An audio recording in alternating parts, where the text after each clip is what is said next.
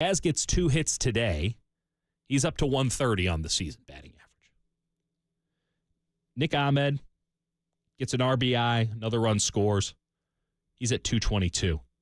I mean, this Giants lineup is struggling, and I guess the overall question I have for you, 808 KNBR is the number tonight. The overall question I have for you is this indicative? It will get better. Like, it's unquestionably going to get better. But how much better will it get? Is this a team that we reasonably expect to be a top half offense? Because right now they're hanging around 20 or so. Right now they're closer to 30 than they are to 10.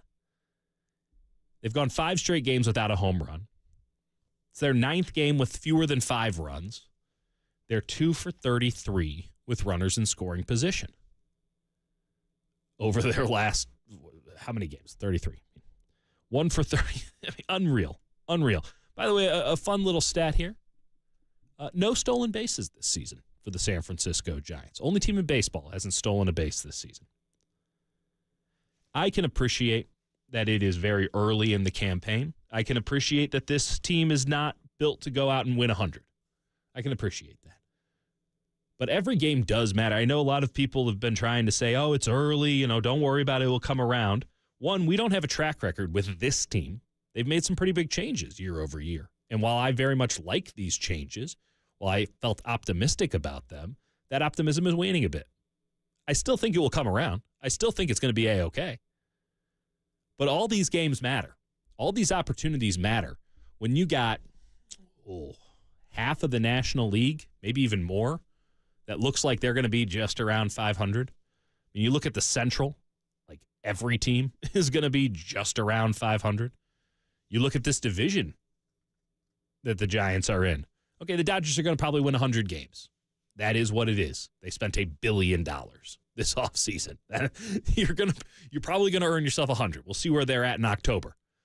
But you're in a division with 2 other teams that are going for one of those 3 wild card spots. I suppose all 3 of you can make it, but you're going for something better than 81 and 81 with the Diamondbacks, with the Padres, Cardinals, Cubs, Brewers. I think the Pirates are very much in on it. At least they're making an early case that they are in on it. Reds, the entire National League Central. I don't think the Mets are there. I don't think they are, but Phillies, maybe the Marlins, probably not the Marlins anymore. They drop out. The Braves are going to win 100. There's a lot of teams vying for 3 spots here. And so, well, yes, it's very early, and yes, I do imagine the Giants' bats will come around. I think they're going to need to come around a little bit more than a little bit.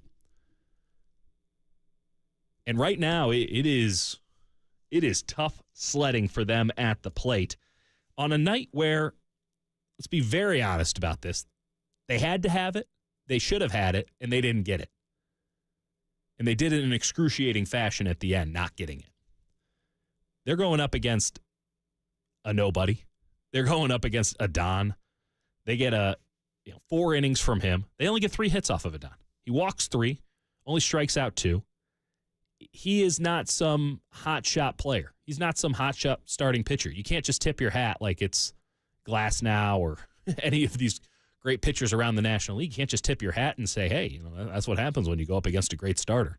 This is a guy that the Giants had opportunities, or at least theoretically had opportunities, to make some hay with. And yeah, they get him out in the 4th inning, and then they get to the bullpen, and things even get slimmer from there. Unearned runs on the board.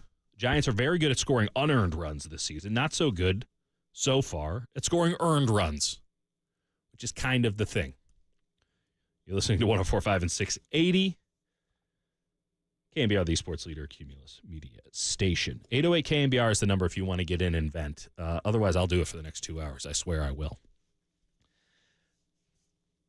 Matt Chapman, we know he has the upside. We know that he is a player capable of playing at an MVP caliber. He's not going to win an MVP, but he's a player capable of playing at an MVP caliber. A lot of that is glove, an elite glove at third, but a bat that should be middle of the order, heart of the order, makes something happen.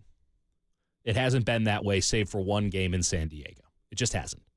Now, I really did appreciate that he went from first all the way home on the Thairo Estrada game-winning hit against the Padres on home opener day. And I've seen Matt Chapman play too much baseball to think that he is not going to eventually get his numbers. And we're thinking 20 to 25 home runs, probably 80 RBIs or so. You'd like the on-base percentage to be in that 340, 350 range. But again, it's been a slow start for him, save for the one big game. You'd like to think that Jorge Soler is going to start not maybe fouling those balls straight back, but driving them very, very deep into the outfield. You have every reason to believe that that's going to happen. And it is too early to say it won't. It is. We're not even out of April yet. We're not even halfway through April yet. But again, all of these games count. All of these games matter. And the Giants getting the Washington Nationals, a rebuilding team, without any of the, it's not like you're getting Mackenzie Gore, who's a really exciting young pitcher. Tomorrow you're not getting Josiah Gray, who is a all-star. And I don't know if he should have been an all-star, but that's how the MLB works. Very good, interesting young pitcher. You're not even getting those guys. You're kind of getting the dregs. You're trying to get in their bullpen. And if there's one thing a rebuilding team typically shouldn't have, it's a bullpen. And I think the Nationals qualify as that. They might have a good 8. They might have a good 9. You drove out the 8 guy with a line drive right back to him, and you get Finnegan for, 5 outs? And you get bases loaded, nobody out, and you can't even get the ball out of the infield. It's concerning. It's concerning because when it gets down to September, and I do think the Giants are going to have interesting baseball to play in September. When we get to September, these are the kind of games that you look back on and you say, damn, we should have had that one. We should have taken advantage of the opportunity. At least get it to extra innings. At least make something happen. Bases loaded, nobody out, down by 2, at least tie the damn game. That's two sacrifice flies if you hit them to the right field. Bring in a guy from third, run the bases well, go second to third, set up another second. You don't even need to get a hit to score 2 runs and tie the game. What you can't do is exactly what the Giants did. I suppose they could have struck out 3 times in a row. That would have been more excruciating. I'm not even sure if it would have been. I'm not even sure if it would have been had they struck out 3 times in a row in that circumstance. Either way, it's bad. A dribbler back to the pitcher, which is worse, strikeout or that? And then, hey, Chapman did, 6-4-3, but that was double play written all over it. Never in question that they were going to turn it. These are missed opportunities. And yes, you can look at the grand scope of the season and say, hey, 162, everything's going to be A-OK. But when you have so many teams in the National League fighting to win 84 games, that's all these teams seem to be doing. They put in a luxury tax threshold, basically becomes a salary cap, and damn near half the teams in baseball, if not more, said, hey, we like our chances in the wild card. The Dodgers, the Braves, there are some teams that are saying, hey, we want it all. And we'll see where that gets them. But I think a lot of teams looked at what happened with the Texas Rangers last year. Certainly, they won the World Series. And even more specifically with the Arizona Diamondbacks last year, who kind of stunk. They weren't that good of a team. But they get hot late. They get hot in the postseason. And they're playing for a world championship when it's all said and done. They win the National League pennant. And I think a lot of teams are looking at that and saying, why spend big money? Why go all in when you can just play for the middle? And when you're playing for the middle with a lot of other teams, the margins are very fine. And I think that the Giants, with getting Blake Snell, with getting Soler, with getting Chapman, with doing a lot of very positive things this offseason, which they deserve positive affirmation for. They deserve good feedback for that still. Because, again, we're not even halfway through April. But when you're not getting clutch hits and you're not getting extra base hits at home for days on end, it seems. No home runs in 5 games. They had 10 singles today. That's paper cuts, and at a certain point, your fingers build up calluses. You're not making them bleed with paper cuts. You have to make hay against a team like the Washington Nationals. You have to take advantage of the opportunities like they showed up tonight. Will it get better? Hell yes. I can give you a positive right now. No one has hit the ball harder this season. The Giants lead Major League Baseball in hard hit percentage. They have the best exit velocity in the National League. So when they're hitting it hard. The problem is they're not hitting it out, and they're not hitting it into gaps. And maybe that comes along. Maybe that's the next iteration. Maybe that's baby steps forward with what is effectively a brand new team. You got a lot of guys who aren't platooning. You got a lot of guys who are, Matt Chapman's just getting his legs under him. Blake Snell had never played a game in front of the Giants defense before last night. There's a lot of reasons to think that this thing could build up into something. But you're at a point now at 4-8 where, 4 games under. Who gives a damn? Who gives a damn? But you're at a point now where you have to make up that gap and get another 4 or 5 games over. You're going to have a nice run to counteract this one. And when you have a team that kind of has 85, 86 wins written all over it, you might be looking back at this game against the Washington Nationals. You might be looking at bases loaded, nobody out, come September, and think, man, one game was the difference between us making the playoffs or not, and that was a really good opportunity. There will be more, and they will take advantage of way more. They've won games that they shouldn't won. They've lost games that they should have. We have already gotten an incredible couple storylines this season from the San Francisco Giants. Toss this one on top of the frustrating, annoying, and concerning pile. We got a lot of callers want to come through, but first we're going to take a break. I'm Dieter Kurtenbach. I'm with you until midnight. 808 KNBR is the number. We're talking about the Giants' 10 singles tonight. We're going to break down every single – no, I'm kidding. We'll talk about Kyle Harrison, who did have a nice performance tonight. We'll talk about the Giants' bats. And we'll look forward to tomorrow where Jordan Hicks is on the mound because at this, we're pretty early in the show yet, and I even want to start looking forward to tomorrow afternoon's game. Going to be a beautiful day in San Francisco. Jordan Hicks on the mound. What more could you ask for? Well, you can ask for about an hour and 50 more of Dieter Kurtenbach with you until midnight on The Sports Leader.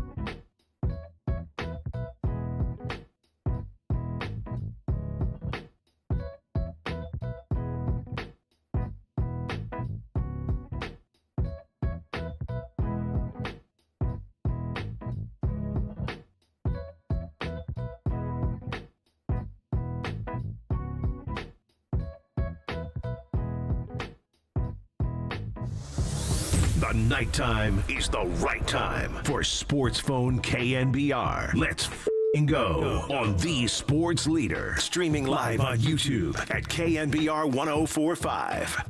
The wind up, the pitch. He struck him out swinging. 96-mile-an-hour fastball down the middle. He strikes out the side. And he has 5 strikeouts in 2 innings, all swinging third strikes, remarkably. That was Kyle Harrison. Nice performance for Kyle Harrison today. I do have some macro concerns about Kyle Harrison. We'll get to those a little bit later on in the show. For now, let's go to the phone lines. It is Sports Phone KNBR after all. Don in San Francisco. Been patiently waiting. The floor is yours, Don. Don, are you with us? All right, no dice on Don. Let's put him back on hold and see if we can find Don later on down the line. Chris in Richmond, construction of the roster. Hey, there. Hey, how's it going, Chris? It's going pretty good. I enjoyed your opening. I thought you did a great job on that. Thank you. I don't feel that much differently about this team in the last 2 years. I mean, I look at the construction of the roster. I look at the hodgepodge of free agents. I look at they don't have one homegrown player on the starting 9. I mean, not one. And year 6 of fun. And that's absolutely, I mean, I don't even think he gets enough flack for that. I mean, it's amazing. You had a guy come in, take over Bobby Evans, revamp the whole farm system. In year 6, not one of our starting 8, 9 are homegrown. I mean, Bailey's homegrown. They did do Bailey, but I can agree with you on the general principle.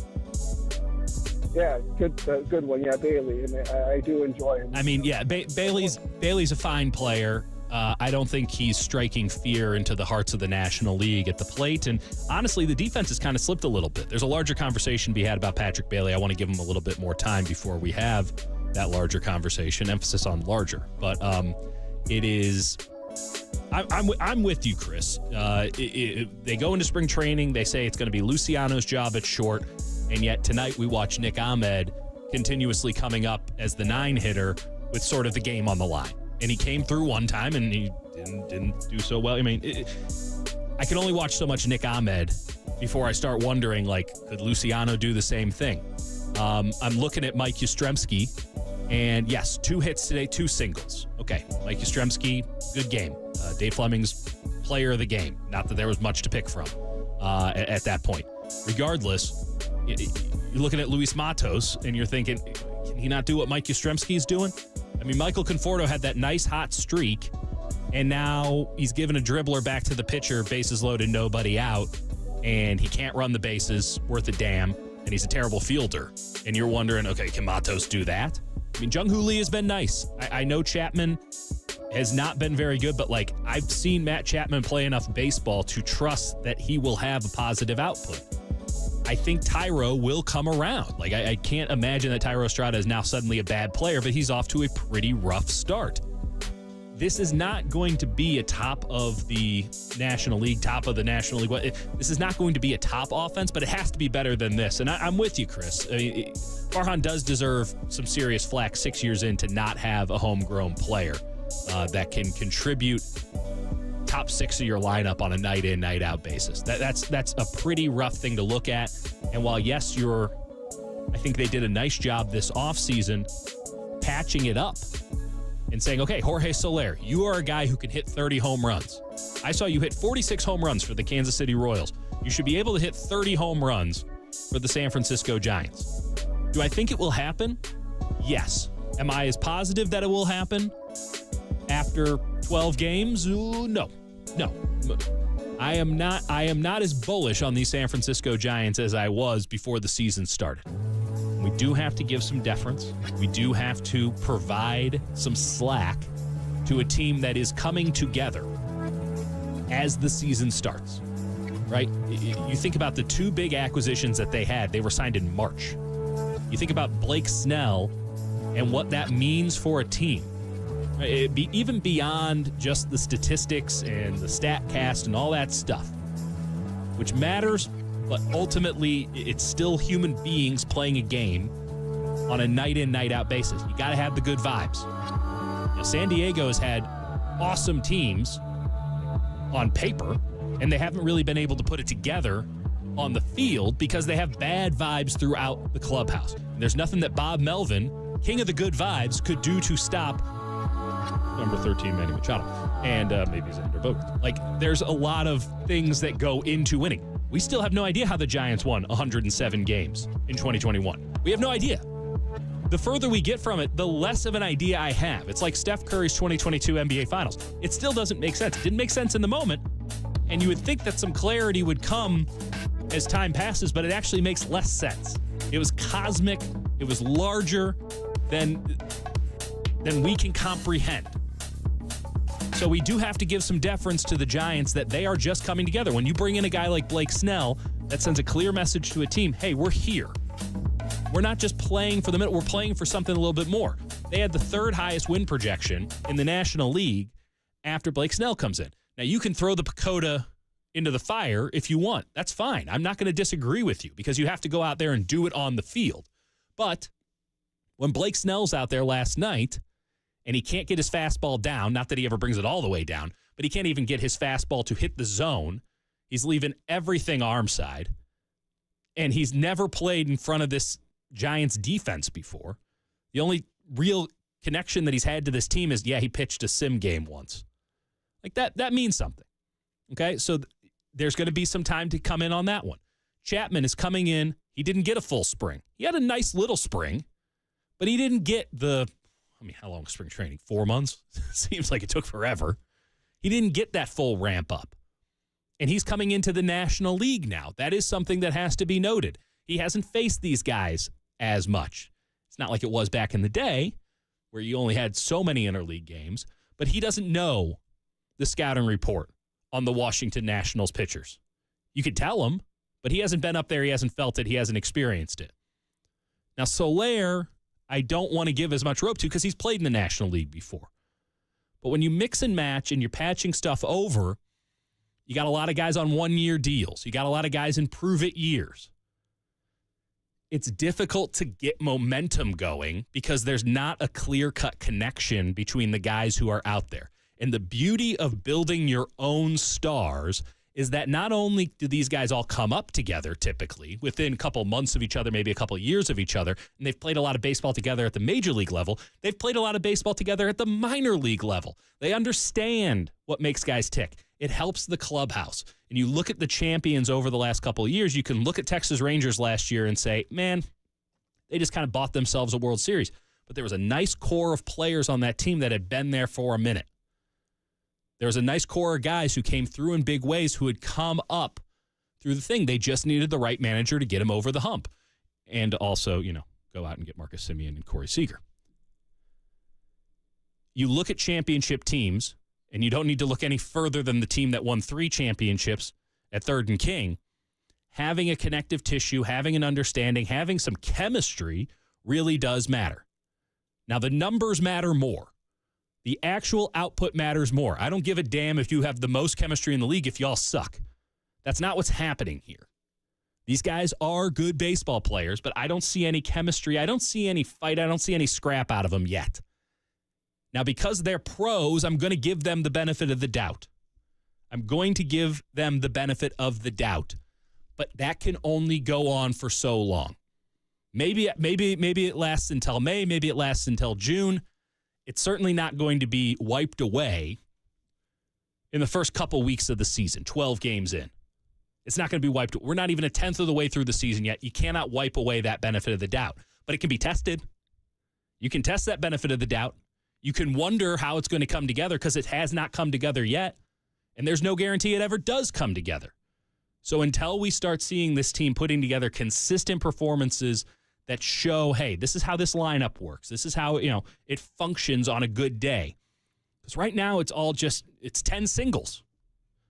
Right now it's Matt Chapman hits 2 home runs. There's your offense. There's a lot of hit and miss without the strikeouts being up. There's a lot of boomer bust. It's probably a better way to put it. And even today, when you get 10 singles, you're not coming through with runners in scoring position, so who gives a damn how many singles you had?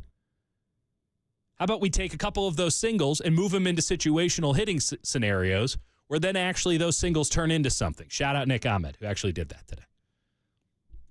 But again, Nick Ahmed, he's on a minor league deal. He was brought in as insurance for Marco Luciano. Marco Luciano shows up, we got to call it out. He shows up out of shape, pulls his hamstring, is out for the first couple weeks of spring training, sucks for the next couple weeks of spring training, and then has a nice hot stretch at the end. And you're wondering, okay, well, this is a guy who a lot of folks around Major League Baseball outside of the Giants organization don't trust to play shortstop. So you're always going to have those question marks. And I think he was fine, but he didn't go out there and look like a future Gold Glover in spring training. Not that we were able to see all that much unless you were down there, but the reports I got from people who saw him every day said it was fine. And then, yeah, he has this nice little hot streak, but everything that had happened up until that point, when he shows up in spring training and it's his job to lose, told you that he needed some time in Sacramento. And I think it was fair and correct, given the way Nick Ahmed performed in the spring, to go about and put him back in Sacramento. But again, if this is the best Nick Ahmed has, we can't wait much longer. We got to see what he's got in Sacramento a little bit. We actually have to start the damn season. But there's some serious concerns here. With the boom or bust nature of the San Francisco Giants, and it is very reminiscent of the last couple of years. Except this year, you don't have the platoon saloon going where left and right and the new lineup every day, you don't even know who's starting at pitching, where they're just trying to win in the aggregate every single day for $1.62. One, that's extremely taxing. And two, you don't know who you can trust. So it stinks that you have a bunch of guys that you are giving trust to at the beginning of the season, whether that be in spring training with Luciano, or whether that be with the major league players that you've brought in, or the major league players that you trusted and kept year after year, because it's not like any of these guys are not expendable. I mean, you can get rid of Mike Yastrzemski. You can get rid of a Lamont Wade. You can get rid of everybody but maybe Tyrone Wilmer, but they would be the guys who would actually get you something. When you put trust in guys to be everyday players or something close to everyday players and they don't come through in the early goings, it does have to raise some questions. There's a long time between now and a breaking point. But bases loaded, nobody out against a Washington Nationals team who called up their starting pitcher, who last year had a 7.10 ERA in 14 starts. They called his ass up from Rochester today. I don't know if he was just hanging around San Francisco or if he was in Rochester, New York, and flew in. I don't understand. They scratched Josiah Gray, who was supposed to be their starting pitcher, today. Now, maybe they had a hint that Josiah Gray's elbow was the size of a cantaloupe. Maybe they knew and they got in Adon a little bit earlier. But he was put in the starting lineup today. He took the mound today. Yesterday, he was not on the probable. And the Giants knocked him out after 4, sure. But they didn't really knock him around at all. They didn't really do much with a guy who had a 7.10 ERA last year. These are the games you got to have. And you can say, well, they didn't know the scouting report. They didn't know he was going to pitch. All the data analytics. You guys are Major League Baseball players. They're not trusting a bunch of kids out there. They're trusting a bunch of guys with track records. Nick Ahmed's played a lot of baseball. I don't know why I keep going in on Nick Ahmed. Matt Chapman's played a lot of baseball. Jorge Soler's played a lot of baseball. You think about Conforto, played a lot of baseball. Even though he's been injured a lot of it, he's played a lot of baseball. These guys shouldn't need the scouting report to figure out a dude like Adon.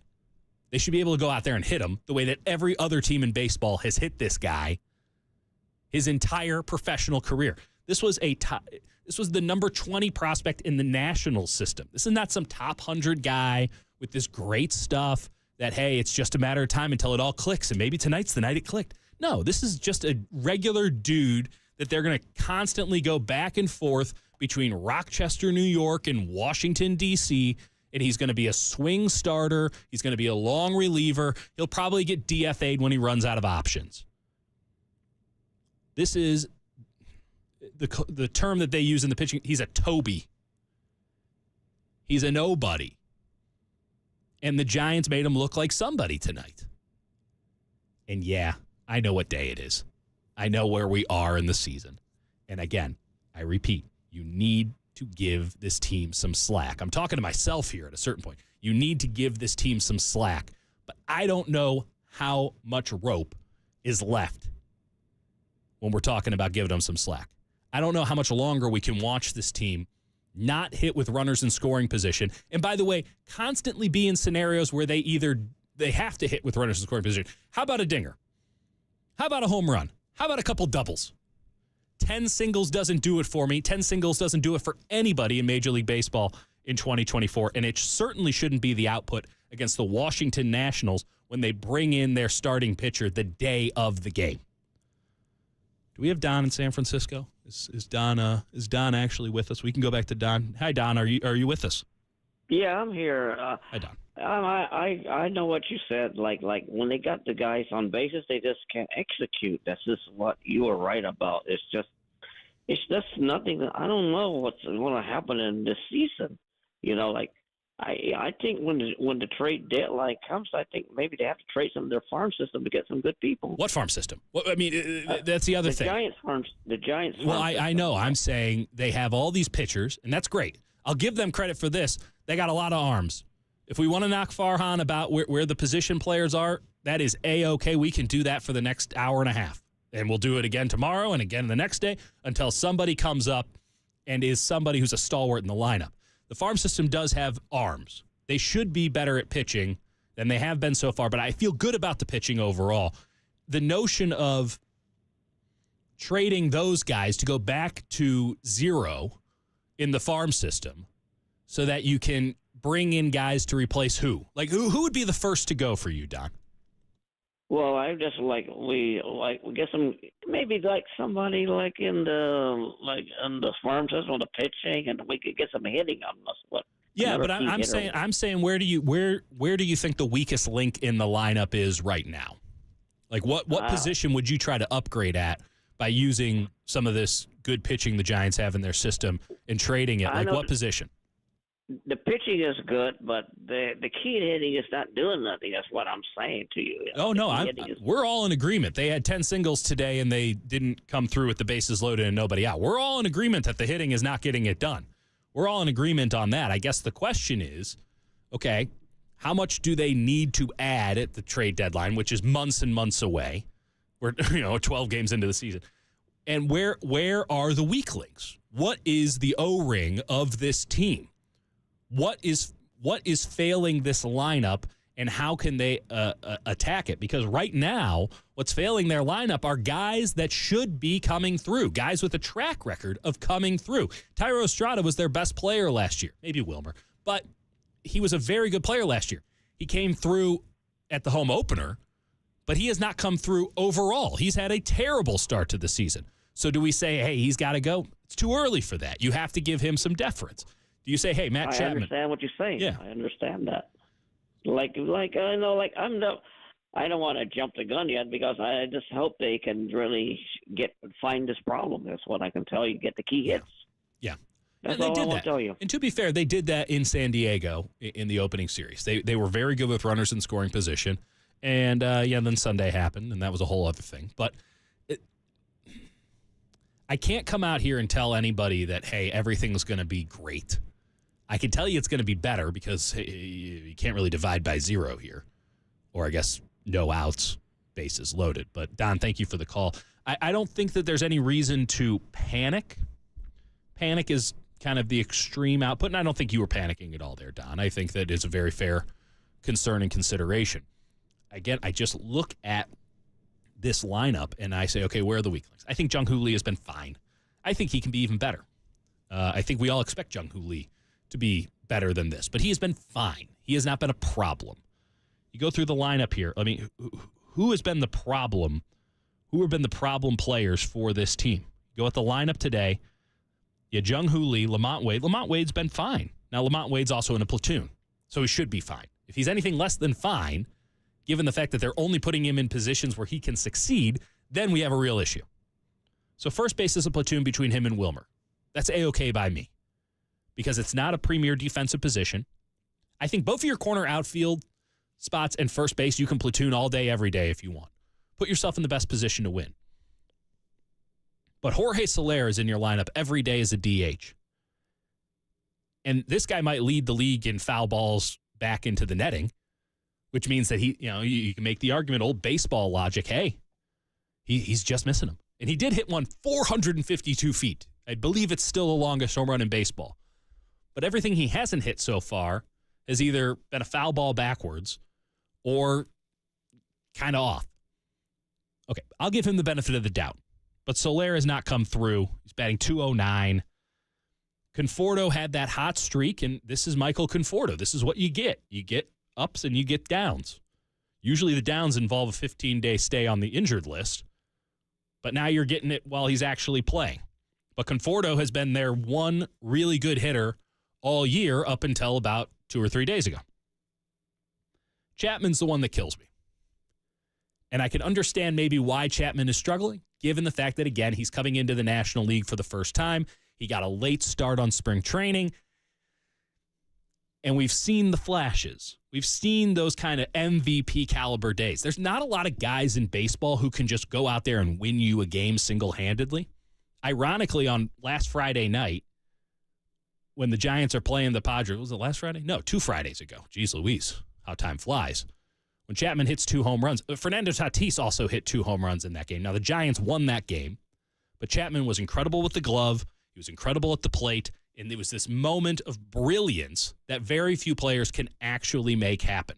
Now, maybe C.J. Abrams made that happen tonight, and maybe that's a hint of what's to come for the young prospect player for the Washington Nationals, one of the better prospects in baseball over the last couple of years, because he made one hell of a play at shortstop today. Obviously hits a massive home run, drives home another one with a runner in scoring position single. He's a really good player. But Chapman had one great game. He had one great instance of base running. Got hit by a pitch at the home opener on Friday, and he goes first to home on a Thairo Estrada double. But when you get Estrada hitting 174, when you got Yaz hitting 130, and he's been in the lineup plenty. Patrick Bailey's out here, and the slugging percentage isn't where you want it to be, but he's also your 8-hitter. You got Nick Ahmed hitting 222 with no slugging whatsoever, but at least he puts, wood to the ball and tries to make something happen. He's your 9-hitter. You're dying in this lineup in the exact spot that you saw kill the team tonight. You need your 3-4-5, your 2-3-4, whatever the heart of your order is, however you want to structure it. You need them to be the guys who lead you night in, night out. And so far, they have just not put together a cohesive game. They have not done it yet. If you get a Jorge Soler home run, it's a solo shot. If you get Matt Chapman 2 home runs, it's once every 2 weeks. If you get Thairo Estrada as your 5-hitter or your 6-hitter, he just hasn't come through at all, save for one good at-bat in the 9th inning at the home opener. In theory, you need to get Jung-Hoo Lee on. Here's an idea, just a wild idea, considering that this team doesn't get extra base hits right now. How about you steal a bag? Just one. By the way, you'd still be in last place in Major League Baseball if you stole 1 base, because the next worst team has 2. And there are some god-awful baseball teams right now. The San Francisco Giants are not the Colorado Rockies. They're not the Chicago White Sox, who are physically painful to watch. Just god-awful. They're not any of these rebuilding teams that are truly, truly terrible. This is a team that is built to make something happen this year. Minnesota Twins have been an awful offense so far this year. Right? The Twins play in a crappy division where, honestly, the winner of the American League Central might have a sub-500 record. That's how bad that division is. So they don't need to be very good. They also have an ideology that is just everything needs to be a home run. They want to hit 300 home runs and walk 1,000,000 times and do nothing else. That's their ideology. And stunningly, they're hitting 181 on the season. So, they're off to a bad start in Minnesota. That offense will get a little bit better, but they are a boom or bust situation. They're all Kyle Schwarber. That's what they are. But, this offense should be much, much better than the Oakland A's. This offense should be much, much better than the Detroit Tigers or the Miami Marlins or the Washington Nationals. This is not a terrible operation, but right now they're performing Well, they're just underperforming across the board. And the one guy that you could say is overperforming, Michael Conforto, is no longer overperforming. So you have subpar across the board, subpar up and down. You're going to get burned.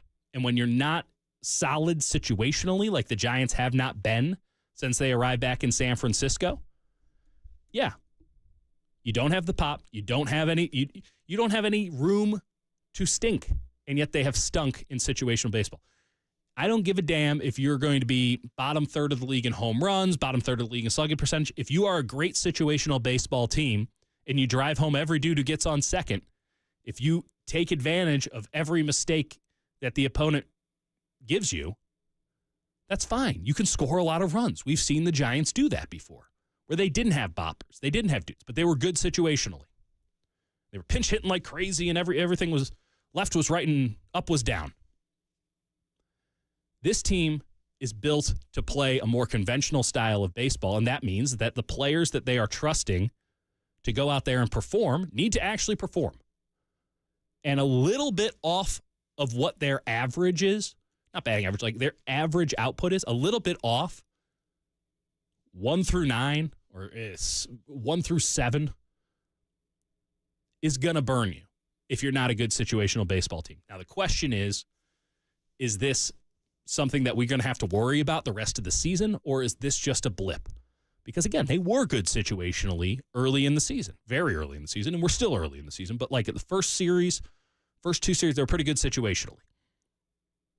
And now they're not. And you got to wonder where the truth lies. Maybe it's somewhere in the middle, but I'd like to see it even out a little bit. They get another month at the very least, right? We got to get at least a month into the season before we can start making overarching proclamations about this San Francisco Giants offense. But the early returns have not been encouraging. And that's not just recency bias. That's the overall. The early returns have not been encouraging. You cannot go 2 for your last 33 with runners in scoring position and expect me to come out here and defend you. You cannot go and let a Don with a 7.10 ERA last year and 14 starts kind of work you. Can't even get an extra base hit off the guy. He's walking dudes. He's not really striking anybody out. He's leaving stuff all over the middle of the plate. If you're not working him, why would I expect you to be able to work a quality pitcher? Why would I expect you? I mean, we saw it with the Dodgers. You have great pitchers on the mound. They got worked. Maybe that knocked their confidence. It's very frustrating. We can come back to a very small microcosm. It's the last thing that happened in the damn game. Bases loaded. Nobody out. Dribbler back to the pitcher. Double play. Couldn't get the ball out of the infield with the bases loaded and nobody out, down by 2. You don't even need a hit to score 2 runs there. I'm not talking about wild pitches or pass balls.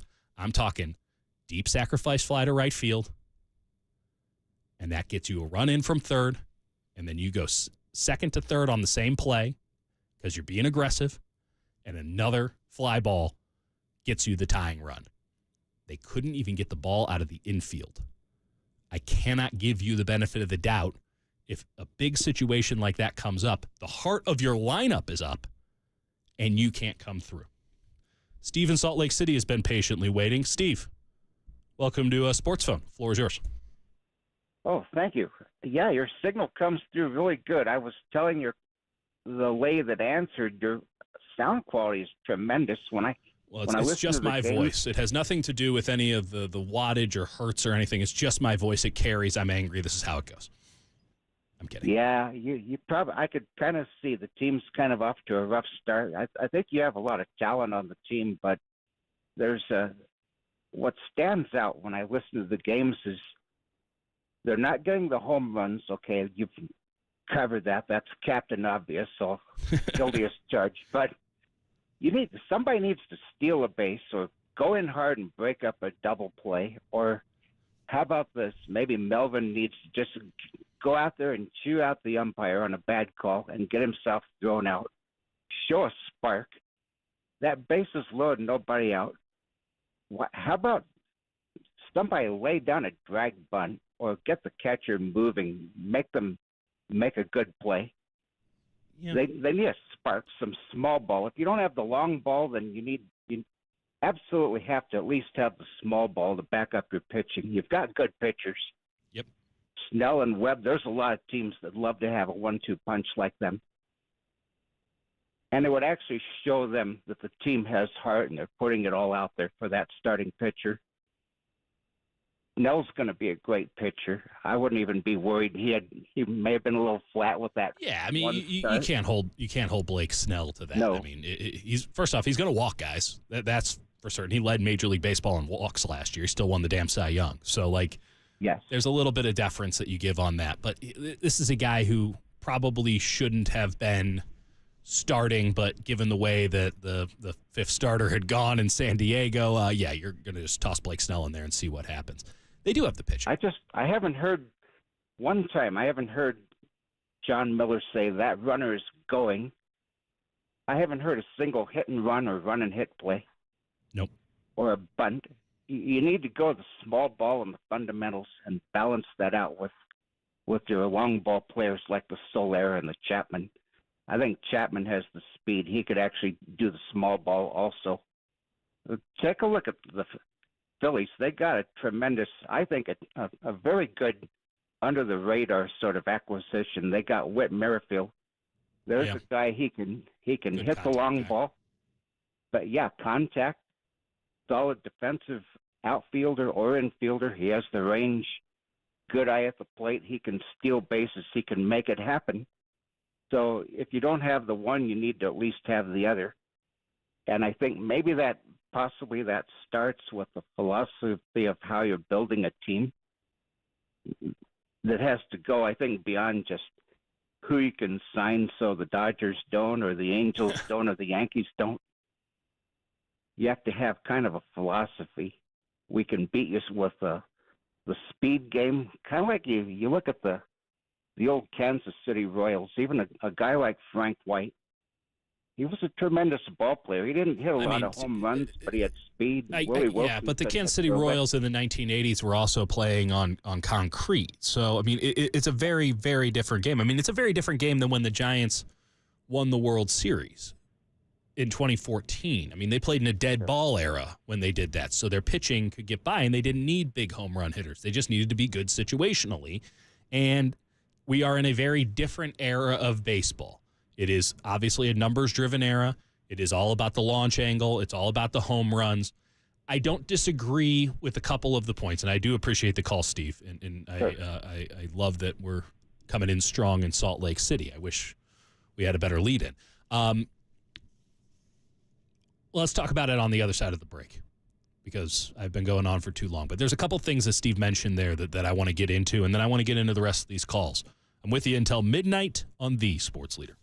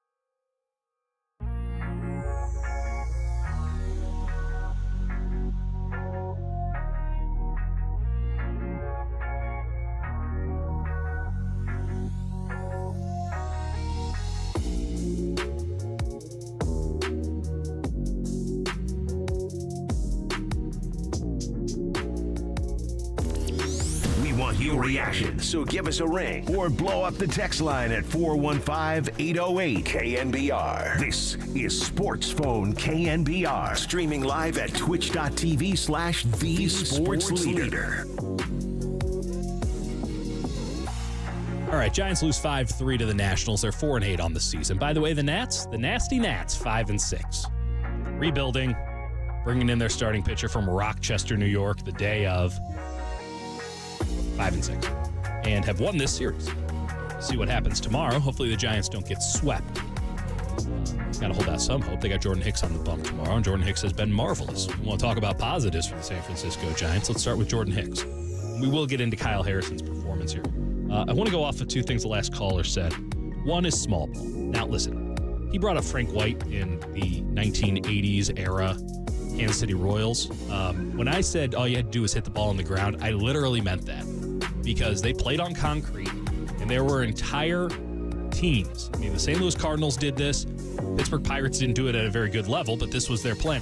When you played on true AstroTurf, we're not talking about this cut-up tire nonsense they got going on, or coconut shells like they have in Nashville, which is probably much safer. We're talking about It is concrete and then carpet. And that carpet is thin, enough to take out Bo Jackson's hip. When you have teams all across, I don't know what the number is, but you think like Kingdome had it. I don't think who else in the West had it. Kansas City had it. St. Louis had it. Pittsburgh had it. Philadelphia had it. Everybody was in on AstroTurf. Houston obviously had it. Astro. You have all these teams playing on hard concrete. All you had to do was hit the ball into the ground, and the ball would pop up 50 feet in the air. It was like a Super Bowl. And then you could just run as much as you wanted. So the entire game was just small ball. That was, they were hitting it very high. They just weren't hitting it very far. And you could get all these infield singles, and then you could steal second. It was a much more athletic game, perhaps. But I don't know if it was truly baseball. I mean, it was a different era. So the Giants can't do that. But the theory of small ball, I do think has some credence still. And I think that it needs to be reframed because the notion of small, what we're really talking about is just being a good situational team. Being a team that does the right things. I'm not the biggest fan of the sack bunt. I don't think that necessarily teams should be going out here and giving up outs. You only get 27 of them. Just giving them up. But how about putting the ball in play to the correct side of the field, given where the runner is? How about putting the ball in the air when you have, bases loaded, nobody out? But getting the ball in the air. Instead of a dribbler home and then a 6-4-3 double play. Ball didn't leave the infield. We're talking about situational baseball. Yeah, you need to lean into it a little bit more. And I don't know if the issue is that they're leaning... if they're leaning into it today, they're not doing a very good job of getting results because they're 2 for their last 33 with runners in scoring position. So maybe we're just yelling at the tides, and it will all come back and even out when it's all said and done. Or maybe they're just a bad situational baseball team. Maybe it's too early to decide all this. There are a lot of questions that we don't have answers to right now. But the notion that they need to start leaning in on small ball, I think is a bit much, but I do agree with the point of how about we do like one hit and run? How about there's just a little bit of directional hitting? How about just an idea, a stolen base? The Giants are the only team in baseball that hasn't stolen a base. Every other team in baseball has at least 2. Ronald Acuna stole 3 bases today. He had one game, one player. He had 3 stolen bases. The Giants haven't stolen a base yet. I'm told that the grandson of the Wind is leading off for them. I'm told that this guy comes from the lineage of the Wind, and yet they're not stealing with him. I get it when you're saying, hey, let's not have Matt Chapman stealing bases or Tyler Shaw. Maybe they don't have the dudes to actually steal bases, but they're not even running the bases well. Conforto is a disaster on the base. Thank goodness for Matt Chapman, who went from first to home. And a very aggressive call by Matt Williams there at third base. Appreciate it. Gave us a hell of an ending. Comes back to philosophy. And it comes back to ultimately today, they had the middle of their lineup, Soler, Conforto, and Chapman up. 2 of those guys, the last 2 guys, bases loaded, nobody out, and the ball didn't get out of the infield. And when we look back in September, it's these kind of opportunities that might be the difference between, hey, you're in the playoffs or, hey, you're not. Because there's a lot of teams playing to be in the same area as the San Francisco Giants, which is you are playing for one of the 3 wild card spots. And a lot of luck gets involved in that. Sure. Maybe the Giants have just been unlucky because they are hitting the ball hard. But also, playing quality baseball is involved in all of this. So last caller asked about what the philosophy of this team is. I don't think I can tell you what it is. I don't know what they're about. I could tell you the philosophies of Gabe Kapler teams. I really could. I didn't necessarily agree with them all the time, but it was pretty clear what they were trying to do. Sometimes it worked, 107 wins, and a lot of times it didn't. But at least there was a clear, coherent idea of what it was they were about to do. It is too early, and maybe they are figuring this out on the fly because they basically put together this team on the fly. But 12 games into the season, I have no idea what their philosophy is other than we wanted to get better on defense, and frankly, I think they have. They wanted to get better on defense. They want to be pitching first. Well, no duh. You're the San Francisco Giants. You play at Oracle Park. You better be really good at pitching, and you better be really good at defense. What is their lineup philosophy? Because to me, as far as I can tell, as far as I can deduce from the comments of Farhan Zaidi and Bob Melvin, who is a very good manager, I've seen him work miracles in Oakland. As far as I can tell, their philosophy is end up in a position exactly like today. Bases loaded, nobody out, heart of the lineup up. Or 2 on, nobody out. Here's Soler, here's Conforto, here's Chapman. And all they got out of that was a walk. So it's a tough sell right now. It's a tough sell right now. All right, let's go to Alec in East Palo Alto. Alec, your thoughts? Hey, Dieter. It's funny you mentioned the Oakland thing, because the thing that keeps kind of hitting me the most is how much really this team isn't built for what Bob Melvin did so well in Oakland. I mean, don't get me wrong. If they wanted to prioritize defense, I get that. But you're still seeing the Kapler-esque platoon switches, like today with Wade for Flores, that if the priority defense, why are you doing this? Flores missed the ball in the ninth inning that Wade probably catches right over his head because he's such a terrible defender at times.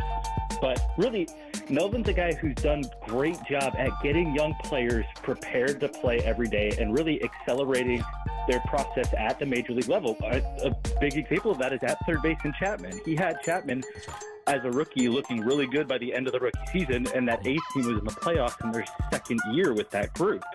And yet, we have all of these veterans, these almost mercenary type players who are still on this roster, when Melvin's the guy who's supposed to blend the young with the older guys and the veterans.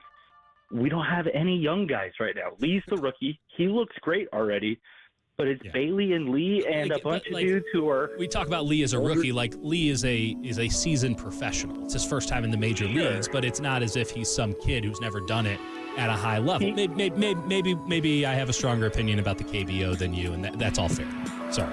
But the other point, though, people said that was going to be a tough jump and he was going to have an adjustment period. Right. And he at least has landed pretty strongly for 2 weeks so far in that regard. And Melvin's the type of guy that I was really confident as a manager that he would help that happen. He did that with Yoenis Cespedes most famously, I would think, of a mid-career rookie. But Melvin also got a lot of young rookies and younger players that would be the Luciano, that would be the Matos type, who really land well right away. But they can't land well if they're not here. That's the thing that keeps boggling my mind to some extent. I get that Luciano didn't win the job during spring, but to some extent, like, you're going to need to see if this guy fails at the big league level. And frankly, the Giants seem like they're doing the same thing they did to Joey Bart, relatively speaking, the same thing they did to Elio Ramos, which is basically, consigning them to failure for lack of opportunity given, rather than necessarily for them just not producing at the major league level. I don't know if I agree on the Bart, because it did feel like Bart got rushed up in a lot of ways, and I don't like the way they handled it. Obviously, the output is pretty clear that it didn't work. They never really trusted him. Obviously, he wasn't even drafted by Farhan Zaidi, so there is a level of, they went out and got Patrick Bailey in the next draft. That told you kind of everything you needed to know. Let me go back on your overall point, because I think it's a very salient one, but I do want to throw a counter in here. Bob Melvin in Oakland had no choice but to make the young players work, because it wasn't like there was old guys coming in. And if you were an old guy who was established, you were probably traded for parts. So the entire philosophy of that organization, fundamentally flawed, and ended in peaks and valleys, as we've seen over the last 20-something years, since the team moved to Oakland in a lot of ways. They had to have you had to have a manager who could build confidence in young players, but at the same time, you also had the ability to suck. You were allowed to suck in Oakland. If it didn't work, what's it matter? Everyone kept their jobs. The guys who have been on the Oakland staff have been on the Oakland staff forever. Bob Melvin didn't get fired. Bob Melvin went to the Padres. And by the way, if we need to throw some stink on Bob Melvin, which is probably too early and maybe this is overly aggressive, but Bob Bob Melvin was brought to bring a veteran team together in San Diego, and he failed. Now, he didn't fail dramatically, he didn't fail drastically, but like they underperformed even when they kind of got it together. So if that's what the Giants want Oakland Bob Melvin, they've given him the wrong team. That's a very good point. And that's the main thing, I think, is that, you know, you can make the point, I think, that last year's Padres roster was more the veteran mercenary level roster that he had in San Diego, and it didn't work. But he had maybe a better blend in that first season. Obviously, the whole Tatis saga back in 22 maybe added a little weird element to it. But he was a master at blending the veterans with the young players and working a clubhouse in that regard. I think it's going to be really tough for them to part with one or even especially both of Slater and Yastrzemski for the sake of the clubhouse. But obviously, I do think there is an element where on the field, we know what this team needs. And frankly, especially given the way that Luis Matos has done everything they have asked him to in consecutive off seasons. I know you've made this point here, but like they asked him to be a more disciplined hitter in the 22-3 off season. He did exactly that. They asked him to bulk up this past off season. He did exactly that. What more does this kid need to prove in terms of coming into the season ready to earn the spot and let him become, if, you know, however outlandish they want to make their comparisons to, you know, a potential even mini Ronald Acuna. Like, the only way he can prove that is at the big league level. Yeah. Now, Sacramento, I mean, I guess Sacramento's the big league level now, too, in a way. But they have one too many left-handed bats, right? You don't need this. You don't need to carry Conforto and Yaz and Wade all at the same time, especially with Wade's ability to also be in the outfield. There's just one too many.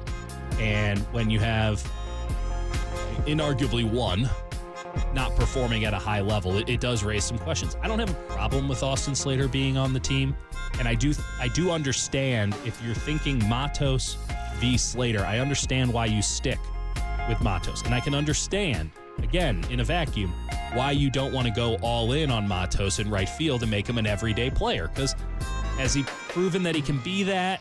No. There's only one way to find out. That's a good point, but that's a dangerous game you're playing, and the glove is not where you want it to be. Whereas with Yaz and Slater, especially with Slater, but I think with Yaz too, you're getting a really good glove. Now, it's not Gold Glove, but you're getting a really good glove. So having Slater as a guy who can come out and hit a lefty and give you really positive defense, I think there's a lot of value to having that on the bench. Yaz needs to start hitting. I don't know when Yaz got all this benefit of the doubt. I don't know. I don't know, because it's been a minute. It's been more than a minute. It's been about an hour since Yaz has been a truly positive player on the strong side of a platoon. And yes, there was an incredible season, but it was a while back. The one point I'll make, and then I will take the rest of this offline, but it is fascinating to me that the Giants have kept walk rate and K rate on their scoreboard all of this time, because the K rates right now for most of their guys are not necessarily great, but it's especially bad for your Yastrzemski when the first number in the K rate is a 4. Yeah. And again, he had a tough spring, and this is where I don't know how long we will get to do this, but when you have a lot of these guys had tough springs, not necessarily with output, just with injury or getting in late, just stuff. So you have to give some benefit of the doubt. It's early, they're easing into it. But I'd like to see a little bit more progress from some of them. Maybe this was Yaz's taking a step forward day. But he's going to be in the lineup 3 out of every 4 games, most likely. I mean, unless you're getting the Dodgers when it's all lefties, like, you're getting a lot of Yaz. And right now, and he's being tasked to be your number 7 hitter. 6, really, with Estrada struggling. You just need more. And we talk about the Dodgers a lot. Dodgers 1, 2, 3 is insane. It's insane. Their 4, 5, 6 is also insane. And then they always have the right guys in the right spot, it seems, with 7, 8, 9. Right now, the Giants don't have a clear 1, 2, 3 because they're still platooning Wilmers and Wade, all that. You got Lee at the top. You feel good about that. You feel They're trusting Soler, they're trusting Chapman, they're trusting Conforto. Their 7-8-9 is not coming through. Patrick Bailey's getting a lot of Patrick Bailey's been fine, and he's, defense first, all that, but Nick Ahmed's a pro. He's not going to do any damage for you. And then Yaz is on the struggle bus. And you can just only have so many guys on the struggle bus at the same time before you start to wonder if you made the team out of a struggle bus. That's where I'm at right now. And I am hoping that changes. But, coming into this series against the Nationals, I thought, man, not a great offensive performance over the weekend. But, the Nats are coming to town. And, maybe they won't win all 3 games, but they should at least have a nice offensive output going into this series, and yet here we are, and we're still talking about offensive output. So appreciate the call very much. Roy and San Leandro, you want to talk Giants? We're here for you. Hey, how's it going, Kurtenbach? How you doing? Oh, well, I've been better. Bases loaded, nobody out, but we're going to push forward. We're going to be pros about it. Yeah, well, it's really no sense in everybody kind of freaking out, even though the Giants haven't put out like the way everybody want them to. But I would say by the end of this month, if nothing change, we're going to be in trouble. And I've talked to you, about in the past about how the Giants just haven't developed any homegrown talent, not enough. And now, let me just throw out 2 good examples. Okay, even though the Cardinals are marginal right now, at least I give them credit in the sense that all of those players they got, they fill up their position. And in all honesty, the Cardinals hit well too as a team. Even when they lost those 3 games, that series to the Dodgers, but they still managed to win one of those high-scoring games. Okay, now you could say the same thing for Baltimore. Baltimore just less than 3 years ago, was the doormats of the major league. Yep. But now look how they've changed. And like I said, the Giants' lifeblood, Kurtenbach, is that, they rely on their pitching and they want pitching, and that's good. But if somebody in the Giant organization keep on pushing this mess about the Giants and pitching, and you need position players. I don't care who you are in the major league.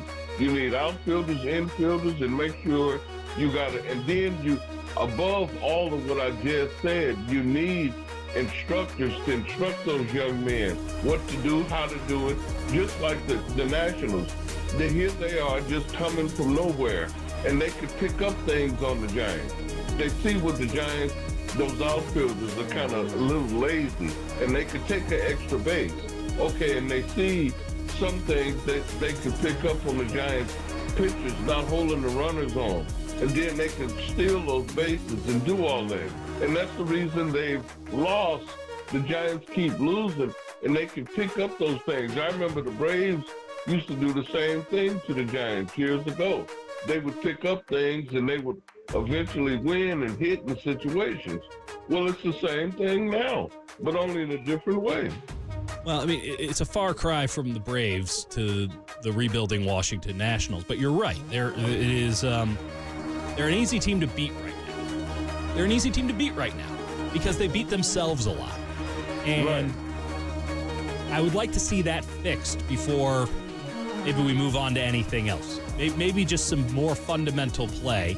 And right now, the big glaring hole is at the plate. They're just not very good situationally at the plate. And the question is that an overarching issue for this team, or is this just a bad blip from a team that's getting put together on the fly? I'm fascinated to find out. I'll tell you this. He said that if something doesn't change by the end of the month, you ain't kidding. Because this is going to be the easiest month, probably, with strength of schedule that the Giants have. Now, yeah, they played the Padres and they played the Dodgers. But when you come back and you get Washington for 3 and you lose that series, that's concerning. Early, but it's concerning. But then you get Tampa Bay, 3 in Tampa. Tampa's struggling in a big way right now. This is not the Tampa Bay team of old. They are trying to figure this thing out on the fly, and they are gettable in Tampa Bay at this point. Maybe they figure it out by the end of the season. Maybe they're a playoff team by the end of the season. But right now, their lineup is looking pretty cruddy, and their starting pitching is not where they usually have it, even at the start of the season. Then you get Miami, who's down in a real bad way, and it just can't. They could never really score runs, but their pitching has just been a disaster so far. Okay, then you come back. You get Arizona, 3 in a row, Arizona, starting April 18th. That's a division game. That's a team that you know, national TV on Thursday night, the first game of that series. This is a team that you should be competing with, right? You and the Diamondbacks, the National League champions, should be in lockstep. You guys should be, you're coming at it from different angles, but you guys should be going at the same pace in the race. So we're going to find out a lot about the Giants by the time we get to that game on April 18th against Arizona in the 4-game series that follows. Then you get the Mets. The Mets are better than sucky, but they're not good. And then you get the Pirates, who will probably have cooled down by then, if we're being honest. That's the end of the month. This is an easy month for the San Francisco Giants, and yet they're not making hay. Now, they haven't played the Rockies yet, but you just look at May. You get three at Boston, 4 at Philadelphia, 3 in Colorado, which, say what you will about the Rockies, they are god-awful, but, oh boy, you know, are we holding Coors Field for granted yet? I know things have been better as of late, but are we no longer considering that a house of horrors? You have 3 at home against Cincinnati on May 10th through the 12th. Cincinnati, they're young, they're exciting, and they're not going to be playing in a bandbox. These pitchers are going to love it. Then you get the Dodgers again. Then you get the Rockies again. Then you get Pittsburgh again. Then you get the Mets again. This should have been the month. I just going through the schedule here, this looks like the easiest month on the schedule for the Giants. Maybe that's just recency bias. Maybe that's just me not knowing what the hell I'm talking about. But we get to the end of the month and these problems are still persisting. It's much larger than who they're playing on the schedule. This is now an issue with the team itself. And we're a long way. We're a long way from the end of the month. We just started this damn thing. And again, a lot of the guys in this lineup, first time in the National League or first time in a minute in the National League, first time in this lineup. Matt Chapman, it's going to be boom or bust. It's not as if he's, out here as Corey Seager. It's not as if he's Marcus Simeon, But you look at the teams that win championships, and a lot of people point to last year in Texas as, hey, you can just sort of amalgamate what you need to amalgamate to win a championship. You look at the Texas Rangers, I'm not sure that is a great example of, hey, we just bought ourselves a title. They went out, the trade deadline, they did some really good stuff, all that jazz, and yes, they bought Seager, and yes, they bought Simeon. But you look at the outfield that they currently have, and it's 2 out of 3 are truly homegrown guys. And Evan Carter, who was a big player for them in the playoffs last year, got called up late in the year. Rookie, came through at batting third for them in the World Series. This year they got Wyatt Langford, who they just drafted. They just drafted this guy. They've already called him up out of Florida, and people are very bullish on his prospects down the line. And I think he's already shown enough flashes to make you believe that down the line could be soon. And then Adolis Garcia, who technically not a homegrown player, but somebody that the Cardinals had completely given up on, gave him away for next to nothing, and comes into Texas, and they built him into what he is. So as much as, Mike Yastrzemski is a homegrown player for the San Francisco Giants, so is Adolis Garcia. And there's a big difference between those two players. Not just right now, but kind of forever. The Giants have built a team that doesn't have a clear identity yet. And I just don't know how long we're supposed to wait. It's certainly not now. And it's not going to be in a week, and it probably won't be in 2. But how long are we supposed to wait to find out what the identity of this lineup is? Because I can tell you what their starting pitching is about. As much as the bullpen has been underwhelming to date, I can at least lay out for you how it should work. And we know that their priority going into the offseason was we got to get better in the field. We got to have a good defense because we trust our pitching, and a lot of our pitchers are going to be putting the ball in play.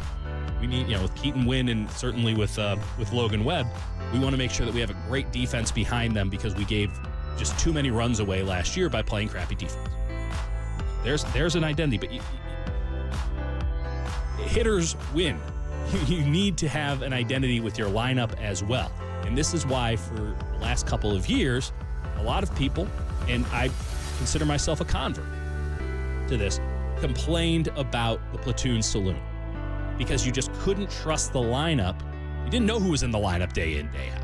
You didn't know where they'd line up in that lineup day in, day out. And you can never get a good momentum. You could never get a good feel for what it was that lineup was. And so far, we have not been able to get a good feel for this lineup because you just have too many guys underperforming what their league averages, what their career averages are. And these are guys with track records.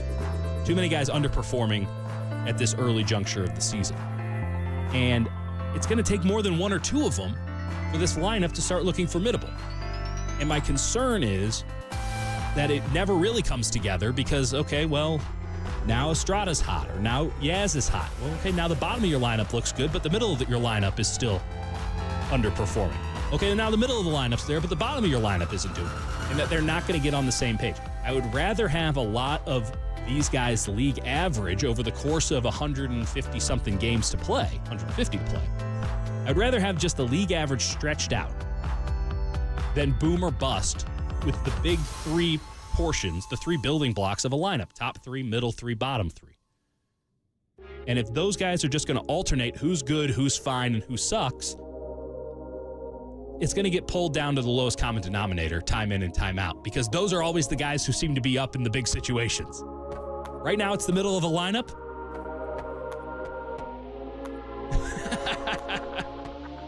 There is nothing like it.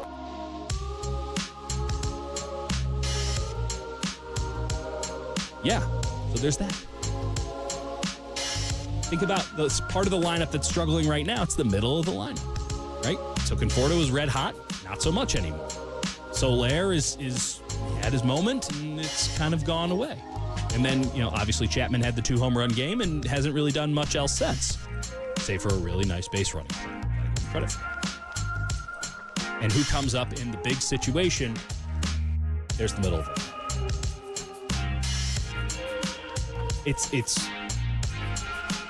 I've seen enough average to below average baseball to know that formula doesn't work if you want to be above average. And the Giants have a very clear mandate from the fan base and from the way that they went about their offseason. It seems as if they picked up the message. They understood the assignment. They understand they got to be above average. They got to be above average. They got to have an above average payroll. They got to have an above average team. This is a big market with big expectations, and that should remain the same. The market's not going to get any smaller. Same about the California exodus. The market's not getting any damn smaller. In fact, it just got bigger because one of the teams in the market left. Not that they were providing much competition. And the expectation should never go down. Ever. This is a team that should have the ability, year in and year out, to compete for World Series. There's no reason that they should not be in a position to win year in and year out. It might not be the biggest market, but that doesn't mean it doesn't have resources. That doesn't mean it doesn't have advantages. It might not be able to sign a hitter, but you can get Blake Snell. You can just go out and sign the Cy Young winner. So I do understand some concerns saying, hey, this team is all about pitching. That's true, and it should be, because you have to play to your ballpark.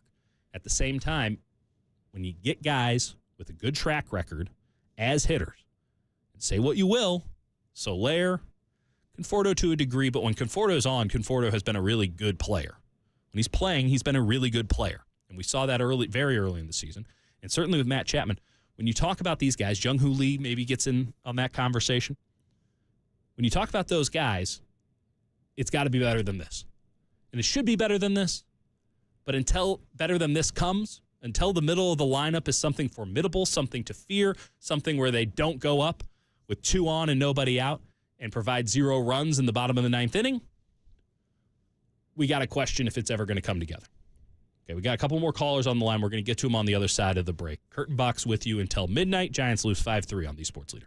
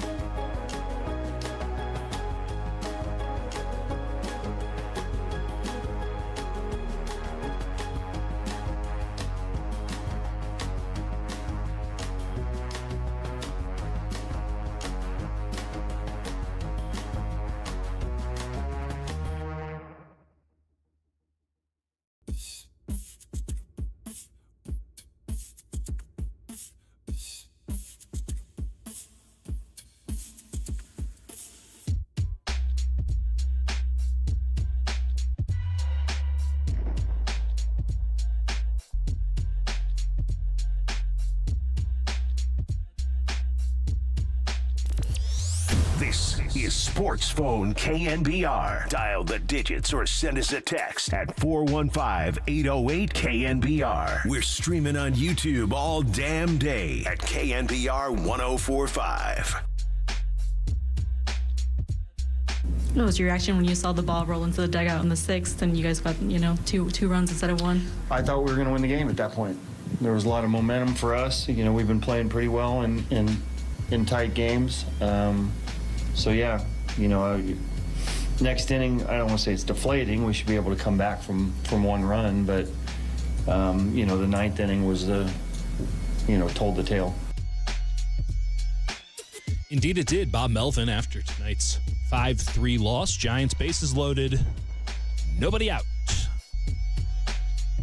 Ball didn't leave the infield. No runs score, Giants lose 4 and 8. Yeah. Thanks. Let's talk Kyle Harrison real fast and we'll get back to the phone lines. Harrison, the long ball got him again. This is his Achilles heel so far in his very young career. There's a lot to like with Kyle Harrison. He attacks. And what he has right now is good enough to win. The fastball is not wildly impressive. I still don't quite understand what's going on with the fastball, if I'm being honest. There's clearly a deception angle that StatCast or PitchFX, all these advanced data points aren't recognizing because there are guys they're late on it. They're not picking up 93, 94. In a league where 98, 99, 100 is now commonplace, to be able to get guys to swing and miss on, let's call it what it is, a league average fastball. It has league average ride. It has league average velocity. It's a lot of league average. To be able to get guys to swing and miss on that consistently, as Kyle Harrison has done in his major league career, indicates that there is something craftier happening. What Kyle Harrison has right now is a fastball that outperforms its expected metrics and probably will continue to do so, and a changeup that has a great separation and velocity that is coming out at the same spot. He's a great tunneler. That's what he has right now.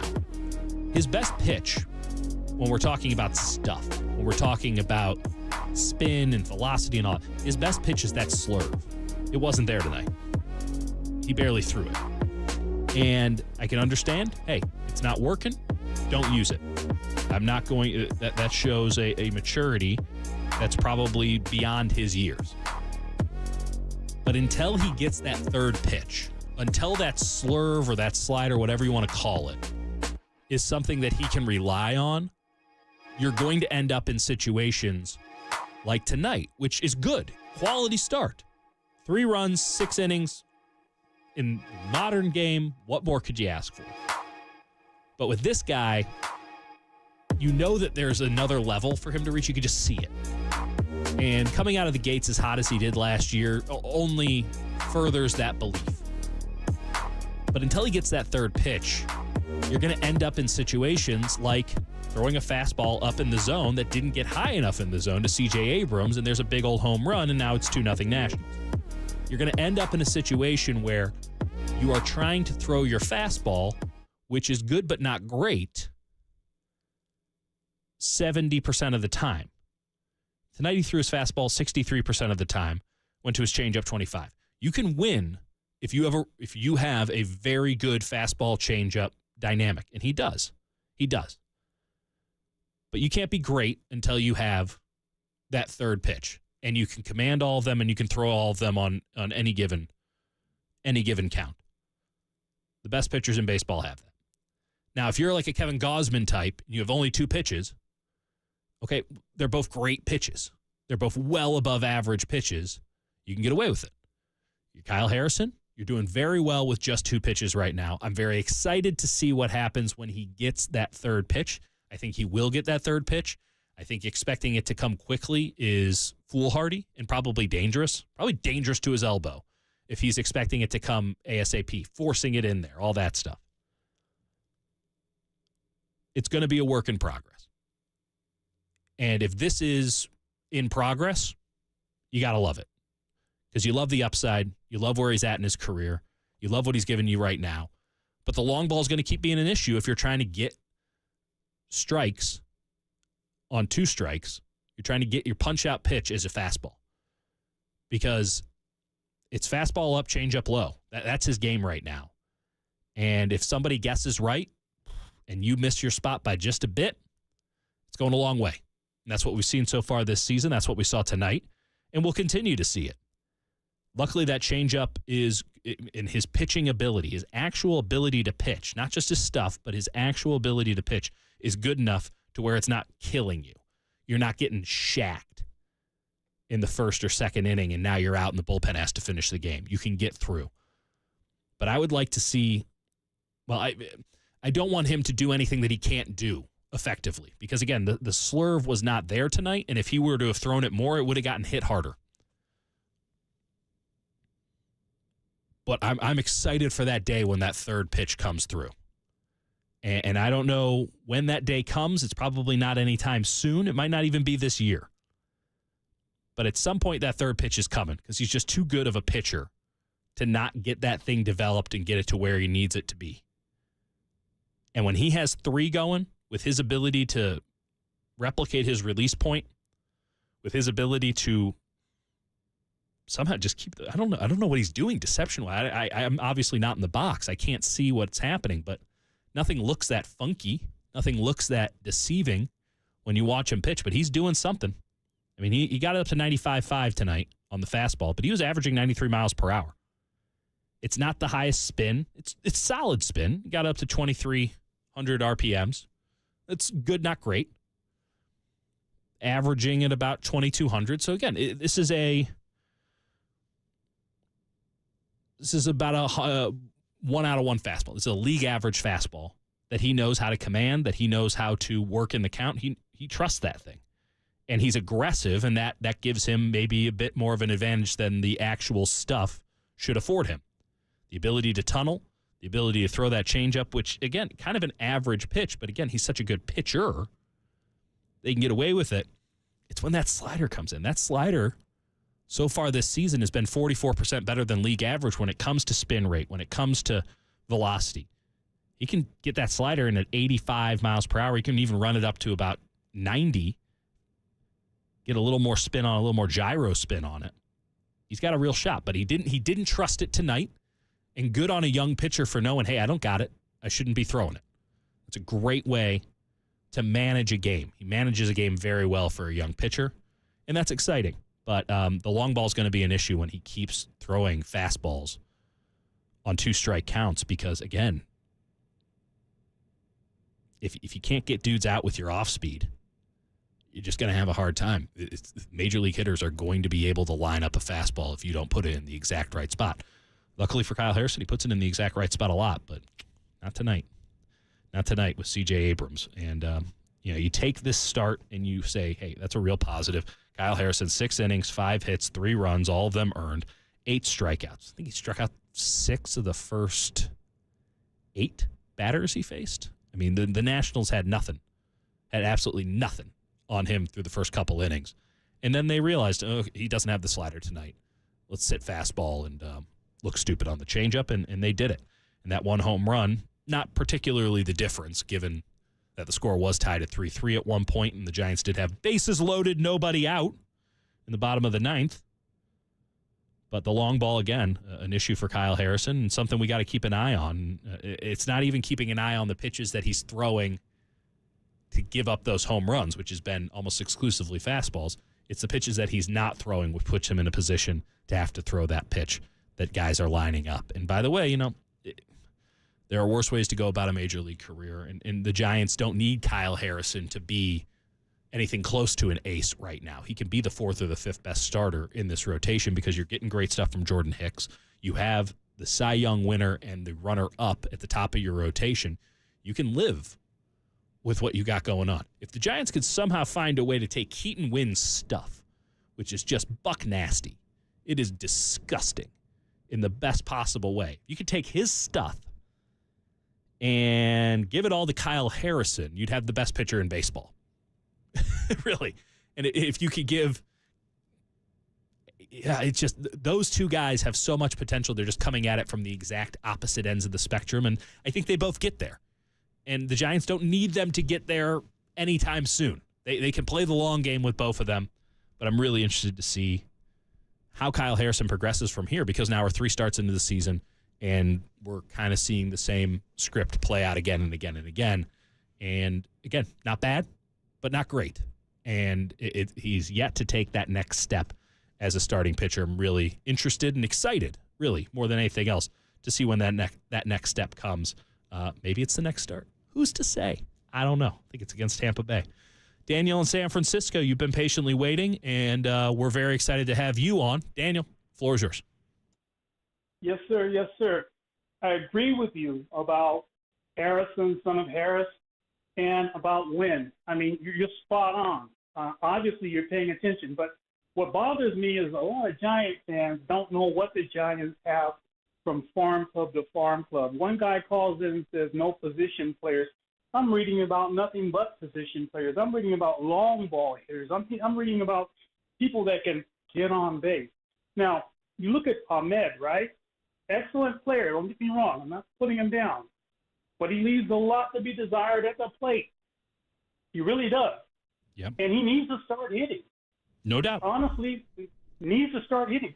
Either that or bring back Luciano. Or is it that Luciano is so red hot in the minors, they're afraid that if they move him up here, he'll go stone cold. I mean, I don't understand what's going on with that, but it's like you're saying, the Giants need time. These fans don't understand that. They want it right here and right now. Give it time. Well, you're spot on with Ahmed.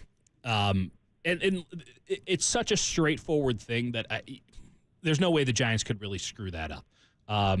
So far, Luciano is carried over his outstanding late spring performance, which was just late because he sucked for his first 2 weeks that he played. We got to be clear about it. He was 0 for his first 20. It was brutal. It was brutal to listen to because you couldn't watch it. Thank you to NBC Sports Bay Area. But he has taken that really hot spring, which gave him an opportunity to make the team, made a conversation out of what was pretty obvious that it was just going to be Nick Ahmed. He forced the Giants to think about it a little bit. They said, no, we're going to send you to AAA. Just fine. No disagreement with that move. In 9 games, he's hitting .371. He's got an on-base percentage of .489, and he's slugging .457. That is just shy of a 1,000 OPS. 1,000 is Mike Trout territory. Now you are playing in AAA, and that is a very different ballgame than the major leagues. You are playing for the Sacramento River Cats in the PCL. It is a hitter bonanza in the PCL. So you have to take all of these numbers with a grain of salt on top of the small sample size. But Marco Luciano has made it very clear that if Nick Ahmed doesn't get his act together, he's a coming. And so I think this thing will be resolved one way or another. Either Nick Ahmed starts hitting or Marco Luciano makes it impossible for them to keep him in the minor leagues. I think it will all be figured out by the end of the month. And so I think you're preaching to yourself here with the patience thing. It will happen. It will happen because it's inevitable given the trajectory of both of these players right now. But, C.U. Slater, bring him up. Send Slater down. C.U. Slater. Bring up Luciano and let him hit. Yeah, it's tough. It's tough right now. I think it's tough to get rid of Slater because he actually, if we view Slater in the actual role that he is being asked to play, he does it at a very high level. He's the extra glove in the outfield, and he is a very good glove. He can play all 3 positions at a high level. He's a very good center fielder. That makes him an excellent right fielder or left fielder. And all true. And he is an outstanding pinch hitter, which is a very weird and particular set of skills that he has. I don't know what that's about, but he's got that thing down. He loves coming off the bench cold. And you are in situations where you get a lefty on the mound. You're in a division with the Los Angeles Dodgers, who have nothing but lefties. You need to have that kind of bat on the bench. The question is, really, which of the 2 left-handed hitters that you're putting in your lineup 3 out of every 4 days at the corners should go?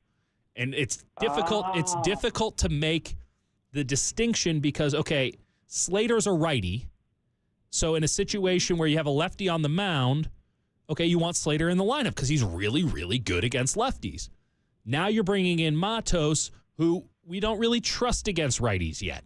And yet righties are the predominant pitcher hand in Major League Baseball. So if you're going to Matos, you have to go to him every day.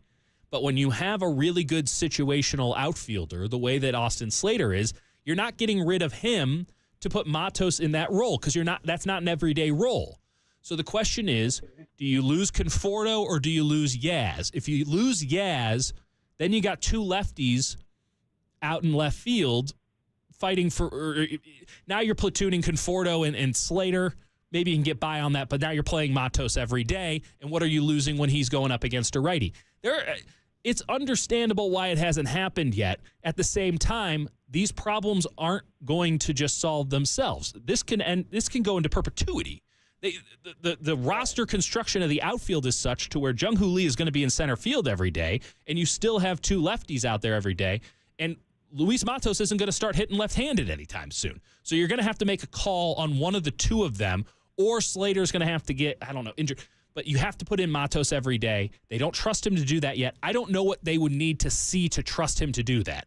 Everything they've asked of this kid, he has done. I'm fascinated to see when he does come up what their logic is for why he does get the everyday job. I do think that will be this year, and it will probably be because somebody sucks so hard they just had to make a move. But it's not a very good way to go about it. I agree with you on that. And I thought that he should have been given the job from the jump in right field. Throw Slater out, do Slater and Conforto as a platoon, Jung-Hoo Lee, and then let Matos do his thing every day in right field. The counter argument that I receive time and time again on that from people within the Giants and people outside the Giants is they don't trust him to do that yet, and it felt a little desperate. It felt like they were trying to cover up the failure of Luciano this spring by saying, oh, well, here's Matos, so it doesn't matter. And I can understand the political nature of that maybe making them a bit uncomfortable. They just don't think he's ready. My question is, what more do you need to see? And I guess we'll find out here in the very near future, Daniel. Yeah, you're right. You're right. I mean, they called him up when Yaz went on the paternity list. So it's not as if they feel he's that far away. It's not as if they don't trust him to come up, because him for Yaz is not a straight swap, right? You're now in a situation, and they still played Lamont Wade out in right field on a day against a righty. So it just feels as if there's a fundamental issue with the roster that, as it pertains to Matos specifically, I don't know how it gets resolved in a clean way. Yeah. I think it's just going to be kind of a messy transition. And if you're going to do a messy transition, you better get it right. You better get it right. Yeah, this is a weird conundrum. Yeah. And I'm not going to hold that against Farhan. I'm not going to hold that. There's just sometimes stuff like this happens, right? The best laid plans of mice and men. But it's great that Matos made them think about it. It's great that Matos put a charge in the ball so often in spring training that it became this issue that they had to take on. These are champagne problems.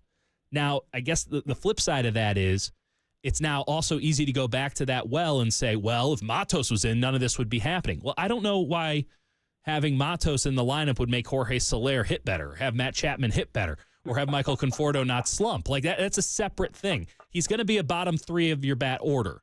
And I do think by the time we get around the trade deadline, you're going to have Matos or Luciano in the lineup every day. If you have both, it's more likely that something horrible has happened.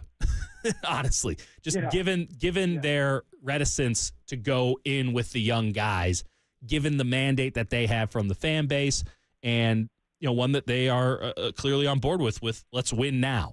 Putting two guys that they just don't trust at the moment, and certainly are young, and is the mad dog Mike Russo always says, prospects are suspects until they prove themselves at the big league level. Putting two of those guys in there at the same time is risky, but it's also risky rolling out dudes who just straight up aren't hitting every day, even if they are veterans. You got to give them a little bit more slack. You got to give rookies slack. It's tricky. It's tricky. Champagne problem feels like a stretch right now, but I do appreciate your call, Daniel. They are in a tricky spot, but Luciano's making them think about it, making them think about it real hard. Let's go to Ashton and San Mateo. Thank you for the call, Daniel. Really good stuff there. Ashton, floor is yours. My man, how are you? All right, so I've been listening to you, and I get it, but here's the deal. Yaz has got to go. He's not hitting. Got to bring Matos up, see what he can do. Everyone is so concerned about right versus left, left versus right. If the guy can hit, he's going to be able to hit. Yaz can't even hit against righties. This roster is not what it's going to be in August or September. If we're in the playoff hunt, this isn't it. The Giants have to. Yaz is the first problem. The second problem, Lamont Wade Jr. He's not our first baseman going forward. There are so many first basemen out there that have the potential to be a Giant and can actually do something. I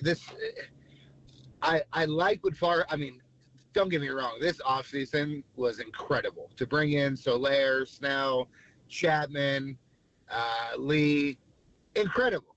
But it is not the makeup of the Giants going forward. We have so much more work to do. The fact that we are losing to the Washington Nationals, it's kind of pathetic.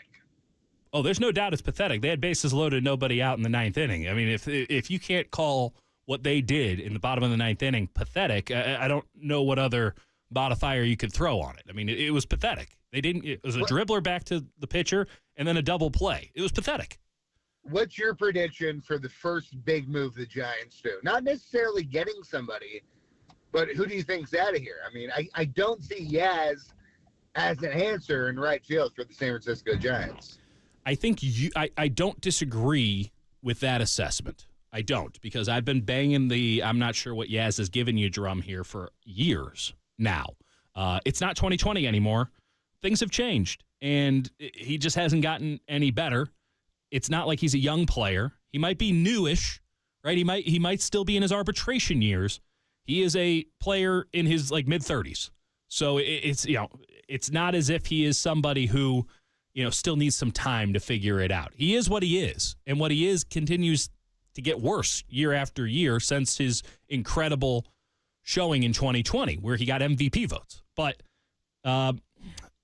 my prediction is that Ahmed goes and they bring in Luciano. That's my prediction. I agree with that. That'll be the first one. I'm going to give you one big, bold prediction. Love it. I think Pete Alonso's a Giant come end of July. That's a lot to give up. That's a lot to give up for Pete Alonso. You know what, though? You got to risk it. I mean, who on this team, and trust me, I'm sure Giants fans would be going nuts. They heard me talking about this. But who on this team is that safe that you would not give up for Pete Alonso? I wouldn't give up Carson Wisenhunt. 100%. Haven't seen him in the major leagues yet, so I'm fine with that. That is the only player on this list that I wouldn't give up. I'm sure that I'm for Pete Alonso all day. I do it right now. Well, yeah, it's going to take about 5 of him. That's just going off the top of my head. Maybe I'm wrong. I got to get Pete Alonso's contract details up here. He is he's going into the final year of his. So here's the thing with Pete Alonso. It probably won't cost you that much, but it's going to cost you something. Pete Alonso's in his final arbitration year. He's got 20-something million. I mean, he's getting paid probably less than what he would get on the open market. Thing is, he goes to the open market next year. So the Giants are making a bet that they can get Pete Alonso, one of the premier power hitters in the game, who is a little bit boom or bust. We got to be clear about that. Yeah, I agree. But you're making the bet that you can lock down Pete Alonso long term. I'm not saying it can't happen. I'm just saying there's a pretty clear track record of the San Francisco Giants not locking guys like Pete Alonso down to a contract, whether he's on the team or not. I disagree with that to the extent where if you look back to this is a different, management. Yeah. But if you look back to the Sabian days, you look at guys we traded for and we locked up. Yeah. The first year that we traded. Well, they were winning World Series. That helps. That's true, but I do miss that, and I don't know. We all miss that. Ashton, great call, man. Let's do it again next time I'm on, or you can talk to Carrie tomorrow. Take care. I appreciate you being here on midnight. Oh, anytime. Thanks, Ashton. We got to wrap it up. Thanks to Kyle on the board, even though there was some phantom call-outs in the middle of the show. It's not Kyle's fault, I promise you. Giants have Jordan Hicks on the bump tomorrow. It's going to be a beautiful day in San Francisco, and we're going to forget about everything that happened today, and we're going into tomorrow with clear eyes and a full heart, and geez, I hope they don't lose, because getting swept at home by the Nationals would suck. Thanks to everybody who called in. Great calls tonight. Thanks to everybody who texted in. Not as good, but, keep trying. We'll get it next time. I'm Dieter Kurtenbach for Kyle, Overnight Dave. We'll talk to you next time.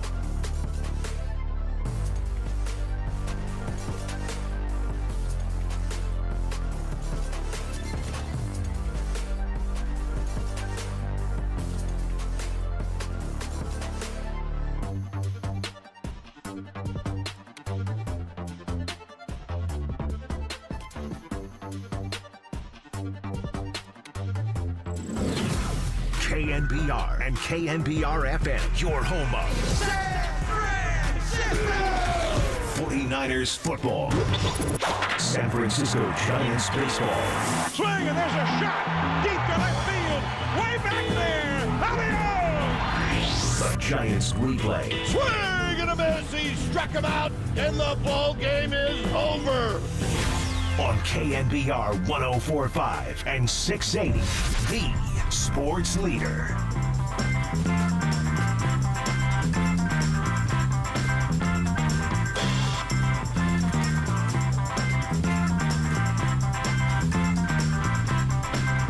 Back here at Oracle Park, and just a few moments ago, we had the performance of our national anthem, and here it is, proudly sponsored by River Islands.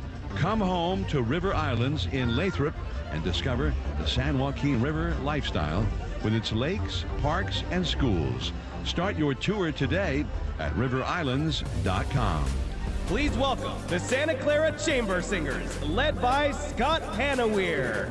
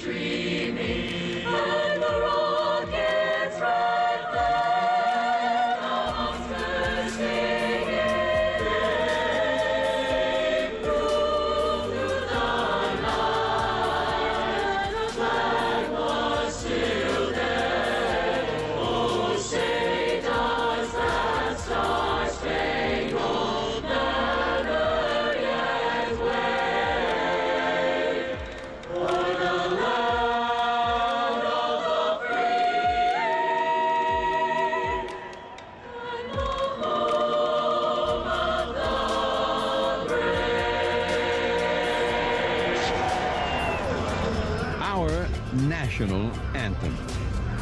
Time now to take a look at the batting orders for the two ball clubs. The starting lineup sponsored by the Dolan Law Firm. They live here, they work here, they win here. DolanLawFirm.com.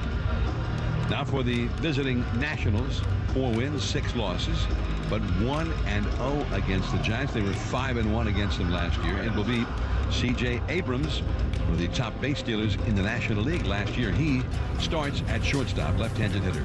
Lane Thomas, 28 homers last year, and he hit his first of the season last night here against the Giants. He's in right field.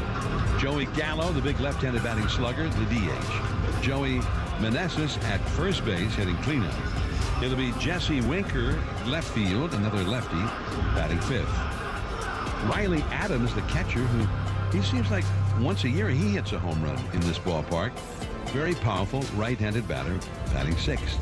Ildemaro Vargas, second base, and he reached base 4 times in that game last night. It'll be Trey Lipscomb, who also had a great game, 3-hit game with 3 stolen bases, including a steal of home. Lipscomb, third base, batting 8th, and Jacob Young is the center fielder, batting 9th. The starting pitcher is Yoan Adon for the Nats. Now for the Giants, Jung-Hoo Lee leads off in center field. He had a single, a double, and a walk last night. It was great to see him starting to break out again after a little down stretch. It'll be Lamont Wade Jr. at first base. Wade last night had 2 doubles in 4 tries. So he continues to, he's swinging the bat well overall for his numbers, except for run production. He's not yet driven in a run, and nor has he hit a home run, obviously, so far this year. He's in the number 2 spot in the lineup. Jorge Soler, the DH. Michael Conforto back in there, hitting cleanup, left field. Matt Chapman hits 5th, third base. Tyro Estrada at second base. Mike Yastrzemski, right field, hitting 7th. Patrick Bailey, the switch hitting catcher, in the 8th spot. And Nick Ahmed is the shortstop, hitting 9th. The Giants starting pitcher is the left-hander, Kyle Harrison. The umpiring alignment, Brian Knight is the home plate umpire. He'll call the balls and strikes with Gabe Morales. First base, Ryan Adderton. At second base, the crew chief, Chris Guccione, is the third base umpire. Now, this message is sponsored by Kugelman Law, your tax and crypto attorneys. Schedule a consultation online at sftaxteam.com. This copyrighted broadcast is presented by authority of the San Francisco Giants and may not be reproduced or retransmitted in any form. The accounts and descriptions of this game may not be disseminated without the express written consent of the San Francisco Giants. And the Giants have taken the field, and here's the first pitch of the game from Kyle Harrison, and it's inside to C.J. Abrams, the speedy leadoff man, back in the lineup for the Nats. Ball 1. Now a fastball, and that is in there for a called strike. 6:45, right on schedule. First pitch was thrown at 63 degrees at Oracle Park. 1-1 pitch, half swing, foul. And that one ricochets to the left side of the backstop. Strike 2. The leadoff batter is C.J. Abrams, sponsored by UCSF. Fans, when it comes to caring for kids, UCSF Benioff Children's Hospitals give familiar fans and families a home field advantage. And there is strike 3.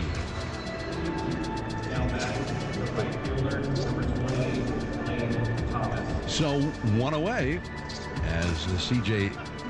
Abrams goes down on strikes. Now here is Thomas, right-handed hitter, and he takes high and away for ball 1.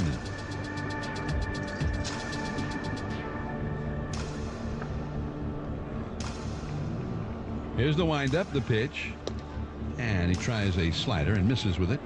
Up and away. 2 balls and no strikes now. Here's the 2-0 pitch, and that's up and away, ball 3. Abrams, by the way, that was a swinging strike that actually ticked off the bat but right into the glove of catcher Patrick Bailey. Foul tip. 3-0 pitch. That fastball on the outside for a called strike. Brian Knight calling the balls and strikes this evening.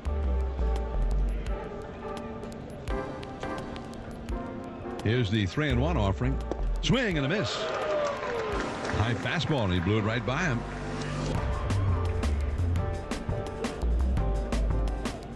Three and 2 the count. He winds, throws, swing. There's a high fly ball deep into right, back toward right center. Goes Yaz into the big part of the yard, onto the warning track. He's got it. Out number 2. That was kind of an off-balance swing by Thomas, and he displayed his power. He just hit that one out into the big part of the yard. That might have done some damage. Scraped off the wall in Nationals Park in D.C. So here's Joey Gallo, powerful left-handed hitter, and he takes just off the outside corner. Ball 1. The Giants defensive alignment is sponsored by Stevens Creek Toyota. Over 500 vehicles to choose from. Shop and save today at Stevens Creek Toyota, the obvious choice. Now here's a check swing on a fastball and a foul. Back to the screen. 1 ball, 1 strike with Harrison pitching, Bailey catching. An infield of Wade, Estrada, Ahmed, and Chapman from first to third. Around the outfield from left to right, Conforto, Lee, Yastrzemski. Field covered in the shadows. Now here's a ball way off the inside with a changeup. 2-1 the count. The hitter's backdrop at the moment is still lit up in the bright sunshine, reflecting into the eyes of the hitter. 2-1 pitch. And that fastball on the outer third of the plate for a called strike 2. 2-2 the count. Harrison working quickly. Kicks high, throws. Swing and a miss. He struck him out. Fastball right on the outside corner, belt high at 94 miles an hour. 3 up, 3 down. Jung-Hoo Lee, followed by Wade, and then Soler coming up. Last of the first, 0-0 on the KNBR Northern California Honda Dealers Radio Network.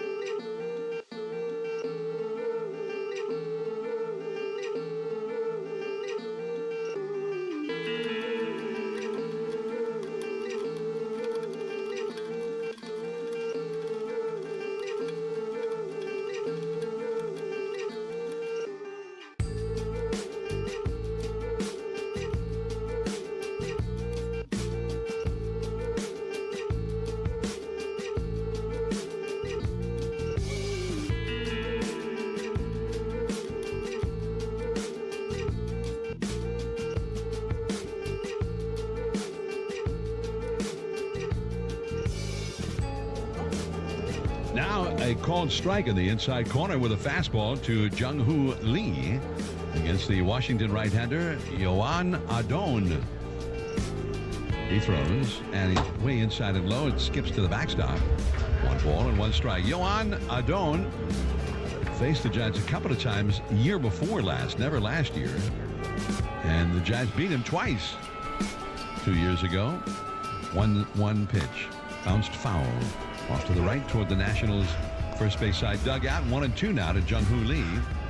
Lee last night had a single, a double, and a walk in his first 3 plate appearances. Hit the ball hard. The 1-2 pitch. Swing and a ground ball to third. Almost over its shortstop. Handled by Lipscomb to throw to first. In time for the out. And Lee made it fairly close over there. He's got excellent speed, and he was hustling. We're coming to you live from the Hawaiian Airlines broadcast booth here at Oracle Park. Yoan Adon, the last time he pitched here was April 30th of 2 years ago. He went 4 innings, gave up 4 runs and 4 hits, walked 3. Now the pitch to Wade is fouled back into the second deck behind the plate. Strike 1. Adon was brought up from the minor leagues today when Josiah Gray was placed on the injured list. 1 strike pitch way inside and low with a 95-mile-an-hour fastball. Adon, A-D-O-N, from the Dominican Republic, Santo Domingo.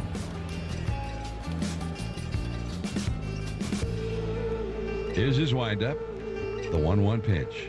Swing and a high foul off the left field line that is back out of play.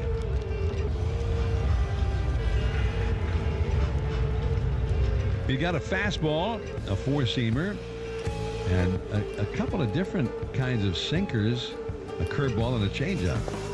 He throws that changeup off the outside, and it's 2 balls and 2 strikes.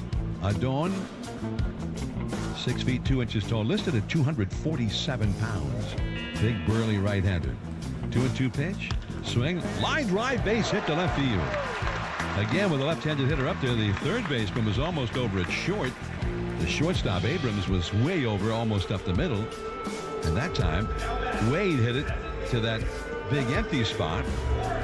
There was about 40, 50 feet of room between the third base line and where Lipscomb was. And Wade was able to take advantage of that. So he's aboard with the first hit of the game. So here now is Soler. Powerful right-handed hitter and a fastball that's way off the inside. Ball one, 94 miles an hour. The Nats have their first baseman, Meneses, on the bag with Wade. Catcher is Riley Adams tonight. Here's the pitch.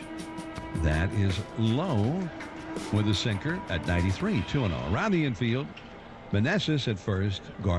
Let's see, the second baseman is Vargas this evening with Abrams at short and Lipscomb at third. The 2-0 pitch. A called strike. Wow, a really low strike on a changeup that showed up on the StatCast strike zone as being below the knees. The Nats in the outfield have Winker in left, Young in center, Thomas in right. 2-1 pitch. That is another low strike. Fastball that time. So two pitches below the knees, both called strikes by Brian Knight. 2-2 the count. Michael Conforto on deck. Wade leads away from first. The pitch on the way. Swing and a miss. And he chased a sinker that ran way off the inside. Right in under the hand. That was 6 or 8 inches off the inside corner. And he kind of had that bat taken away from him. 2 strikes. And they were not strikes. And Adone strikes him out. Never did throw a strike. But here's Conforto. And he takes low and inside. Ball one. Conforto had sort of a mild issue with his left side in the rib cage that he felt in his final at bat in the Sunday game. So they just, really being cautious, gave him the night off last night. He tops one foul back behind the plate. And they get worried. We talked with manager Bob Melvin about that in his pregame show. Something like that happens, you tend to get worried that, man, is that one of the oblique muscles, which can sometimes end up costing a player weeks of time. Swing, ground ball to second. Over to his left to get it. Vargas over to first. Inning over. So Conforto, very defensive swing there on a ball away. So the Giants get 1 hit and leave 1. It's a 0-0 score as we go to the second on the KNBR Northern California Honda Dealers Radio Network.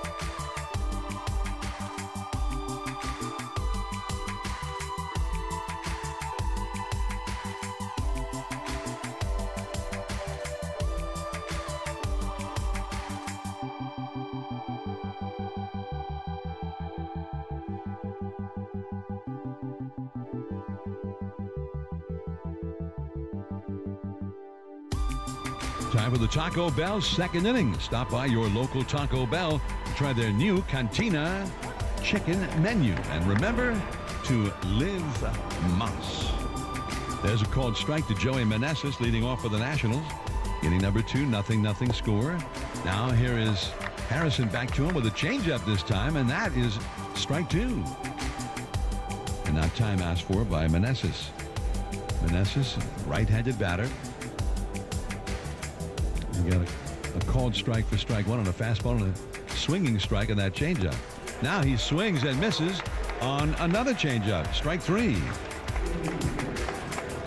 3 of the 4 outs recorded have been on strikeouts. Let's pause now for station identification. This is the KNBR Northern California Honda Dealers Radio Network. This is the flagship of Giants baseball. Double play! KNBR and KNBR FS San Francisco, the sports leader. One out, nobody on. A ball fouled away by Jesse Winker. Back out of play into the second deck, just off to our left. 0-1 the count. One strike offering, and that is too high with a fastball. 1 ball and 1 strike. Winker had a single and a walk last night. He scored 2 runs. Lefty versus lefty. Here it is. And a fastball in for a called strike 2. Winker, 269 average for the year. No homers, 2 batted in. 0-0 score. Second inning. And a fastball is a little bit high. 2-2. Tantalized him with that one a little bit. But Winker refused to go out of the zone. 2-2 pitch. Swing and a miss. Struck him out. A fastball in under the hands, right around the inside corner. That was about belt high. And he has 4 strikeouts of the 5 batters that he's faced. Now here is Riley Adams. Got to be very careful with him. Riley Adams, enormous power. Has 11 at bats so far this year, and he has a home run, and he takes a called strike. That was a slider. The 0-1 pitch fouled right off the mask of Patrick Bailey, and the umpire is going to give him a little time to shake that off. 0-2 the count. 2 down and 2 strikes. The count on the hitter. Tomorrow, the finale of this series and of the homestand, 12:45 first pitch, and tickets start at only $9 for tomorrow's game. You can buy right now at sfgiants.com/tickets. 2-strike pitch. Fastball down and away. 1-2 to powerful Riley Adams. The windup, the pitch. He struck him out swinging. 96 mile an hour fastball down the middle. He strikes out the side, and he has 5 strikeouts in 2 innings, all swinging third strikes, remarkably. 0-0. Matt Chapman, then Estrada and Yastrzemski coming up, last of the second. 0-0 on the KNBR Northern California Honda Dealers Radio Network.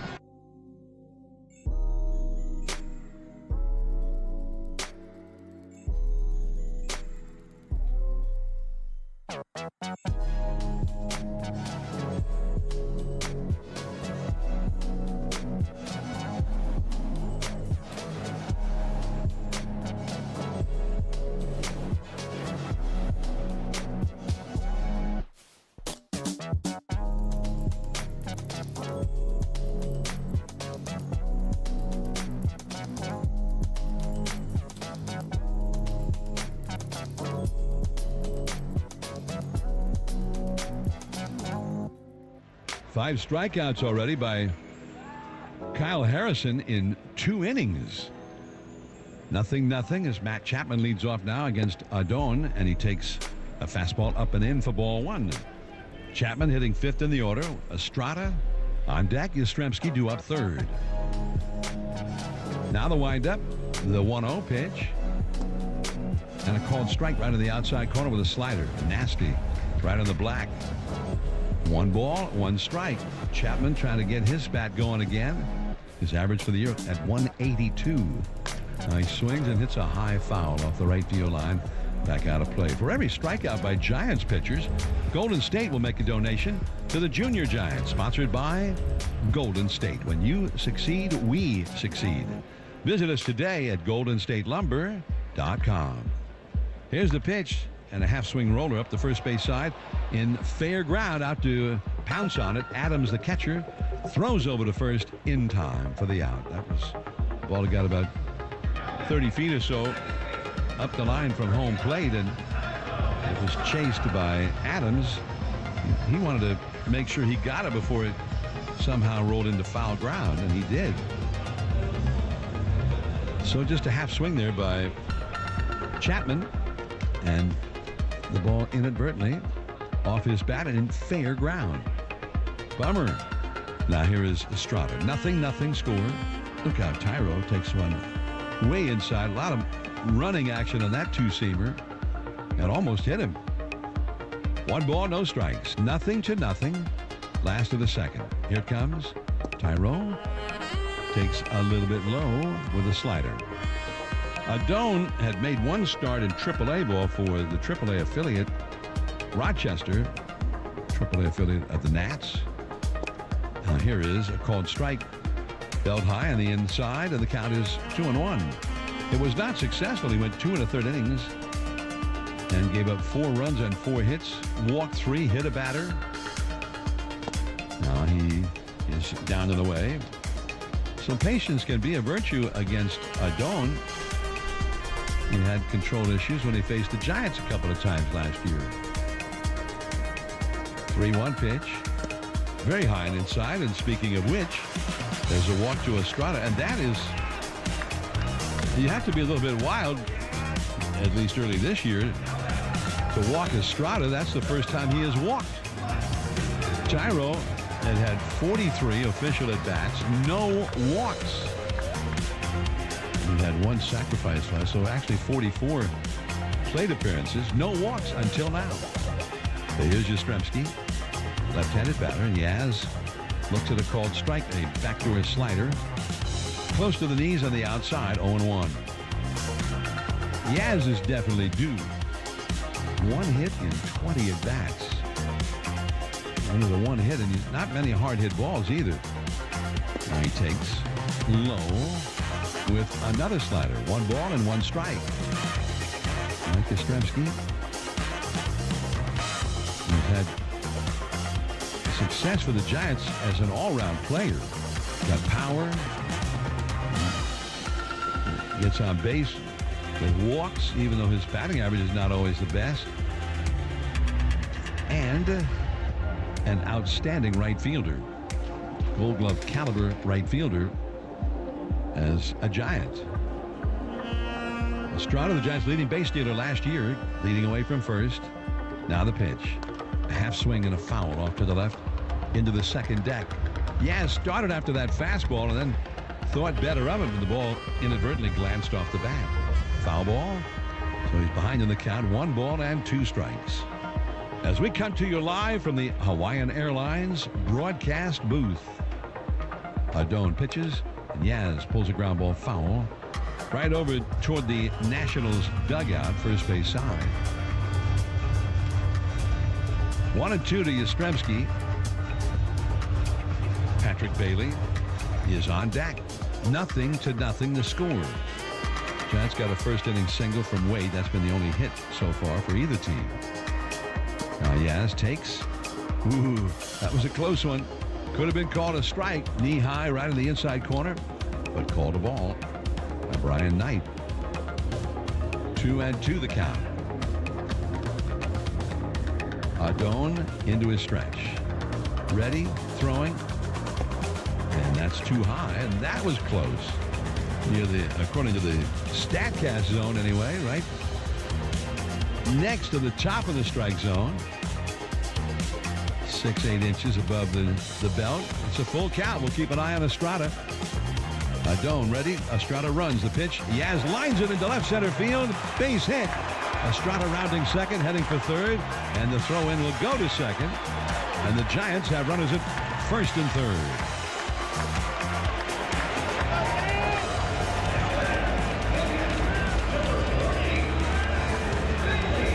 If you were a Nationals fan, watching that computerized strike zone, you're shaking your head, I'm sure, that Yaz was already struck out. Those close calls went Yaz's way, and he gets the line drive hit. Now Bailey, and he takes off the outside with a changeup. Ball 1. Yaz, hard hit ball, and he hadn't had that many hard hit balls. That one off his bat at 96 miles an hour. Estrada down the line from third. Yaz leads away from first. Here it comes, and Bailey tops one foul. It rolls back behind the plate. Another changeup there from Adone. 1 ball, 1 strike. Meneses on the bag with Yastrzemski at first. Abrams, the shortstop, is way over toward the middle. He's vacated the actual shortstop position. Bailey takes one at the knees, called strike 2. Bailey will want to get that one for his pitcher when he's behind the plate. 1-2 the count. Bailey, switch hitter, batting left-handed.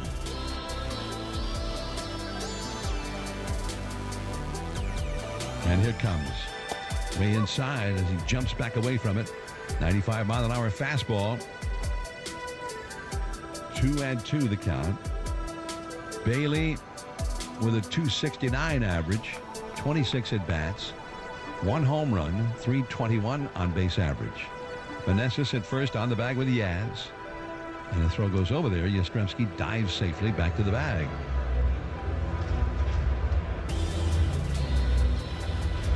Matt Williams, former manager of the Nationals, flashing some signals from the third base coaching lines. Estrada down the line from third. Yaz leads away from first. Here's the pitch. Swing. There's a soft fly ball to center. Waiting for it. Making the catch is Young. Heading home is Estrada. Here comes the throw in. And it's cut off by Meneses, the first baseman, behind the mound. And the Giants have a 1-0 lead. Bailey fell behind in the count, but he recovers and gets the fly ball that gets that run home. So well done. Bailey's second RBI of the year on a sacrifice fly. Yaz still at first with 2 down. Here is Nick Ahmed. And a ball that ran off the inside, a sinker with a lot of action on it at the knees. And Brian Knight gave it a friendly call to the pitcher on that one. 1 strike to count to the Giants' right-handed hitting shortstop. The pitch to Ahmed, and that is right in there at 94 for a strike. Ahmed, we saw a number from Baseball Info Solutions. Ahmed has had a number of hard hit balls and almost never has gotten a hit on one. Now he swings and misses at a hard sinker, 94. He doesn't make any kind of contact that time. Inning over. But the Giants turn a walk and a single into a run and a 1-0 lead as we head to the third on the KNBR Northern California Honda Dealers Radio Network.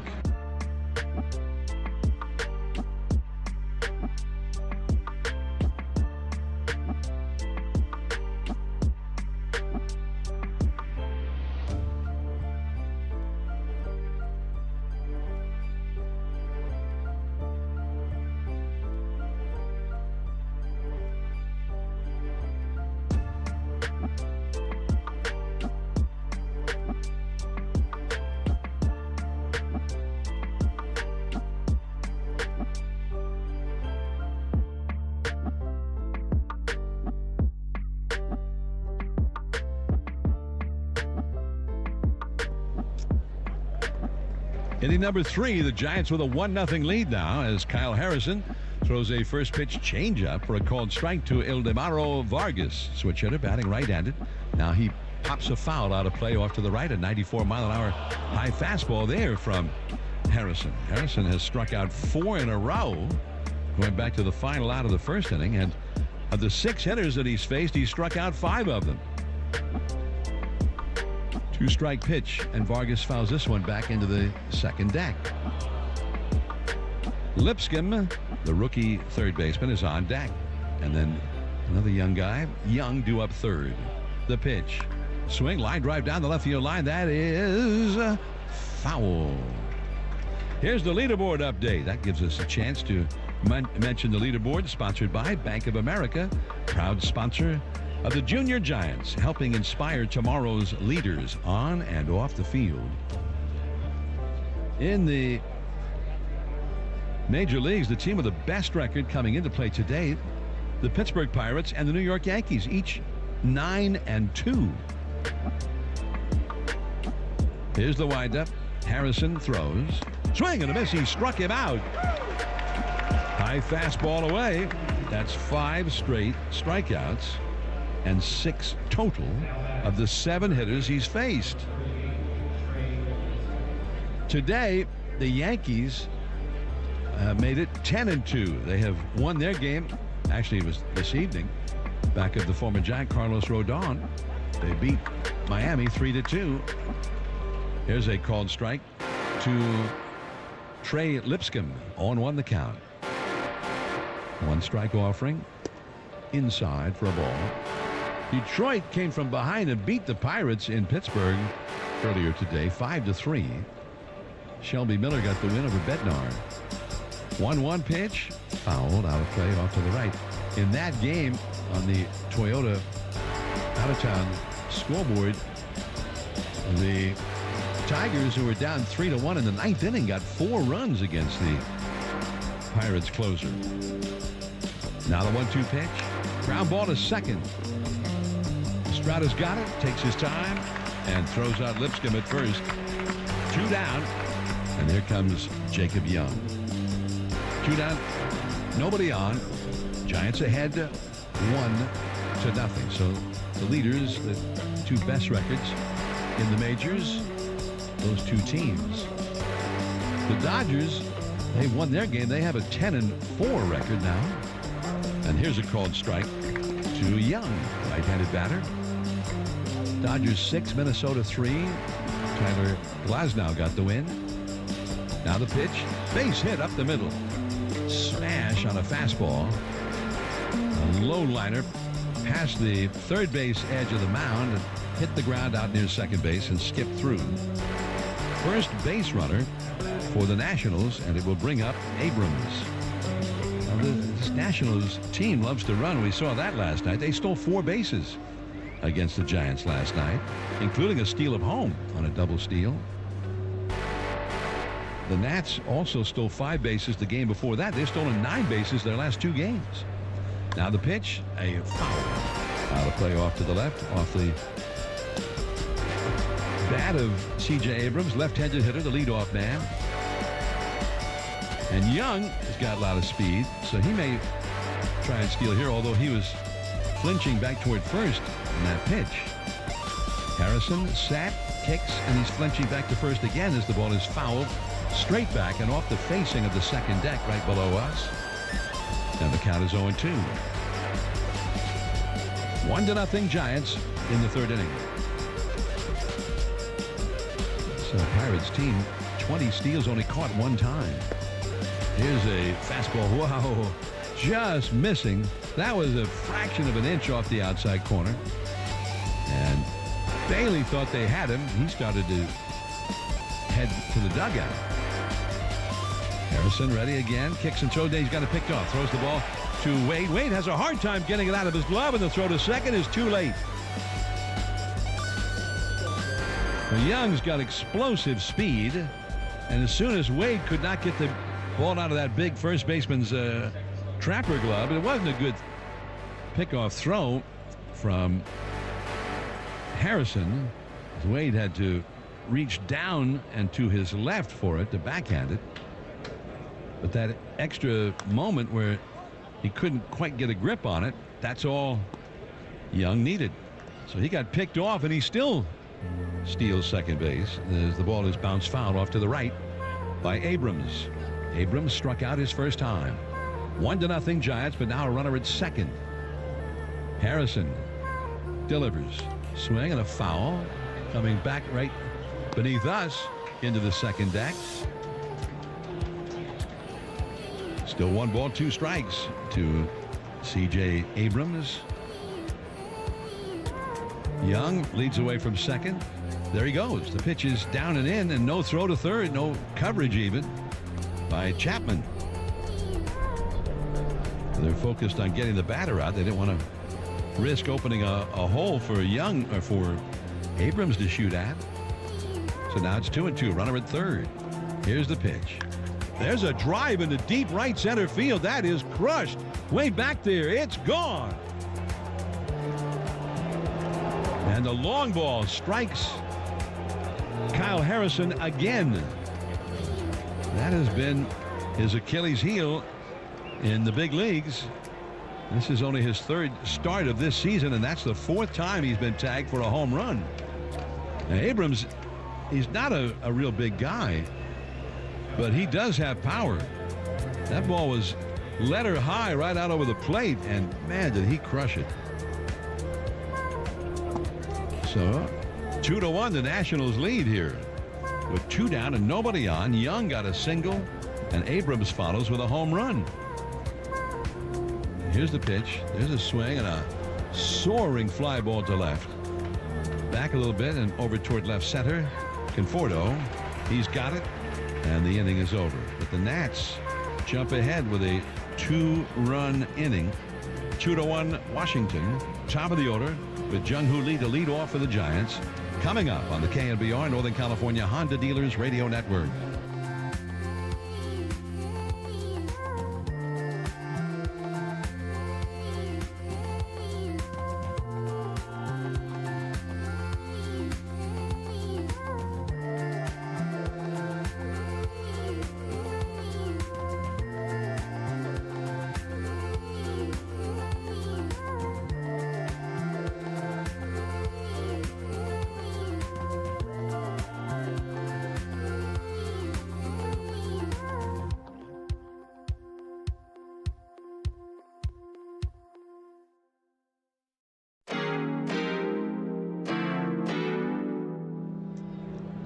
Up down and away to Jung-Hoo Lee as we start the last of the third. The Giants trailing now 2-1.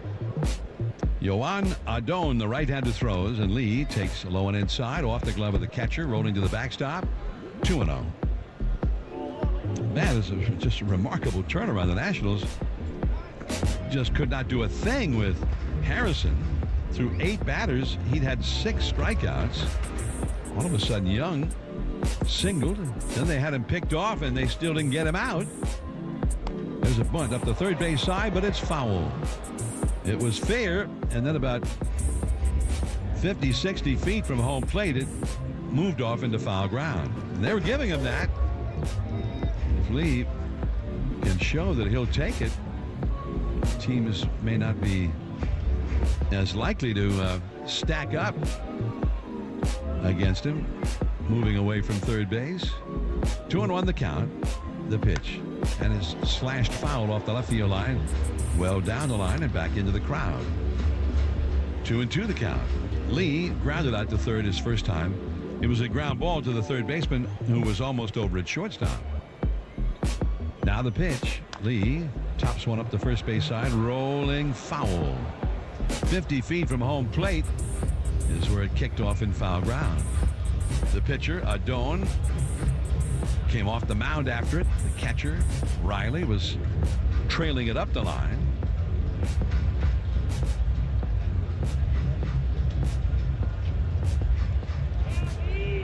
Dwayne Kuiper will be coming along in the middle 3 innings here on the radio side. Dave Fleming on assignment. There's a slow chop off the first base side of the mound. Off the mound to get it, Adon, and he throws him out at first. Now batting, the first baseman, number 31, Lamont Wade Jr. 1 away, and Lamont Wade Jr. will come up. Wade got a base hit his first time. Get the best seats at Oracle Park with a full season or half-season membership. Memberships are still available to save on tickets and receive perks such as discounted concessions and VIP access. Learn more at sfgiants.com/memberships. There's a called strike 1 to Lamont Wade Jr.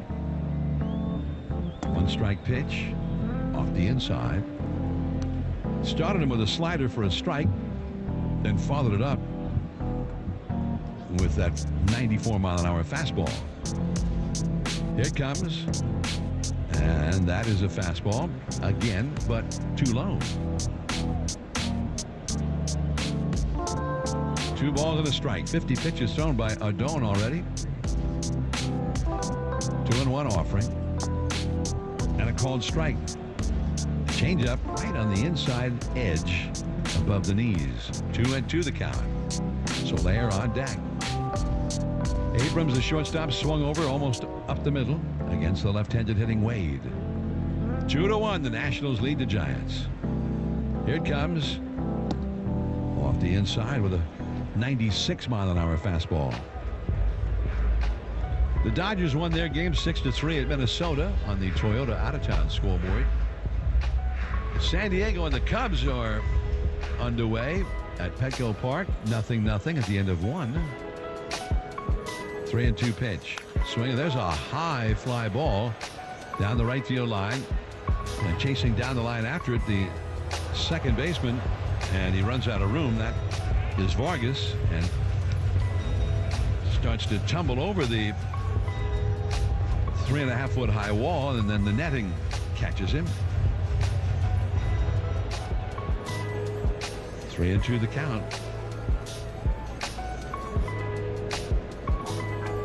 Wade has got a lot of power.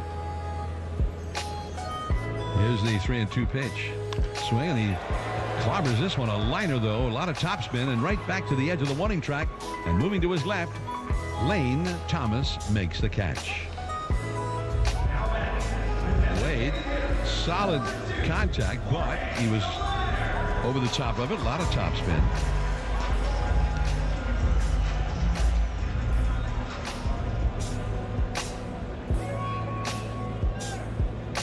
And here comes Soler. 2-1, the Nationals leading the Giants. Soler struck out swinging his first time. Here's the pitch. That is a slider low for a ball. Tomorrow's game, 12:45, first pitch. Here from Oracle Park. Baseball in the sunshine. A beautiful day in the forecast. Soler takes one in the dirt. 3-0 the count. Conforto is on deck. Nationals had originally listed Josiah Gray as their starter for tonight, but he's been placed on the injured list. There is a called strike, fastball on the inside. They said that Gray's got a right elbow / forearm flexor strain. 3-1 pitch into tight, ball 4.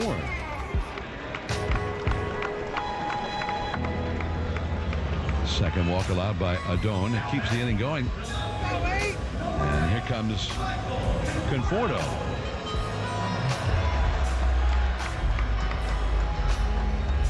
Conforto hit a little soft ground ball to second his first time, so he's 0 for 1. Here's the pitch. And he curves him. He hadn't thrown many of those. Big sweeping curveball at 77 miles an hour, but down and in for ball 1. Abrams, the shortstop, who put the Nats ahead with his 2-run homer in this inning, placed over toward the middle. Now here's a ground ball right up the first base line, and it's gloved by Meneses with his foot on the base. Inning over. Dwayne Kuiper will be along for the middle innings. Gallo coming up against Harrison. The Giants are trailing 2-1 on the KNBR Northern California Honda Dealers Radio Network.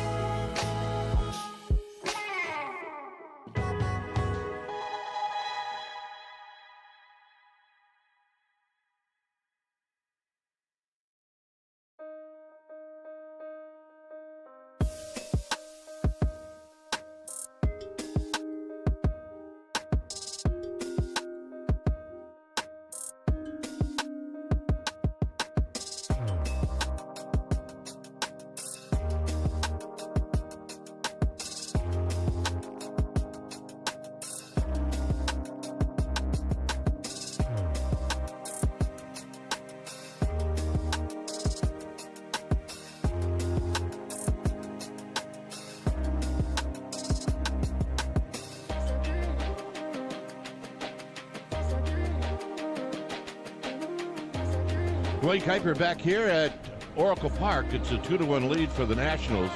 And on the very first pitch to Joey Gallo, he pops this one up to the right side and doing a little bit of a baseball dance is Lamont Wade, but he makes the catch for out number 1.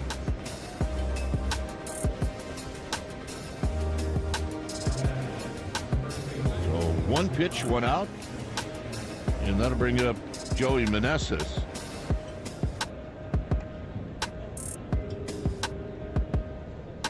Meneses struck out in the second. Here he takes high, 1-0.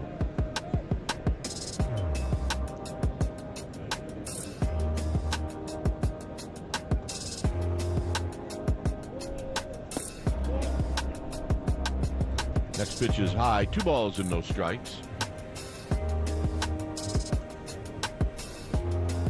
Harrison kicks and deals, and it's down low. It's 3-0. Pitch-wise for Kyle Harrison, he's thrown 51.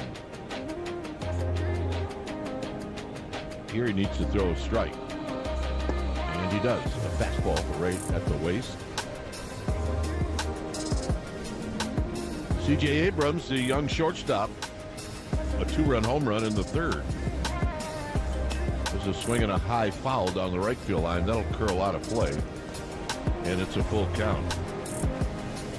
I'm sure John called it perfectly, but he hit that, Abrams hit that to the deepest part of right center field. There's another pop-up to Wade at first as he backpedals onto the grass near the line, and he makes the catch. So nice comeback for Kyle Harrison after falling behind 3-2. And that'll bring up Jesse Winker. We first saw Winker when he was a rookie with the Cincinnati Reds, and boy, did we think he was a good-looking player. He's bounced around a little bit, and now he's an everyday player for the Washington Nationals. Left-handed hitter, and he takes a pitch high. The next out will be the 21st out of the game, and that is sponsored by 21st Amendment's Hell or High Watermelon Wheat Beer, summer in a can. Winker hits a ground ball up the middle, past Estrada, and into center field for a 2-out single. So Winker's aboard, and that'll bring up Riley Adams, the big, strong catcher for these Washington Nationals, who come into this game with a record of 4-6. They're 2-2 on the road. Giants come in at 4-7. They're 2-2 at home, and win 2-5 on the opening of the season road trip. Riley with a sharp ground ball and one hop to Nick Ahmed. He throws to second for the force play. 2 1-pitch outs here in the 4th inning. What? Time for the Giants? It'll be Chapman, Estrada, and Yastrzemski. Nationals 2, Giants 1 on the KNBR Northern California Honda Dealers Radio Network.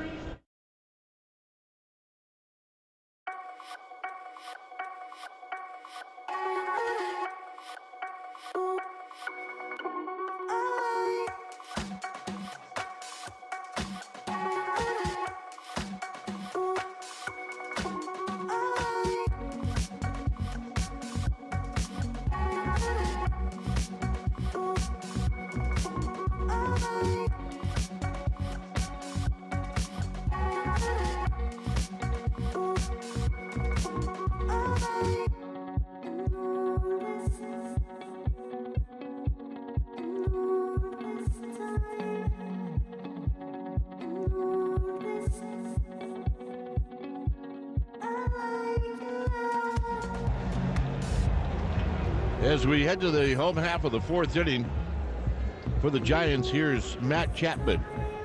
And the pitch, and Chapman hits a high towering pop-up into shallow right center field, backpedaling is Vargas, and he'll put it away. 1 pitch, 1 out.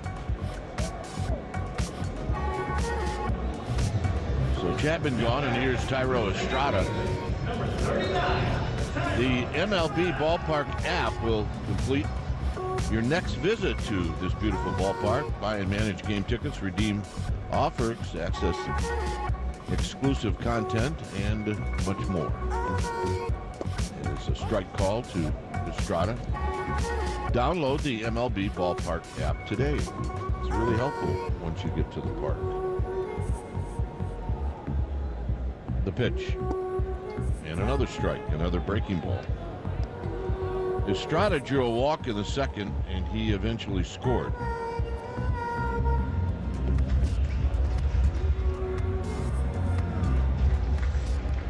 With Mike Yastrzemski on deck, here's the 0-1 delivery. And Estrada with a high chopper to third. Charging his Lipscomb. He's got it on the bare hit. He throws, not in time. Estrada with good speed sniffs out an infield hit.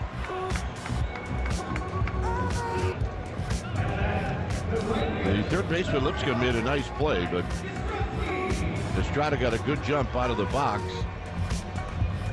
And he runs well. So here's Yaz.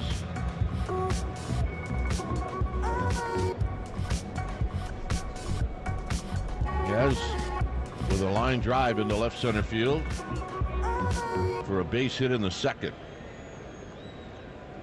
The pitch. Lays on a bunt, third base side. The pitcher, Adon, comes off. He fields it, he throws, and they just got him. Not by much. Adon with a nice play. And the Giants took a look at it in the dugout and agreed that Adon made a nice play to throw him out. So here's Bailey with Tyler Estrada at second base. And the pitch. And Bailey takes inside. It almost hit him. Bailey picked up the only RBI in this game for the Giants with a sacrifice fly in that second inning.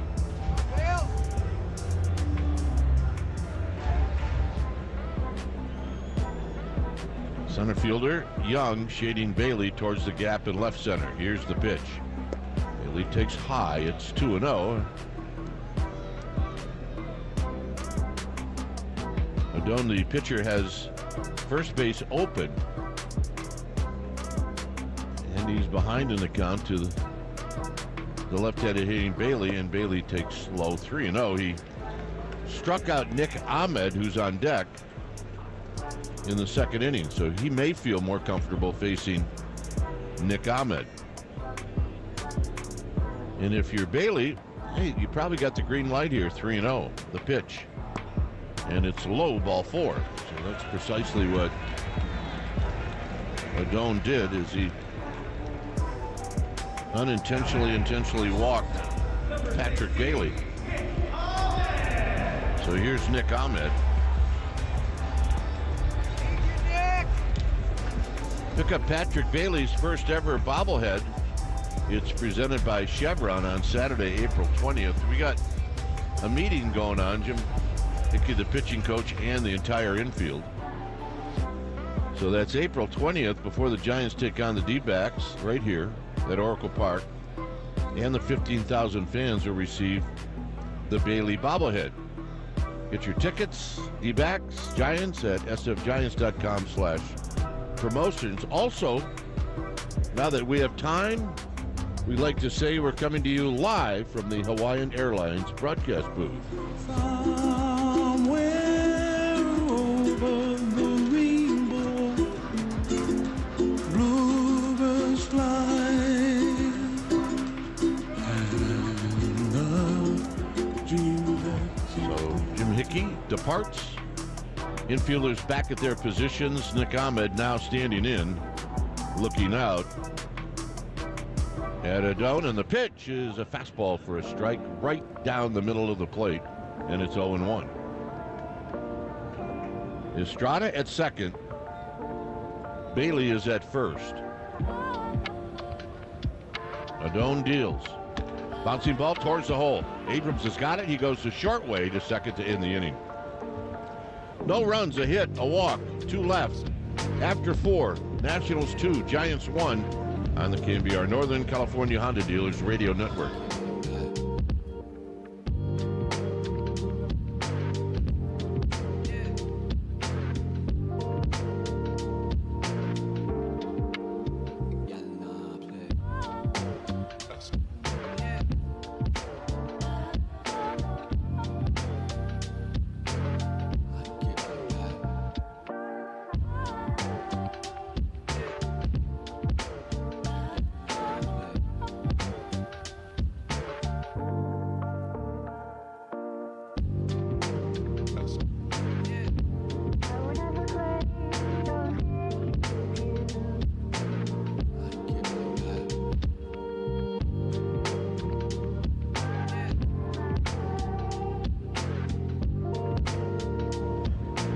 Back here at Oracle Park, where the Nationals are leading the Giants 2-1. Harrison throws to Vargas, and Vargas takes outside for a ball. Time now to ask the announcer, sponsored by Honda. Hurry into your local Honda dealer today. Here's the 1-0, and Vargas takes a strike. The question is what's going on tomorrow? The Giants and Nationals will wrap up this 3-game series. It's a day game as Vargas takes inside. 12:45, first pitch. Patrick Corbin. Giants haven't faced many lefties, and they'll face Corbin tomorrow. There's a bouncing ball to short for Ahmed. Deep short, he's got it. His throw in plenty of time. A little wide, but staying on the bag is Wade, 1 out. So Patrick Corbin will go up against the hottest pitcher for the Giants right now, and that's Jordan Hicks. So if you're wondering what to do, maybe tomorrow, come on out to the park. There's a swing and a miss by Trey Lipscomb. Seats are still available. I'm looking at the weather app right now, and it says 80 and sunny. Whoa. Here's the 0-1 pitch, and it's high. Oh, sorry, that's Tampa. 65 and sunny. All right, that's better. The 1-1 to Lipscomb is outside. 2 balls and 1 strike. Giants will leave after the game for Tampa. Day off on Thursday. And then it'll be the Rays and the Giants on Friday night. Here's the pitch. Lipscomb hits a foul straight back and out of play.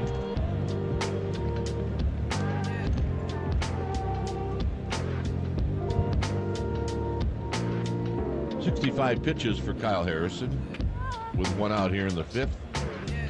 And the 2-2 offering is inside, 3-2. He has not allowed a walk and was hot early on striking out Nationals. The 3-2 pitch, swinging a pop-up. This is down the right field line and into the arcade, about 30 to 40 feet foul. It had the distance. So a good battle between a young third baseman and a young lefty. The pitch. Line drive to right. Yastrzemski over and under, and he makes the catch. 2 down. And here's Jacob Young. The 5th inning is sponsored by TimberTech. TimberTech decking and railing. Everything wood should be. Visit timbertech.com.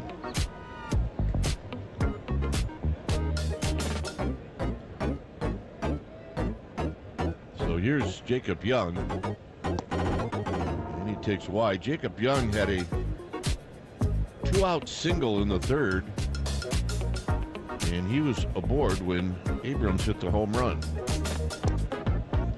A little low to make it 2-0. Jacob Young, very fast. In that 3rd inning, he stole 2nd and he stole 3rd. Here he takes in tight. It's 3-0.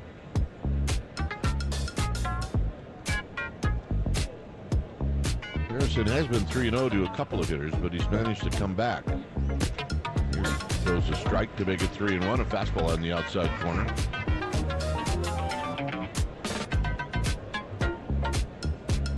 Looks right over his glove and the pitch. Swinging a sharp ground ball into right field, a base hit.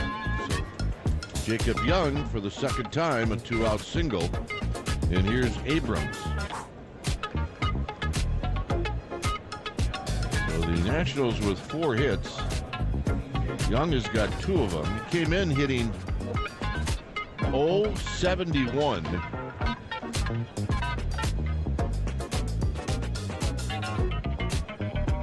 Abrams with a half swing and a miss on a pitch inside. Jacob Young coming in was 1 for 14. 0-1 to Abrams. Runner goes. The pitch. A ball. The throw down to 2nd. Not in time.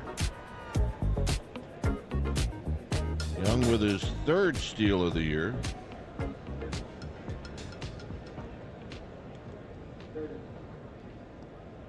His 3rd of the game, his 4th of the year. And now he's in scoring position. And the count is 1-1 to C.J. Abrams. Here's the pitch. Breaking ball for a strike. It's 1-2.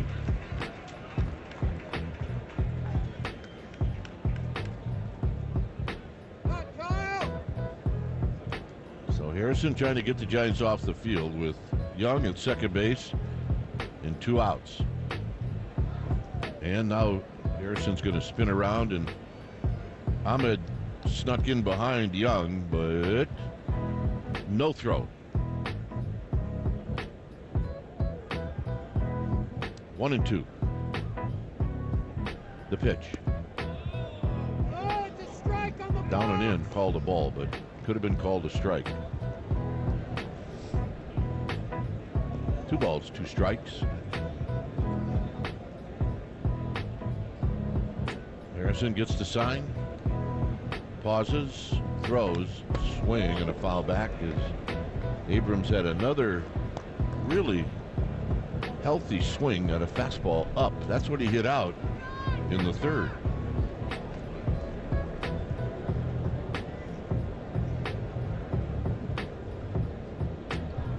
See what Harrison does on this 2-2 pitch. And Abrams lines it to left. That's a base hit. Here comes Jacobs. He's going to score. The throw goes into second, and it's 3-1. Strike 3. So Abrams got the benefit of that close pitch and came back and made it hurt as Harrison threw a bit of a hanging breaking ball. So here's Lane Thomas. Abrams goes, the pitch. Bailey's got it, the throw down to second, and they got him. So Bailey throws out Abrams, damages a run. It'll be the top of the order for the Giants. It'll be Lee, Wade, and Soler. It's the Nationals 3 and the Giants 1 on the KNBR Northern California Honda Dealers Radio Network.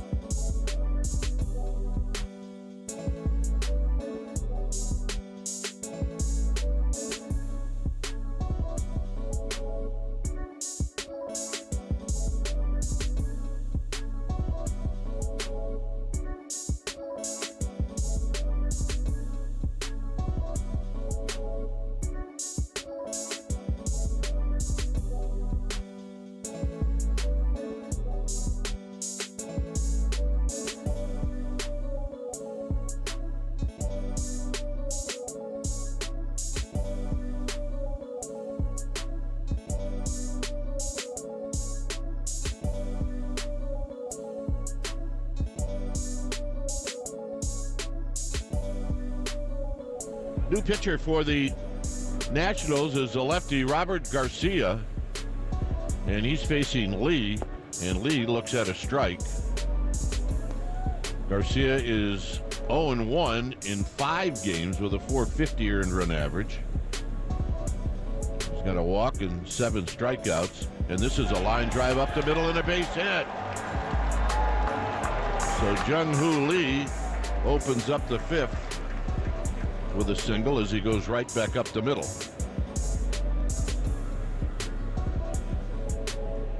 And instead of Lamont Wade, it's going to be Wilmer Flores.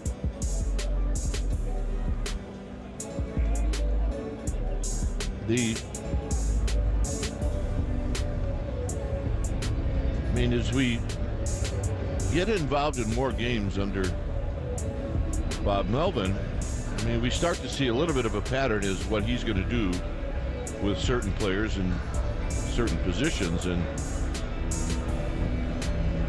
for the most part, he will stay with his regular guys in the lineup for a while. They are exceptions, though. And first base is one of those exceptions. He will make the Wade Flores. He'll make that move almost every time. Here's Wilmer hitting at 261 and the pitch. And he takes low, 1 ball and no strikes.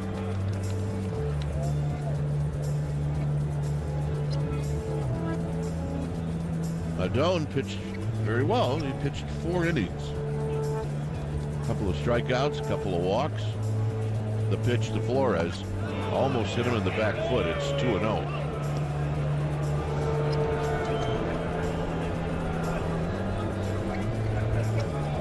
Abrams really playing, the shortstop for the Nationals, really playing Flores in the hole.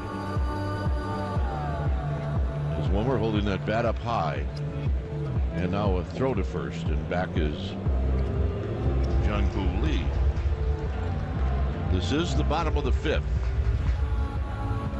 Nationals with a 3-1 lead. The pitch and a strike. Wilmer taking all the way on a fastball away, and it's 2 balls and 1 strike.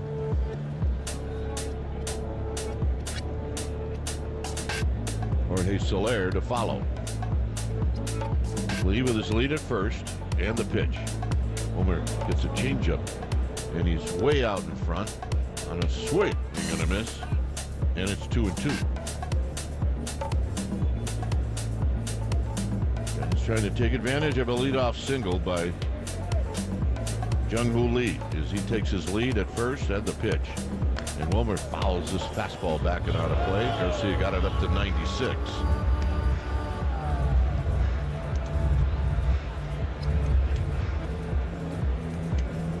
A cool night here at the corner of 3rd and King.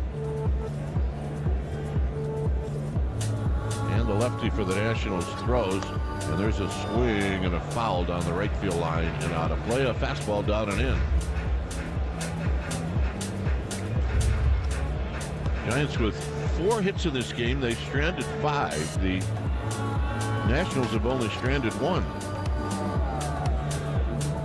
The pitch. Wilmer, swing and a miss on a changeup.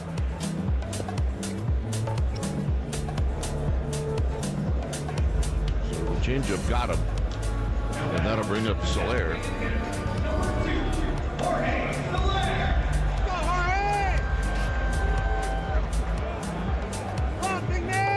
Soler. And the pitch, and Soler swings at a pop-up, and he hits it foul.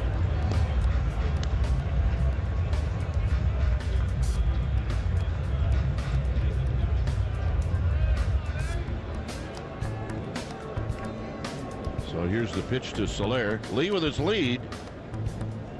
And the pitch, and it's low and away for a ball. 1 ball and 1 strike. Nationals on top, 3-1 here in the bottom of the 5th inning.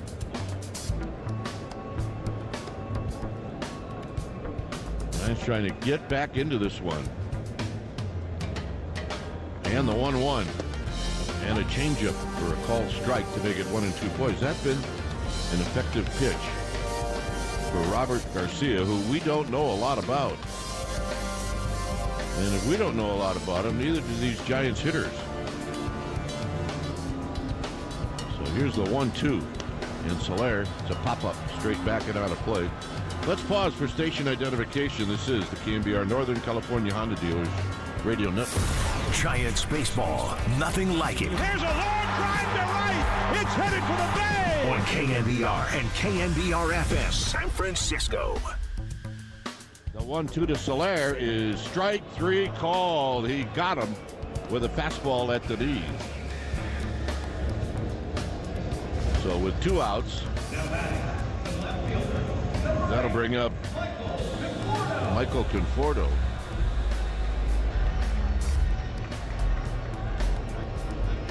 Conforto is bounced out twice, once to second and once to first.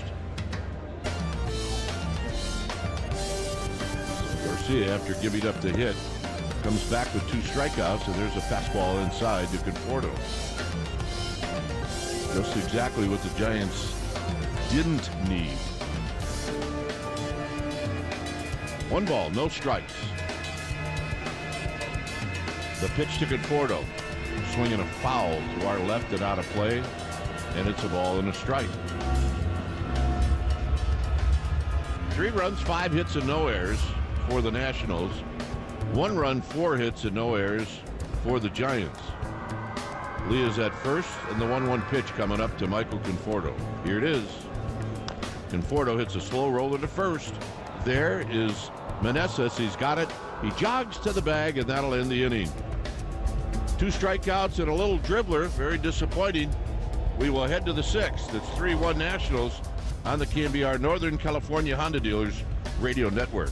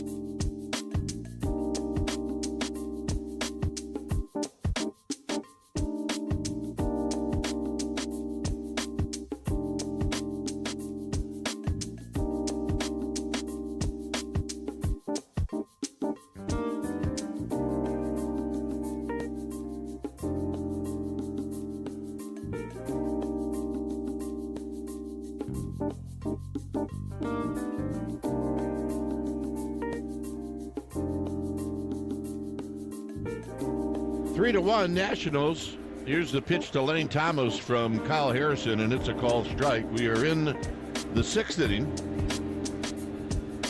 Wilmer Flores comes in. He's now at first, and the next pitch is high to Thomas.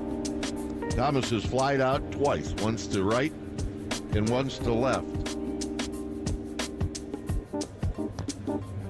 The next pitch is a little tapper out in front of home plate, and it's 1-2.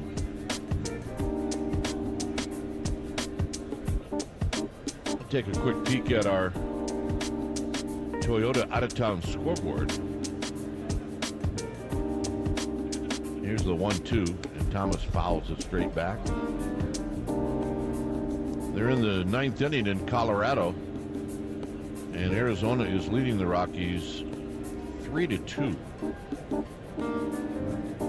The pitch. Fastball just a bit high. It's 2-2. Games that are still in progress. The Angels are hosting Tampa Bay, and Tampa Bay leading in the 5th 4-3. The 2-2 to Lane. Swing and a miss. He got him. Strikeout number 7. And that'll bring up Joey Gallo. San Diego and Chicago. In San Diego, they played 3 innings. It's 0-0. Finals, Detroit beat Pittsburgh 5-3 in Pittsburgh.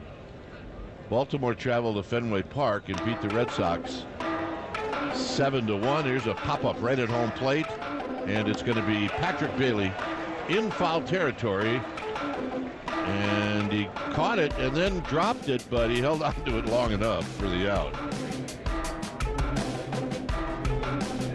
So that's out number 2, and here's Meneses. All right, I'll quickly do this before the final out. White Sox beat Cleveland in Cleveland 7-5. Here's the pitch to Meneses, and he rolls it foul. The Brewers travel to Cincinnati and beat the Reds 9-5. Yankees beat Miami 3-2. Miami now 1-11. Here's the 0-1. And a swing and a dribbler to the backstop. Foul, 0-2. Toronto at home beat Seattle 5-3. Atlanta at home beat the Mets 6-5. Here's the 0-2 pitch, and it is outside. In extra innings, Kansas City over Houston in Kansas City 4-3. Dodgers travel to Minneapolis, beat the Twins 6-3. The Cardinals at home shut out Philadelphia 3-0 as Manassas takes high 2-2. And the A's are victorious in Texas as they beat the Rangers 4-3. And that's your Toyota out-of-town scoreboard. Toyota, let's go places. Slow roller to third, and it's a foul ball as Chapman picked it up just in foul territory.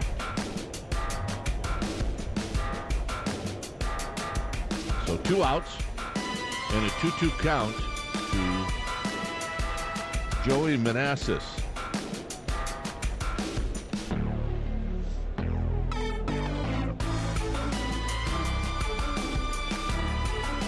Manassas struck out in the second, popped out in the third. Nationals 3, Giants 1 here in the 6th. Harrison looks in for the sign, and the 2-2 pitch is swing and a miss. He struck him out on a high fastball, and that's going to end the inning. 8 strikeouts. Well, let's see. The offense moving. Chapman, Estrada, and Yastrzemski as we head to the home half of the 6th. It's the Nationals 3 and the Giants 1 on the KNBR Northern California Honda Dealers Radio.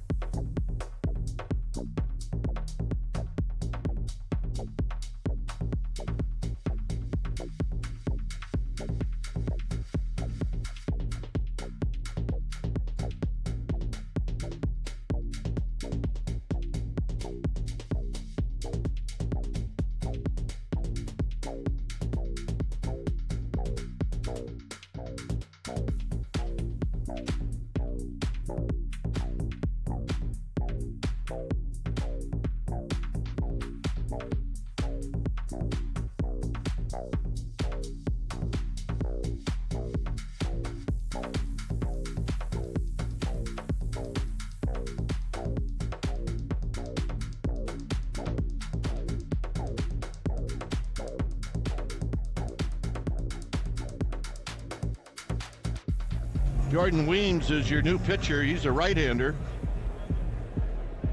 So Weems is in for Garcia, and he's facing Matt Chapman.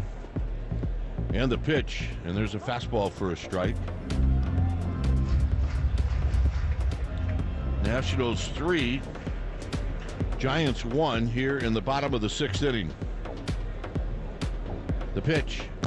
Swinging a chopper foul, so it's a quick 0-2 to Matt Chapman.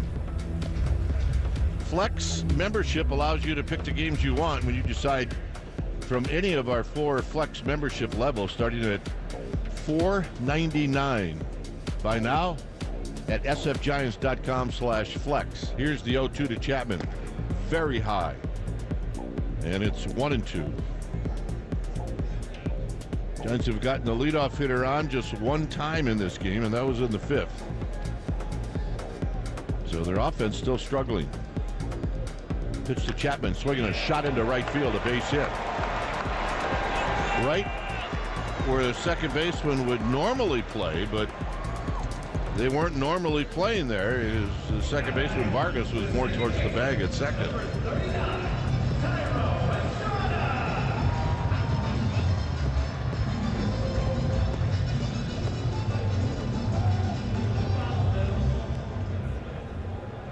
So with nobody out and Chapman at first, here's Estrada, who's been on base twice. And the pitch. And Weems with looked like a hard breaking ball as it falls in at the knees for a strike, and it's 0-1. Chapman runs pretty well. He's at first. He is not a threat to steal. Weems sets and throws on a high changeup. Thairo Estrada tried to go at it, and then he tried to check his swing, and all he did is he hit a little dribbler foul down the third base line. And what that did is put him now behind in the count, 0-2. So now you got to battle, just like Chapman did.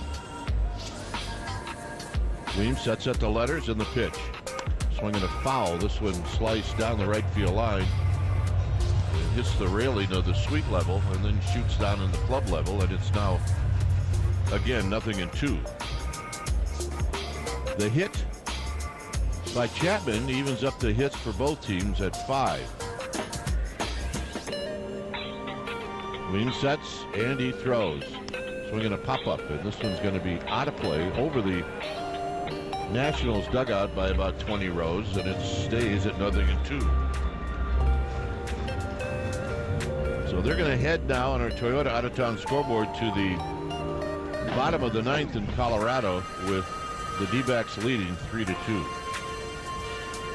The pitch. Estrada takes strike 3 call. Estrada, who doesn't complain at all, turns around and has words with Brian Knight.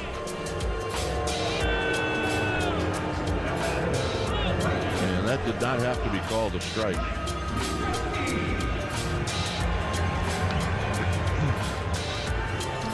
So here's Yastrzemski. A line single for a hit, and then he tried to bunt his way on and was thrown out. The pitch. And it's a strike to Yaz, and it's 0-1.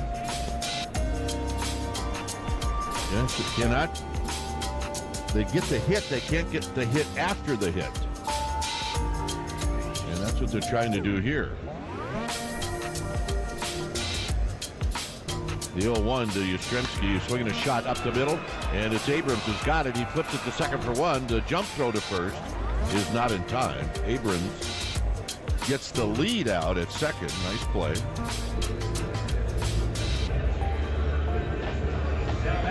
So it's a fielder's choice for Patrick Bailey. It turned out to be a really nice play, but the save play would have been for Abrams just to go to first, but he went for the spectacular play, and he nearly pulled it off. Here's Bailey. The pitch. Bailey fouls it straight back, and it's no balls and 1 strike.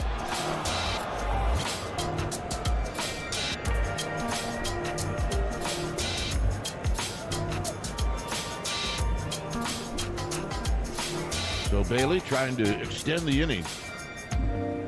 Switch hitter hitting from the left side. The pitch. Swinging a foul off the screen above the Giants dugout. And it's now 0-2.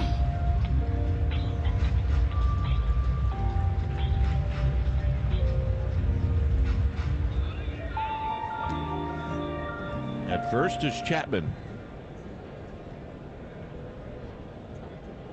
2 outs and the 0-2 pitch coming up to Patrick Bailey. Here it is. And it's down and in. A lot of 0-2 counts. Giants are finding themselves in that spot a lot.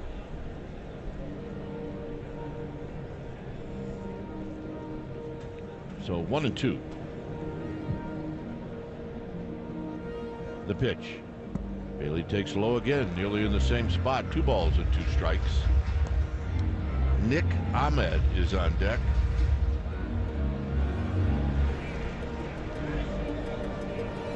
Bailey, a sacrifice fly in the second. He drew a walk in the 4th. Chapman with his lead. The pitch. Swinging a line drive. Base hit. Right field. Chapman will stop at second. Bailey's got a solid single. And it's going to give Nick Ahmed another opportunity.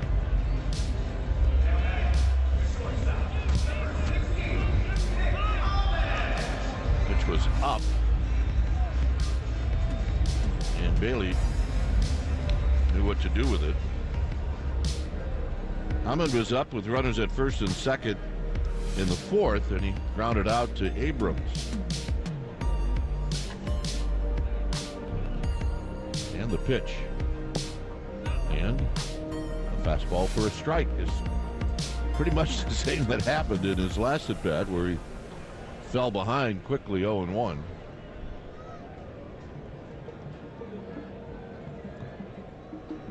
Weems looks to second and throws, and Ahmed breaks down in a hard slider away. And again, it's 0-2.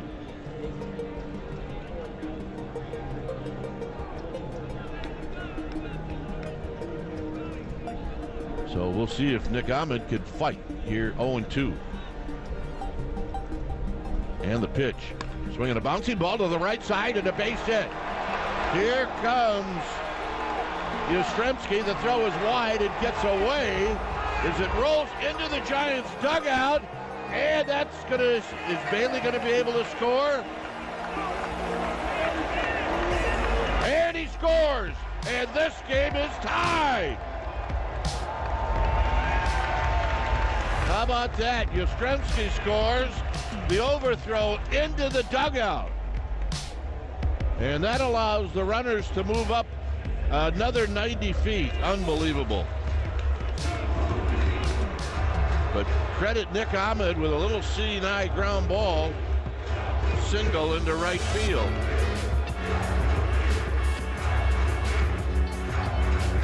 So I'm not sure who the air goes to. I guess to the right fielder, Thomas.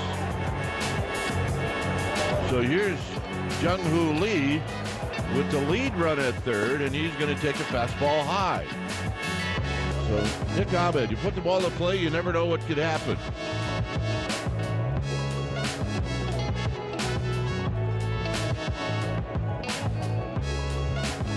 So here's Weems, and he throws a breaking ball in for a strike, and that evens the count at a ball and a strike. So single and an RBI, error on the right fielder Thomas.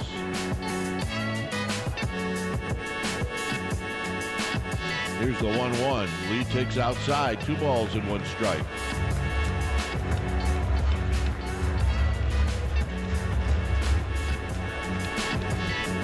At third is Nick Ahmed. The 2-1 to Lee. Swinging a high pop-up. Maybe playable. Third base side. Lipscomb and the shortstop Abrams, who makes the catch to end the inning. Giants tie it up. John Miller is back. He'll take you the rest of the way. Mike and I will see everybody on the post-game wrap. Here it's a 3-3 game on the KNBR Northern California Honda Dealers Radio Network.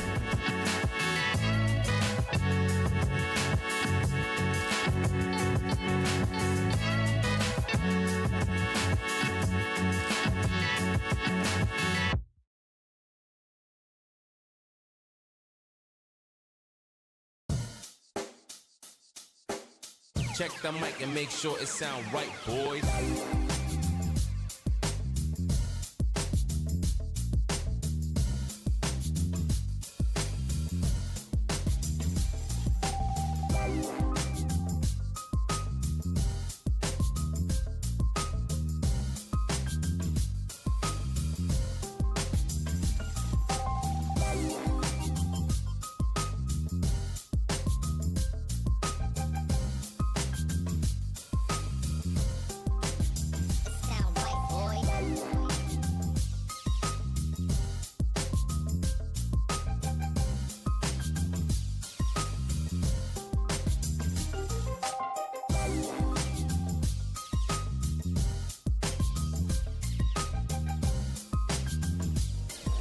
John Miller back with you here on the radio side as Ryan Walker comes in from the Giants bullpen now in a 3-3 tie. The Giants got the clutch 2-out hits, 2 in a row, one from Bailey, and then the single to right by Ahmed that got a run home, and then the wild throw from Lane Thomas got the other run home. Here's ball one to Jesse Winker. The pitch down, Winker with a swinging strike. The Giants with Flores at first, Estrada at second, Ahmed at short, Chapman at third, Conforto in left, Lee in center, Yaz in right, Bailey doing the catching. Walker pitches, and a high foul out of play off to the left. After this half inning, it will be the 7th-inning stretch. Sponsored by Dignity Health. Hello, human kindness. Giants 3 runs, 7 hits. The Nats 3 runs, 5 hits, and 1 error. 1-2 pitch. Look how that hit him. Came way off the inside at 94 miles an hour and drilled him maybe on the front leg, the right leg. Around the thigh.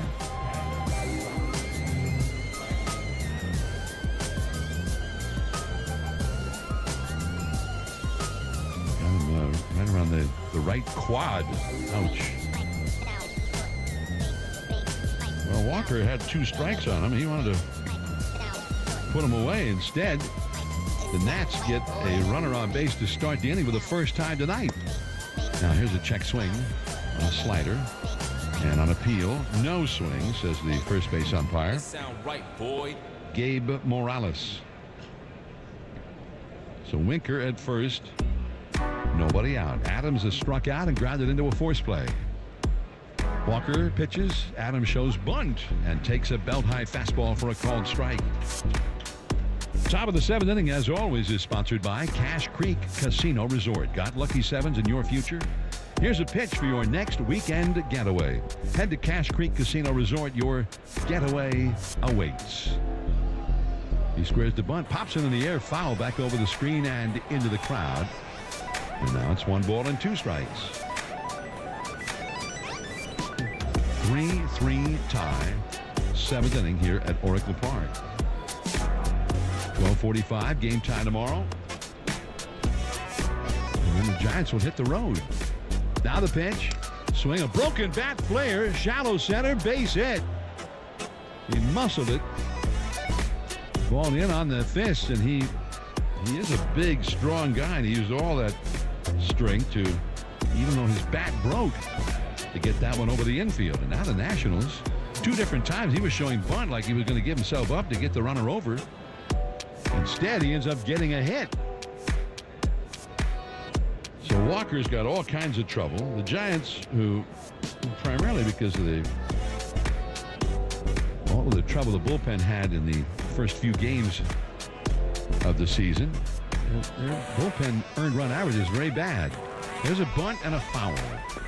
Ildemaro Vargas, switch hitter, batting left-handed. He squared around and bunted at it, but fouled it back. Vargas is struck out and grounded out to short. Kyle Harrison went the first 6 innings for the Giants, allowing 3 runs, 5 hits. He had 8 strikeouts, no walks. Now the Giants put the wheel play on, and the runner at second is running back to second base as Harrison cocked the arm, and the runner at second, Winker, keeps saying, "Isn't that a ball? Come on." No, not towards second. Giants put the wheel play on again. The ball is bunted and popped foul off to the left. So far, Vargas not looking like a very good bunter. 0-2 the count with Lipscomb on deck. So the Nats, having the Giants come from behind to tie them in the 6th inning, are threatening to go right back ahead in the 7th. 2 men on, nobody out. Here's the pitch. Outside and high. Taylor Rogers, a left-hander, warming up in the Giants bullpen. Winker at second, Adams at first. Here's the stretch. Here's the pitch. Way outside. The Walker's just not real sharp right now. From pitch to pitch, he's showing good stuff, and then he's missing his spot by a couple of feet. He's on top. 2-2 pitch. Little bouncer back toward the mound. He's got it, looks at second, but he'll go to first. And that moves both runners up. The ball was hit very softly, and Walker came off the mound toward the plate. So Winker goes to third. Adams goes to second. I wouldn't have been all that surprised if he had thrown the ball to second, but it would have been a riskier play, that's for sure. So now the Nats have runners at second and third, and Trey Lipscomb is coming up. The Giants conference on the mound. All the infielders gather around Ryan Walker. Tonight's attendance is sponsored by the Contra Costa County Office of the Sheriff. Apply for your new career in law enforcement at cocosheriff.org. 24,380 here at Oracle Park. Infield comes in, and there's a slider on the outside corner at the knees. Strike one called to Lipscomb, who had a big game last night. This is only his 10th big league game. Here it comes. Swing, and there's a fly ball to right. That will get a run home. And Yaz goes all the way back on the warning track. That one carrying really well. And near the wall, he makes the catch. So tagging up to score is Winker. That hit batsman to start the inning has turned into a run, sure enough. And the Nats are right back ahead, 4-3, Washington. And that's where Walker wanted, number one, a strikeout, or at the very least a ground ball at somebody. But Lipscomb clobbered that one. A ball that was up on the inside. Now with two down, a runner at third, and there's ball one to Jacob Young. And Young's had a big night. With two down and nobody on in the third, he singled. That started a two-run rally. With two down and nobody on in the fifth inning, he singled. Each time he stole a base. Stole two bases, in fact, the first time. Now he takes a called strike, 1-1. Left-handed hitting Abrams on deck. The left-hander Taylor Rogers stays up in the bullpen. 1-1 pitch. There's a pop fly, shallow left field. Out goes Ahmed, the shortstop, backpedaling, and he's got it. Side retired, but the Nats go right back ahead, 4-3. The Giants will have Flores, Soler, and Conforto due up in the last of the seventh. Giants trailing 4-3 on the KNBR Northern California Honda Dealers Radio Network. Hey, take me out to the ball game. Take me out with the crowd. Buy me some peanuts and Cracker Jack. I don't care if I never get back. Let me root for the Giants. If they don't win, it's a shame. 'Cause it's 1, 2, 3 strikes, you're out at the old ball game. It's Giants baseball. Nothing like it. Strikes out swinging. Slider. And he struck out the side. He struck out 5 in a row. Just dominant stuff. Jordan Hicks. On KNBR, the sports leader. There's nothing like Giants baseball on the radio. You're listening to the Giants replay on KNBR 104.5 and 680, the sports leader. Back here at Oracle Park, fans listen to every MLB game live. Plus, watch the minor leagues, MLB Big Inning, and available pre- and post-game shows. No blackouts. Visit MLB.com/@bat for details. Dylan Floro on from the Nationals bullpen, and he throws ball one to Wilmer Flores. Giants got 2 runs in the 6th to tie the game, but the Nationals turned right back around and went back ahead here in the 7th. Now Floro pitches, and he's low with a slider, 2-0. Right-hander against right-hander. Floro pitched the 8th inning here last night, scorelessly. Now he throws one right down the middle, an 89-mile-an-hour sinker for a called strike. Floro threw only 12 pitches, retiring the Giants in order in the 8th last night. Now Wilmer takes off the inside with a fastball. 3-1. Floro, 33 years old. He's been around a long time. With the Dodgers for a while. 3-1 pitch. And Flores takes one right down the middle. Another fastball at 89 miles an hour. 3-2. Floro is 33 years old. Out of Cal State Fullerton. He delivers. Swings a ground ball right back to him. One hop. He's got it. Runs it toward first and throws out Wilmer.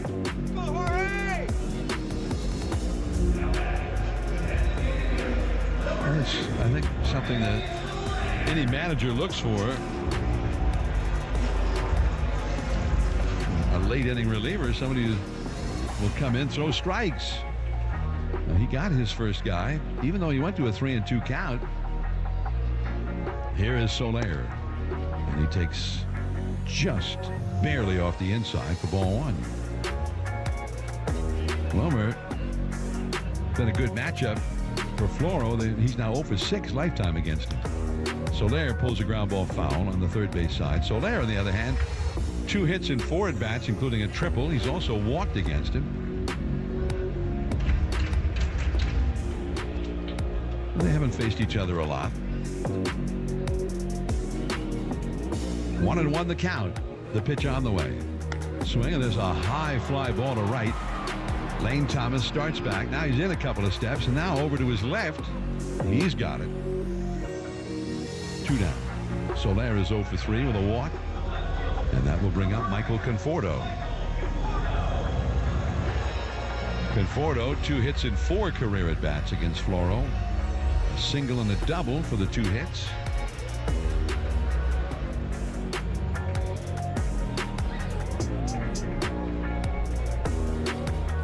And there's a called strike on the inside corner. With a 91-mile-an-hour sinker. That had that movement.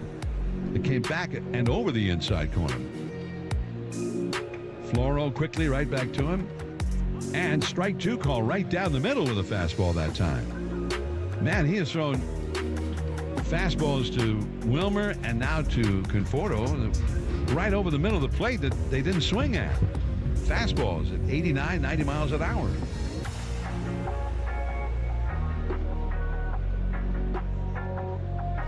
Now the 2-strike offering. Swing and a hard ground ball deep into the hole at short. Far to his right goes Abrams. He throws the ball on a bounce to first, and 2 bounces in fact, and it's just in time to get Conforto to end the inning.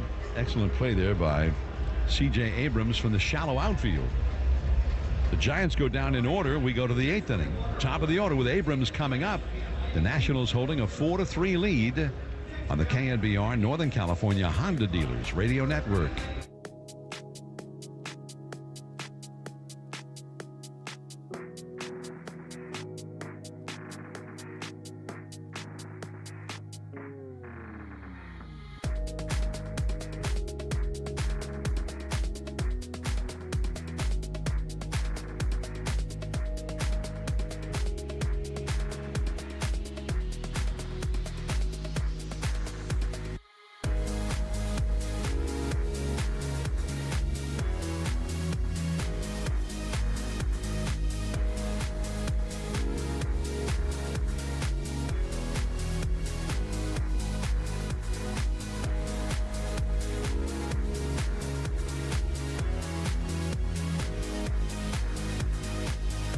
Taylor Rogers, a left-hander, in for the Giants bullpen. For the 8th inning, the Giants trailing 4-3. Left-hander against left-hander. Abrams, the shortstop, standing in, and he takes high and tight with a curveball. 1 ball and no strikes.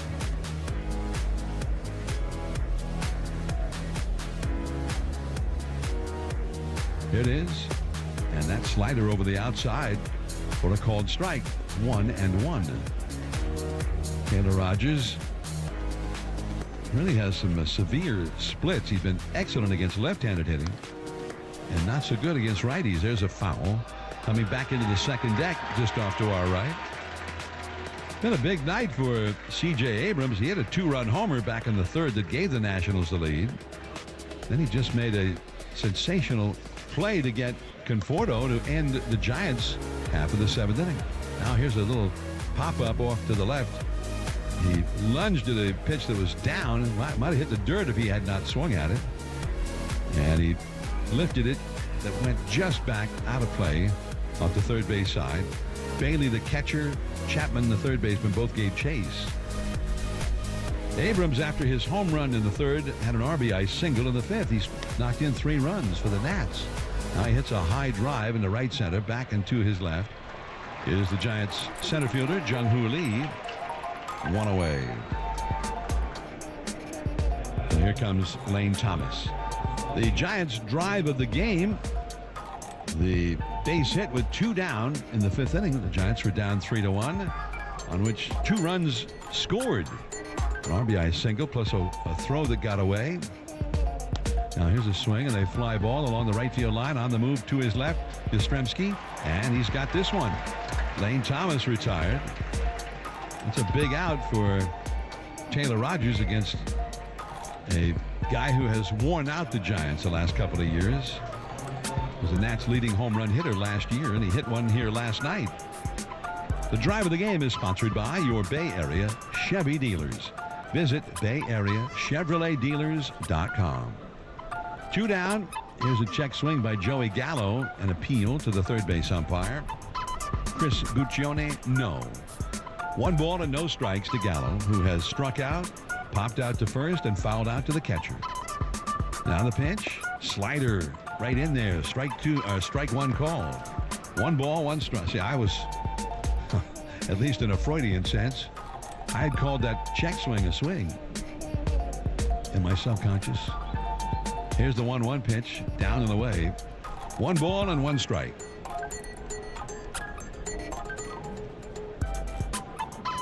Giants scored first, a run in the second, but then the Nats went ahead on the Abrams home run. 2 runs in the third, a 2-1 game, and then they got another run in the 5th to make it 3-1. Well, here's ball up and in, and that hit Joey Gallo somewhere around the left hand or left wrist. You could hear him kind of shouting in pain. Paul Lassard, the Nationals trainer, comes out. Well, Gallo really just was not able to get out of the way at all on that ball. He had started the bat as if to swing, and then the ball kind of, the 2-seam fastball kind of ran in and hit him in the left wrist, which is for a left-handed hitter, the top hand.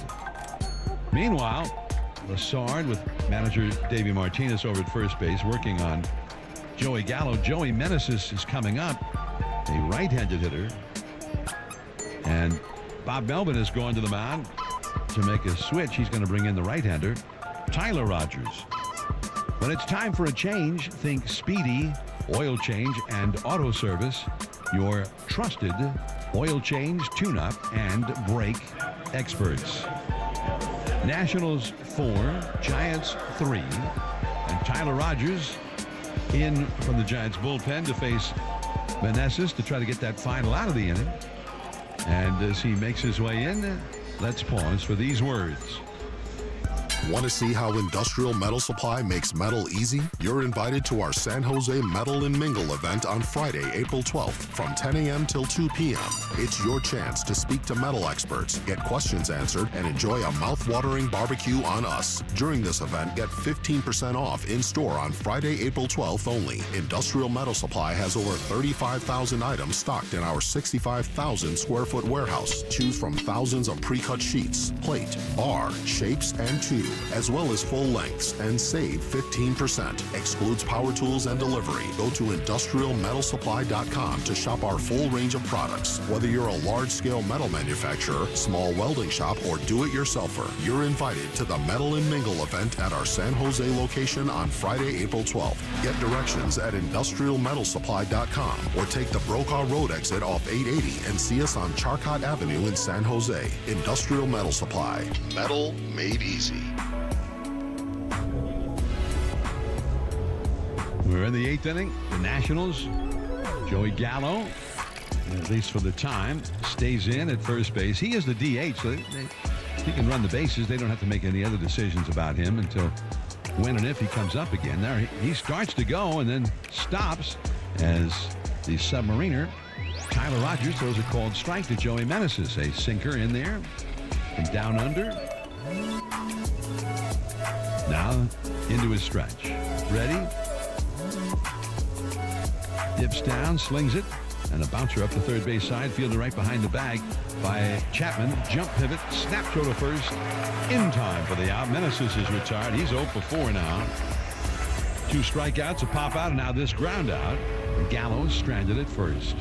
Last of the 8th, the Giants down by a run. Chapman will be coming up, then Estrada and Yastrzemski. And it is 4-3 Washington on the KNBR Northern California Honda Dealers Radio Network.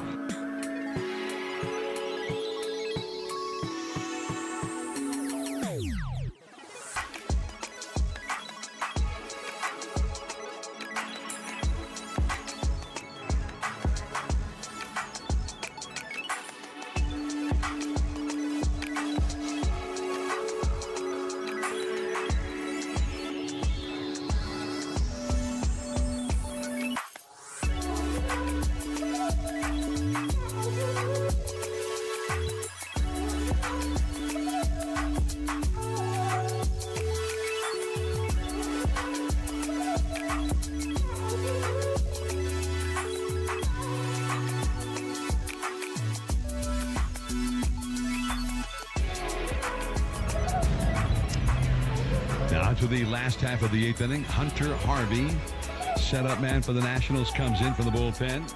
And Matt Chapman will lead off against him. Right-hander against right-hander.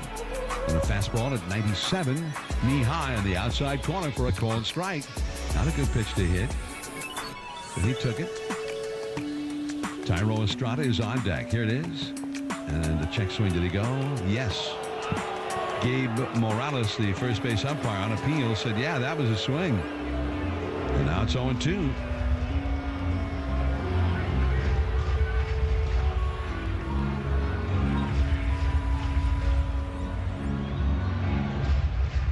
Chapman has bounced one out along the first base line, was thrown out by the catcher, popped up to second, and then single to right.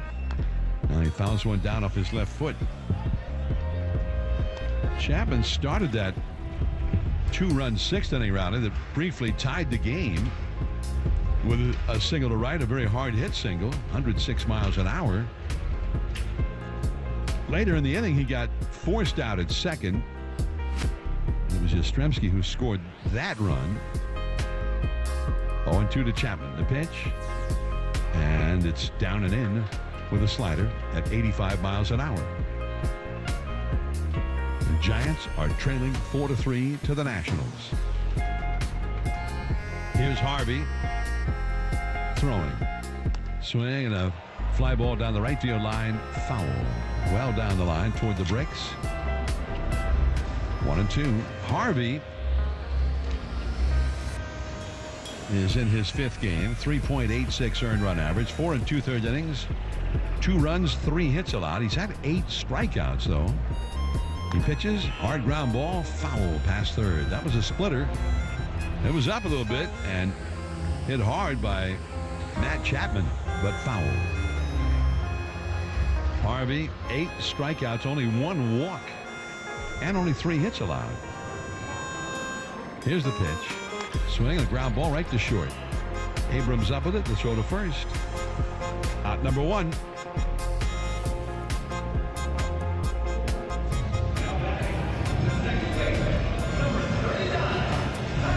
Thairo Estrada will come up.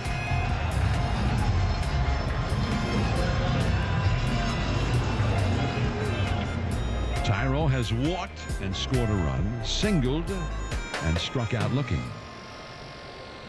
And he swings and foul tips one. That was a curveball up on the inside. Man, lately on this homestand, and even going back to L.A. last week, if you throw a curveball to Thairo, he's swinging at it. Doesn't have to be 2 strikes. You throw him on the first pitch, he's swinging at it. 0-1 pitch. And a fastball a little bit low. 1-1. 99 miles an hour from Hunter Harvey. Nationals 4, Giants 3. The pitch outside. Giants have not hit a home run on this homestand. Rather incredibly, they've hit 10 home runs for the year, all on the road.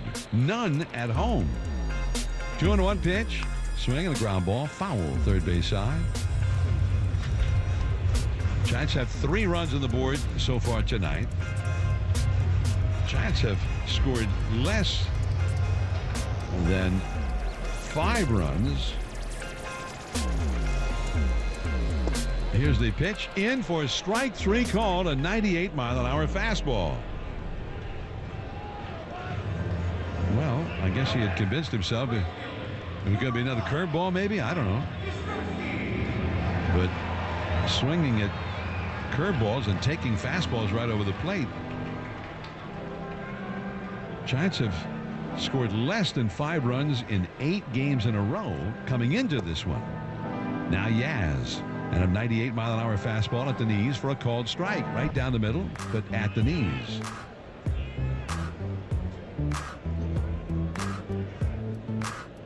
Harvey delivers.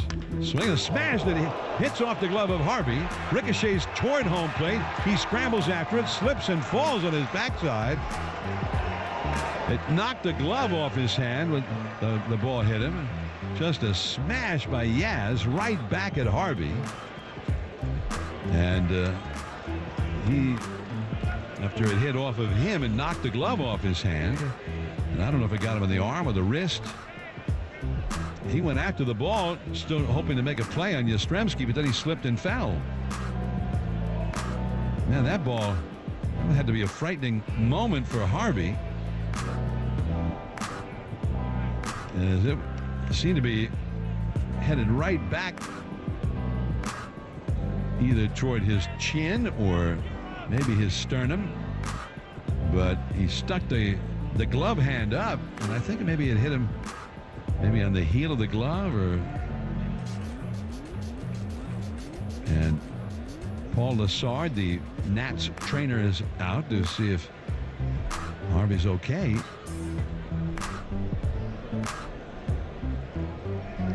Man, he got that glove hand up just in time. Yeah, it might have hit him in the face.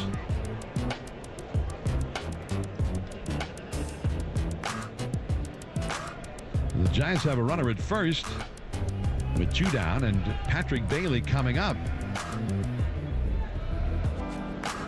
Yes, hit that ball at 95 miles an hour back at Harvey. Harvey threw the ball to Yastrzemski at 98 miles an hour.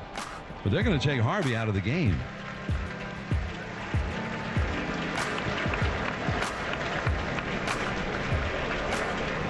And the Nationals, just now somebody having started to throw in the bullpen, and he's going to come in.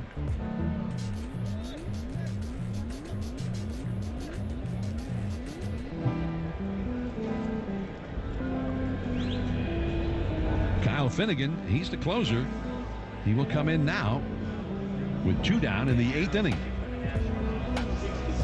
When it's time for a change, think Speedy Oil Change and Auto Service, your trusted oil change, tune-up, and smog experts. So while Finnegan comes in, Bailey due up, runner at first. The Giants trailing 4-3, and we'll pause for these words. What do you do if you can't pay your taxes? Turn your tax problems over to us so we can negotiate with the government for you. And in almost all cases, you don't have to deal with the government. Take advantage of all your qualified options, like offering compromise. Pay only part of what you owe, either in monthly installments or one payment. Monthly payment plan that works for you and is acceptable to the government. Penalty forgiveness. Hardship deferral. The government leaves you alone until you overcome your challenge, such as job or business loss, illness, or other situation. Innocent spouse. If your former spouse caused this tax problem, shift it to them where it belongs, or other individual solutions. We discuss your case with you so you'll have a complete understanding of how we plan to help you. We'll work with your current year situation before it becomes a tax problem, because we want to put a final end to all your tax problems. Call Moskowitz LLP at 888-TAX-DEAL. That's 888-TAX-DEAL. 888-TAX-DEAL or MoskowitzLLP.com. MOSKOWITZ LLP.com. Finnegan in from the bullpen for the Nationals. Try and get a 4-out save. Kyle Finnegan, 32-year-old. And off to a little bit of a slow start this year. He carries an earned run average of 7.36 in 4 games. He's had 3 saves, though, in 4 opportunities. 3 and 2/3 innings, 3 runs, 3 hits allowed. And he's been susceptible to the law ball. He's allowed 2 home runs in those 3 and 2/3 innings. He's had 4 strikeouts. While he's taking his warm-ups, he'll get as long as he needs because he's coming in after the injury sustained by Harvey. We'll pause briefly for station identification. This is the KNBR Northern California Honda Dealers Radio Network. This is the flagship of Giants baseball. KNBR and KNBR FS San Francisco, the sports leader. So Finnegan continues to take his warm-ups. Meanwhile, looking at the Toyota out-of-town scoreboard down in San Diego, the Cubs with a 5-run 5th inning to take a 5-0 lead over the Padres. That game is now in the first half of the 6th inning. Yan Gomes hit a home run against Joe Musgrove, and then later in the 5th inning, Christopher Morel hit a grand slam against Kolick, who had come in out of the bullpen. So a 5-run 5th inning on a couple of home runs for the Cubs, who have a 5-0 lead. Ben Brown was the starter for the Cubs, but he could not finish the 5th inning, even though he had that 5-run lead. And they brought in Smiley to finish the 5th inning. So they've gone to the 6th now down in San Diego.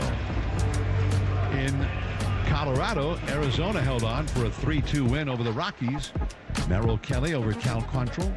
Kevin Ginkel got the save. Well, now Finnegan is ready to work to Patrick Bailey, batting left-handed, and he chases a high fastball up out of the strike zone. Strike 1.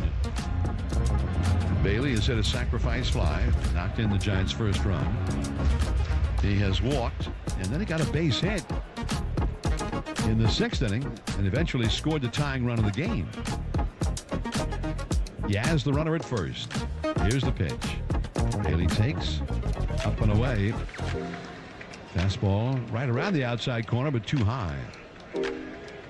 Nick Ahmed is on deck. Here's Finnegan with the high set. Delivers. And he's low with a splitter. 90-mile-an-hour split-fingered fastball. 2-1 to Patrick Bailey.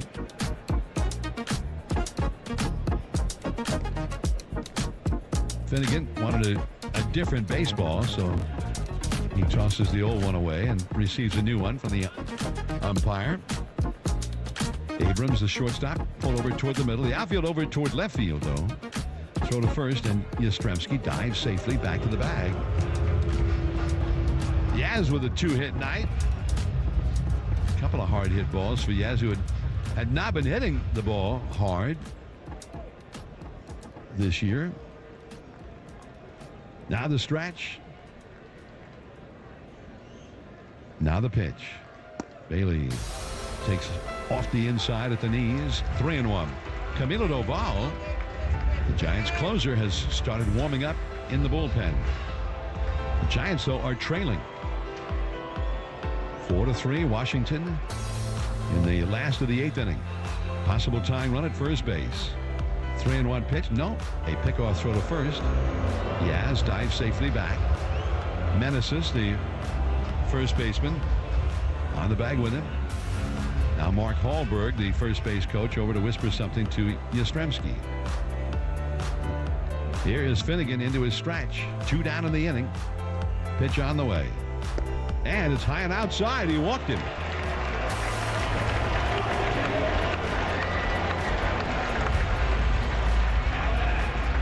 So that forces Yaz over to second base. So the possible tying run is now in scoring position. And the Giants will send Tyler Fitzgerald over to first base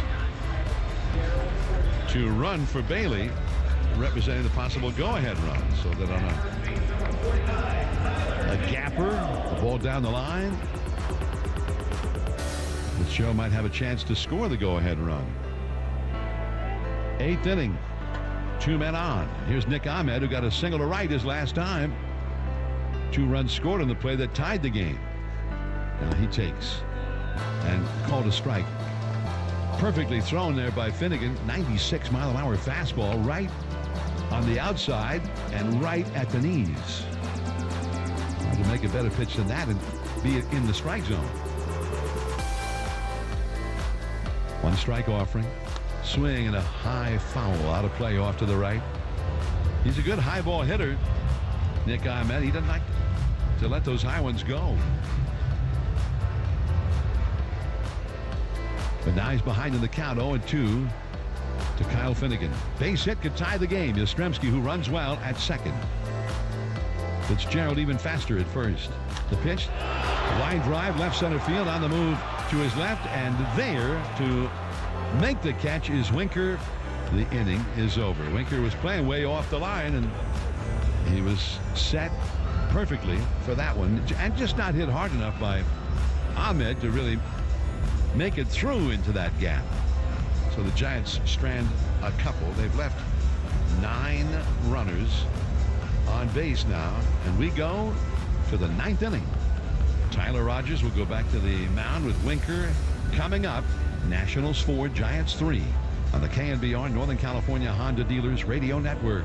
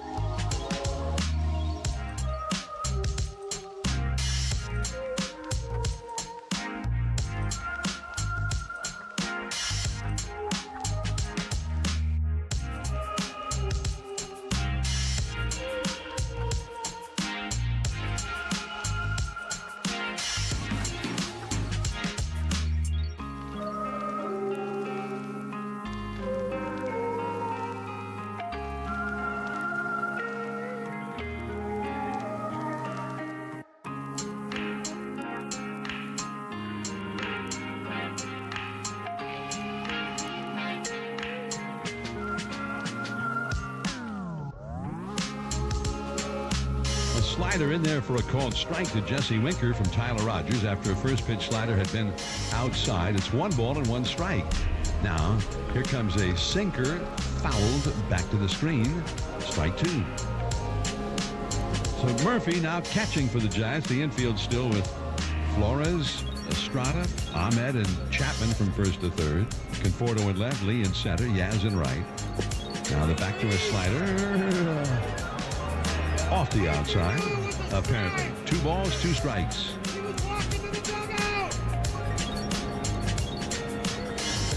Tyler Rogers at the belt.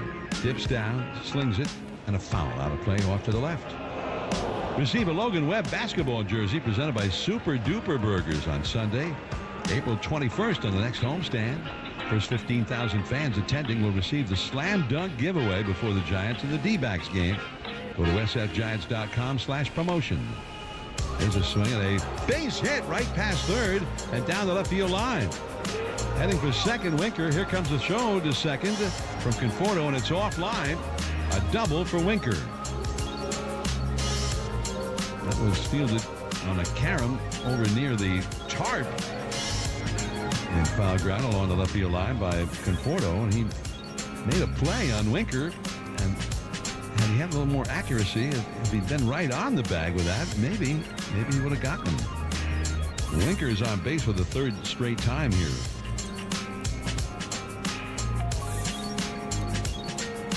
The Nats already with a 4-3 lead over the Giants. And here is Riley Adams. Adams is 1 for 3. He hit a single, helping fuel the go-ahead run that scored in the 7th inning for the Nats. And he takes outside, ball 1.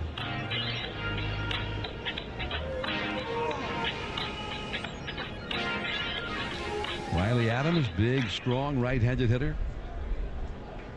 Nats have 7 hits now. They've had 2 hits in 4 at-bats with runners in scoring position. They've also hit a 2-run homer. That was launched by C.J. Abrams in the 3rd inning. Tyler Rogers delivers. Swing and a miss. A sinker, and it's 1-1. The Giants have 1 hit in 4 at-bats with runners in scoring position. And they have no extra base hits at all. No homers, no doubles, no triples. They have 8 hits, all singles. Giants, who coming into this game had gone 8 games in a row without scoring as many as 5 runs in any of them. Now a foul out of play off to the right. Giants also, this is so far their 5th game in a row without a home run, and all of those games have been played here. They had 10 home runs in their first 7 games on the road. 2-2 the count. The pitch on the way, and the rising slider is off the outside. 3-2.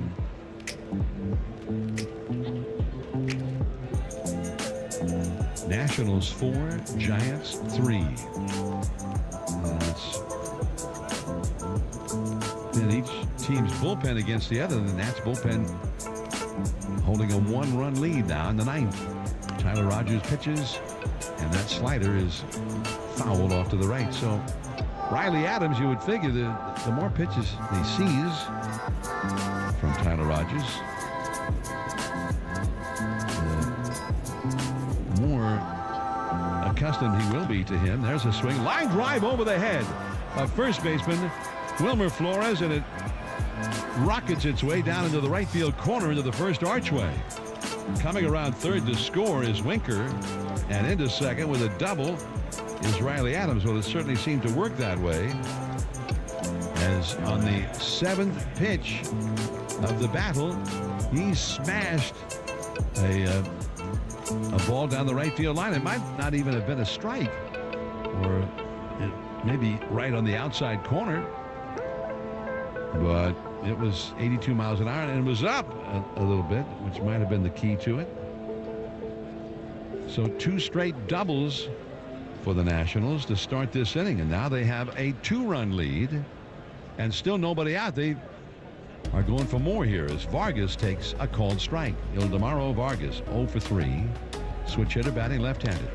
He taps one slowly up the first base side, fielded in fair ground by Flores, and he tags out Vargas, who tried to avoid the tag, but he also jumped out of the baseline by about 6 feet, which you can't do that. So he was out immediately. But over to third base went Riley Adams, so a productive out.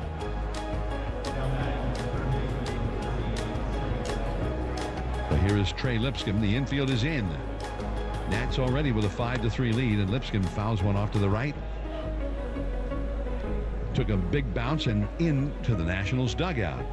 So Tyler Rogers trying desperately here to keep another run from scoring.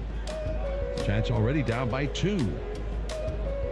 Now the pitch fouled out of play off to the right.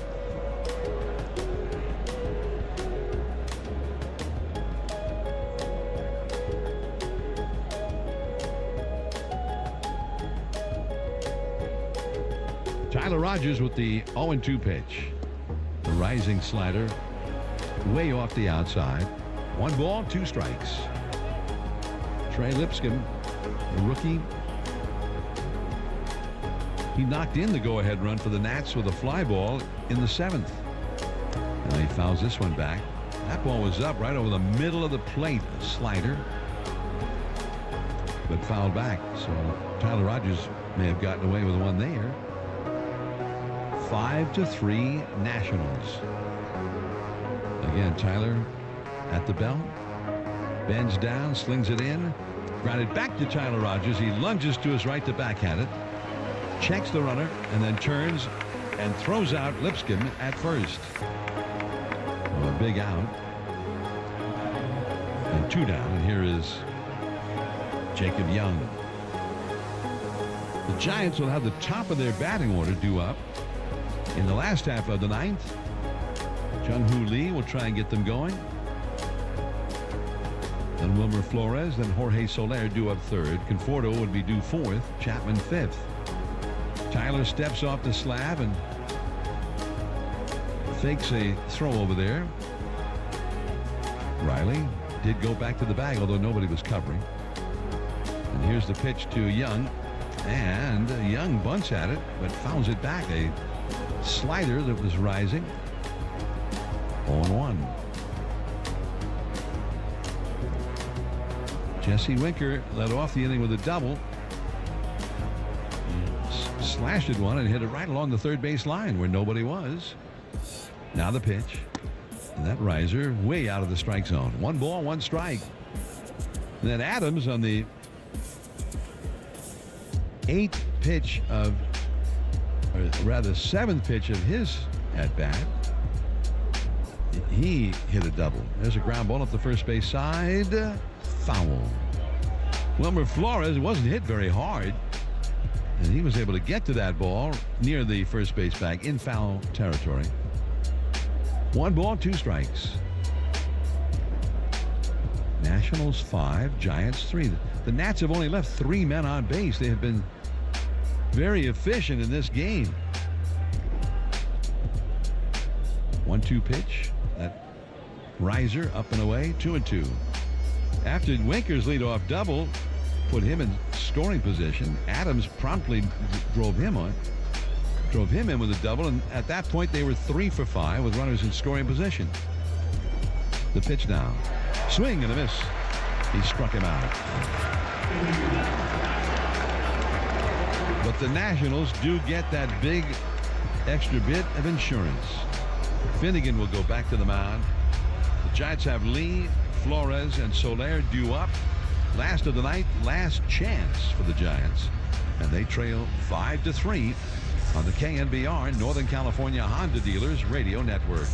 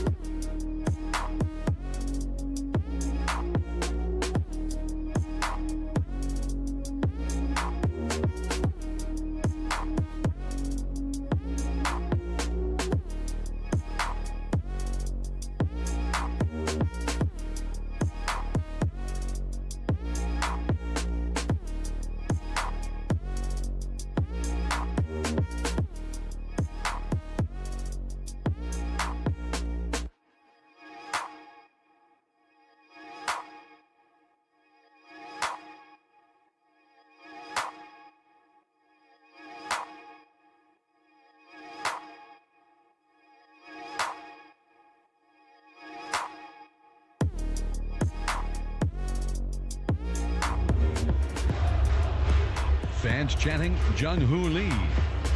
She leads off now in the last of the ninth. And Giants need some base runners, down by 2 runs. One base runner will bring the possible tying run to the plate. So Lee 1 for 4 in the game. Left-handed batter stands in. The right-hander Finnegan pitches. And a fastball in there for a called strike at 97. Wilmer Flores is on deck.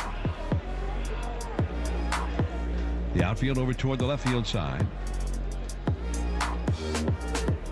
Now the 1 strike offering. Fastball chopped and into left field, a base hit. Hit it sharply on the ground, a couple of big hops. Third baseman Lipscomb had no chance. The shortstop Abrams angling back into his right. He made a dive for it, but it was beyond him. Never got a glove on it, and Lee has his second hit of the game. He's aboard. And here is Wilmer Flores. And Finnegan has been susceptible to the long ball early this year. Pitch to Wilmer. Swing, line drive in the left field, base hit. 1 hop to Winker. Lee goes to second and holds. The Giants have 2 men on with nobody out. And Jorge Soler will come up.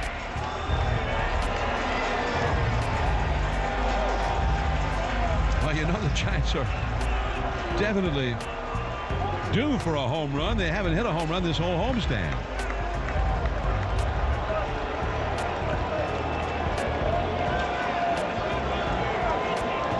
Jorge Soler has struck out, walked, struck out looking, and flied out to right. Now time is taken here. And the Giants had asked for timeout. They wanted to get a pinch runner in at first base for Wilmer Flores. Chris Guccione, the third base umpire, he came running across the infield from third base to make sure that they saw that timeout had been called. And Slater with lots of speed. He's now the runner for Flores, the possible tying run. And here's the pitch to Soler from Finnegan. Swing and a miss. He took a shot at launching one. It was a splitter. Almost like Finnegan thought, man, he's going to be trying to ambush me here. And he started him with that split finger pitch that dropped below the knees. He's ready. He throws. Swing and a ground ball foul. That was a fastball on the inside, up around the hands. And he's quickly ahead of him, 0-2. Soler hit a couple of home runs at Dodger Stadium last week. He hit 36 last year with the Miami Marlins. Now the pitch, swing, and he pops it up foul off to the right, and that is out of play. Another fastball, 97 miles an hour. Jung-Hoo Lee hit a 97-mile-an-hour fastball for his single to left to get this started. Just a question about Lee because he hasn't seen that kind of pitching very often in the past. 0-2 the count. Again, the pitch. And it's way off the inside with a splitter. It was down where Finnegan wanted it, but maybe a foot off the inside. Conforto, a left-handed hitter, is on deck. The infield swung around toward the third base side for the Nats. 2 men on, nobody out. 1-2 pitch. Another splitter. Again, way off the inside. 2-2.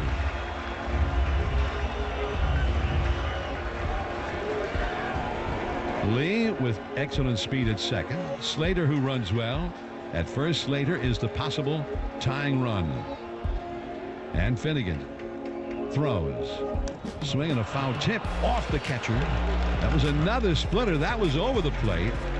And it was down a little bit below the knees, and he just got a piece of it to stay alive. That one came up off the dirt. He got Riley Adams, the catcher, in the groin area.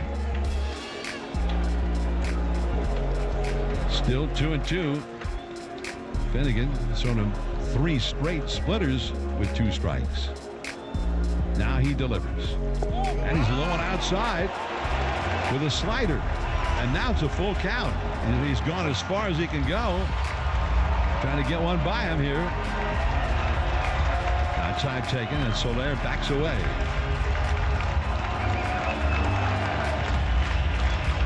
The Giants trailing 5-3. Last of the ninth. 2 men on, nobody out. Here is Finnegan on top. 3-2 pitch. Fouled back to the screen. He went back to that split finger pitch again, and it was a nasty one. It came in around the knees and then plummeted downward. But he somehow got a piece of it. Not only went down, it was on the outside part of the plate. Still 3-2. Finnegan again. Sets, throws. Inside with a fastball. And that's ball 4. The bases are loaded, and Conforto will come up.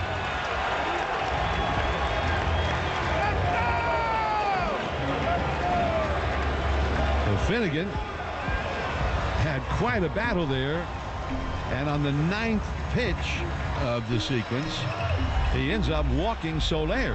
Remember, he started ahead of him. At one point, it was an 0-2 count.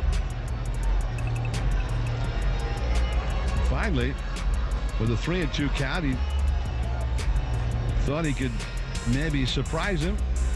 He had not thrown him a fastball since the 3rd pitch of the at-bat. And then finally he threw him another one on the 9th pitch of the at-bat, but it was well off the inside corner. So he walked it. Jim Hickey, the pitching coach, out to the mound now to speak with him. The Giants have the bases loaded. The speedy Lee at third base. The speedy Slater, the possible tying run at second. And Soler, the possible winning run at first. And here is Conforto, left-handed hitter.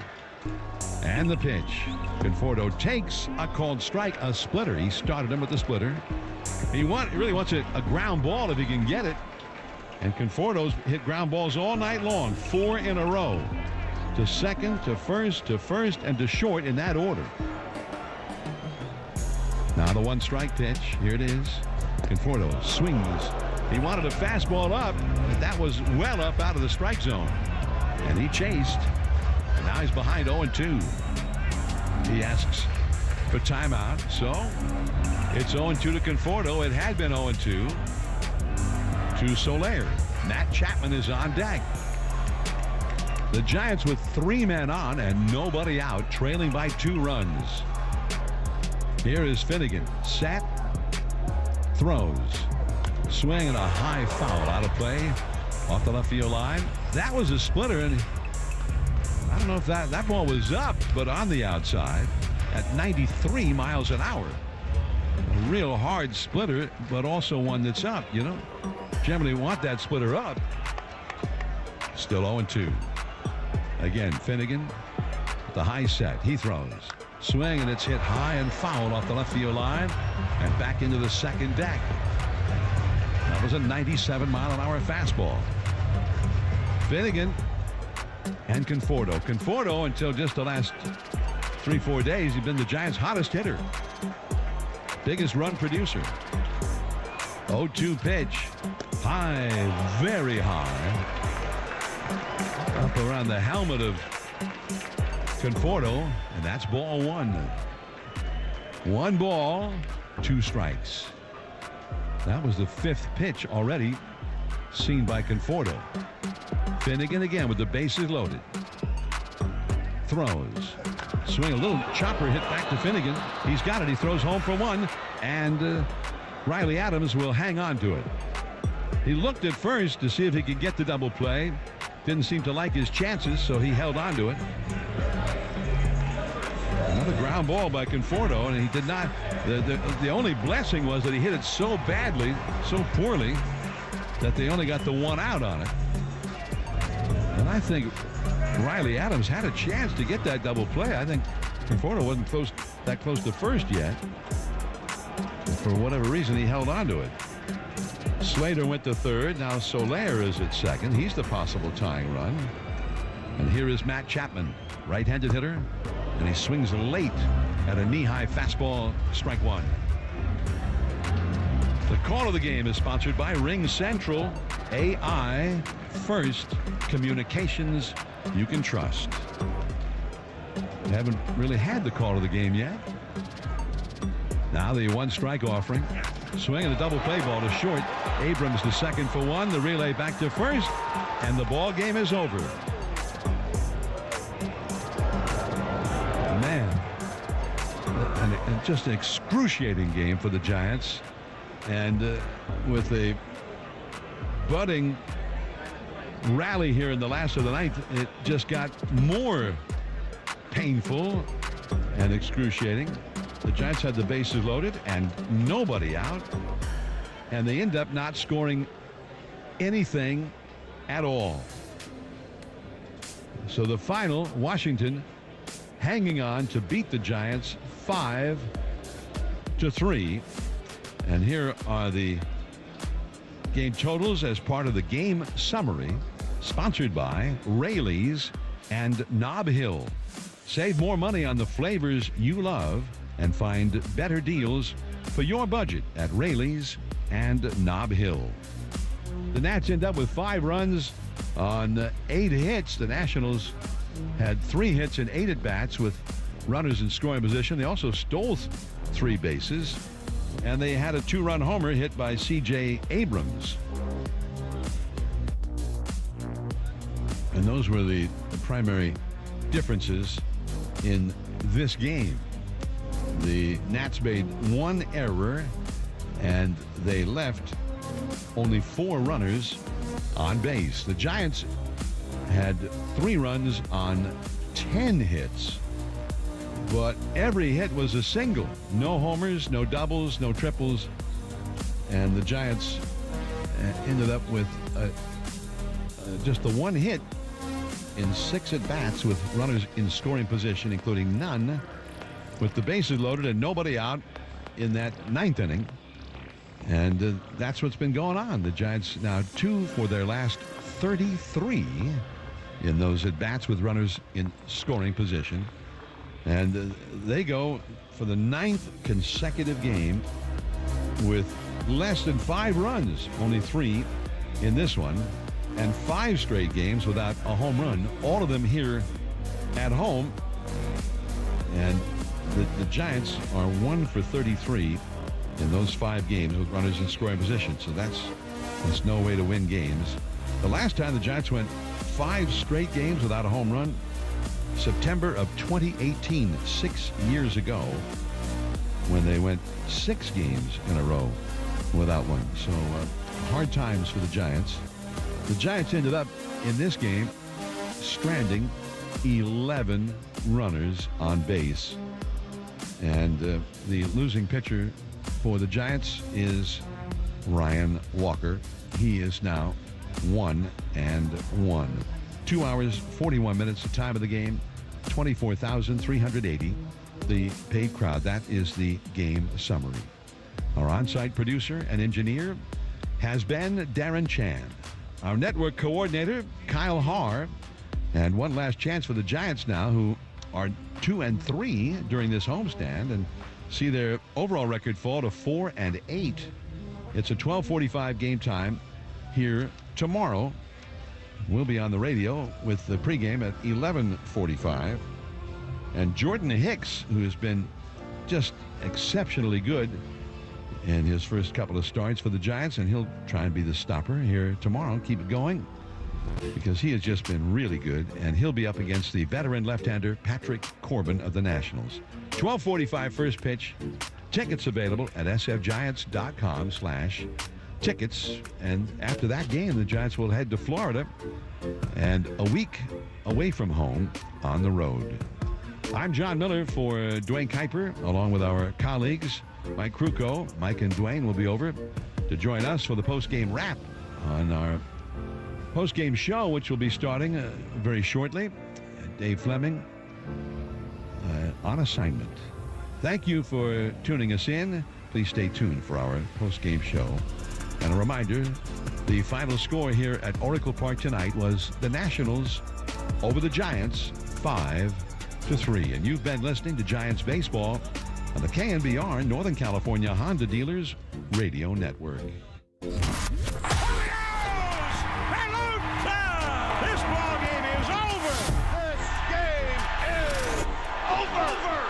San Francisco Giants baseball has been sponsored by Honda.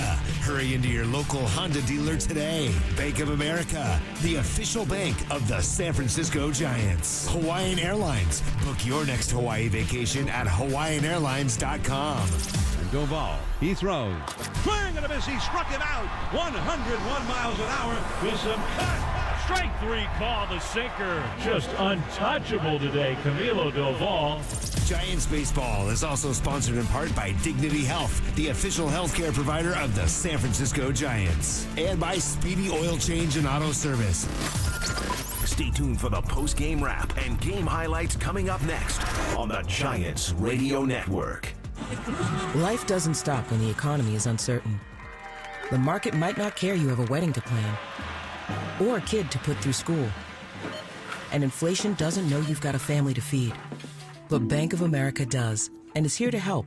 With digital tools to help you save and local experts in the Bay Area, you can keep life moving forward the way you need it to. Bank of America. What would you like the power to do? Learn more at BofA.com/San Francisco. Bank of America N.A. member FDIC, equal credit opportunity lender. Shreve makes it easy. Fashion can be boring. Or fashion can be astonishing. Shreve is full of astonishing jewelry. Just walk in the door and say to one of our associates, "Show me something astonishing." And then tell them how much you'd like to spend. They'll show you jewelry that is astonishing for that budget. Astonishing has been our watchword for 5 generations. The adventure begins when you walk through the door into Shreve, 150 Post off Union Square. In Palo Alto, you'll find us perfectly situated in the Stanford Shopping Center. Hey there, baseball fans. It's Brian Murphy here, and it's time to step up to the plate and upgrade your outdoor living space with TimberTech, the #1 premium composite decking brand. It looks like natural wood, but without the costly maintenance of a wood deck. It won't rot or splinter. Plus, it's made with up to 85% recycled material, and some collections have top-rated fire resistance. That's important in the Bay Area. See for yourself why TimberTech is everything wood should be. Order free samples at timbertech.com. Another happy Safelite customer. Safelite repair, Safelite replace. There I was, driving down the highway, and a rock flies up and cracks my windshield. Are you kidding me? I asked for recommendations, and everyone sang the same thing. Safelite repair, Safelite replace. I booked an appointment at safelite.com, and they came to me for free. It was that easy. Cracked windshield? Go to safelite.com now to schedule your free mobile service and let Safelite come to you. Conditions may apply. Safelite repair, Safelite replace. I'm David Livingston, Sheriff of Contra Costa County. We are aggressively hiring entry-level and lateral deputy sheriffs to join our diverse staff. People who want a rewarding career in public safety and community service. Are you ready to serve the community with honor, courage, and commitment? The Contra Costa County Office of the Sheriff offers a wide variety of assignments, great pay and benefits, and the opportunity to make a positive difference. If you're interested in joining our team, check out our website at cocosheriff.org. Brian Murphy here for Amici's East Coast Pizzeria. And if you're looking for a great lunch option for your business, try Amici's catering menu. It includes all your favorite thin crust pizzas, but also Amici's freshly made pastas, salads, flame roasted chicken wings in larger sizes so that your group can help themselves buffet style. It's a more economical way to feed a larger group, but still from the full range of Amici's menu items. So check out the catering menu at Amici's.com. And when you want a fully customized and catered event for your company, Amici's delivers. For the 9-to-5ers who wear their home cream jerseys to work. For the Rangers who wear their Orange Friday colors all week. For the old school vets with commemorative pins in their caps. We are the home for all who don the orange and black. Goodbye! The Giants take the lead. The Giants Radio Network. Giants Radio Network. I don't believe it. Welcome to the Built Ford Proud Postgame Show. It is out of here. There's a long drive to right. It's headed for the bay. sponsored by your California Ford dealers, home of the legendary Ford F-150. Visit buyfordnow.com to find your new truck. Giants postgame is also sponsored in part by Cars for Kids. That's Cars with a K. Donate your car today. We now take you back to the booth for the post-game wrap on the Giants Radio Network.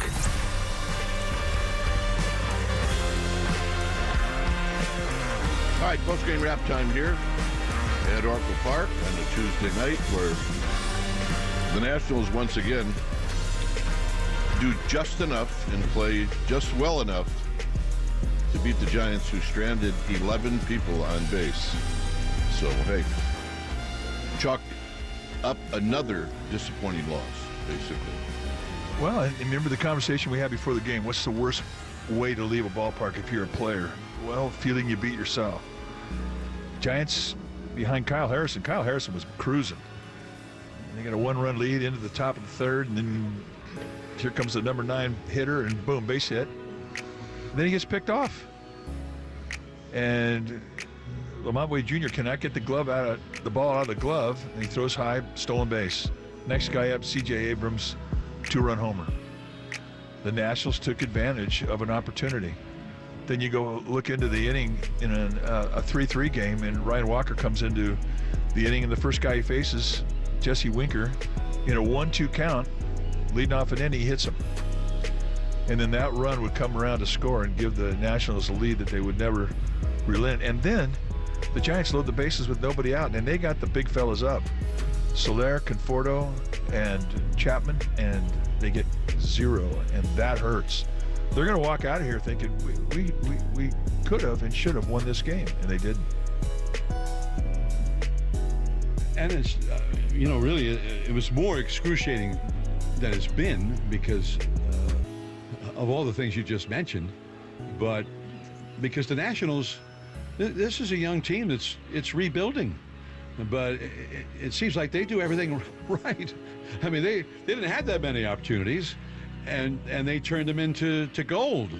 But the Giants have, I think it's 9 straight games now. They have not scored as many as 5 runs in any of them. That's hard to win.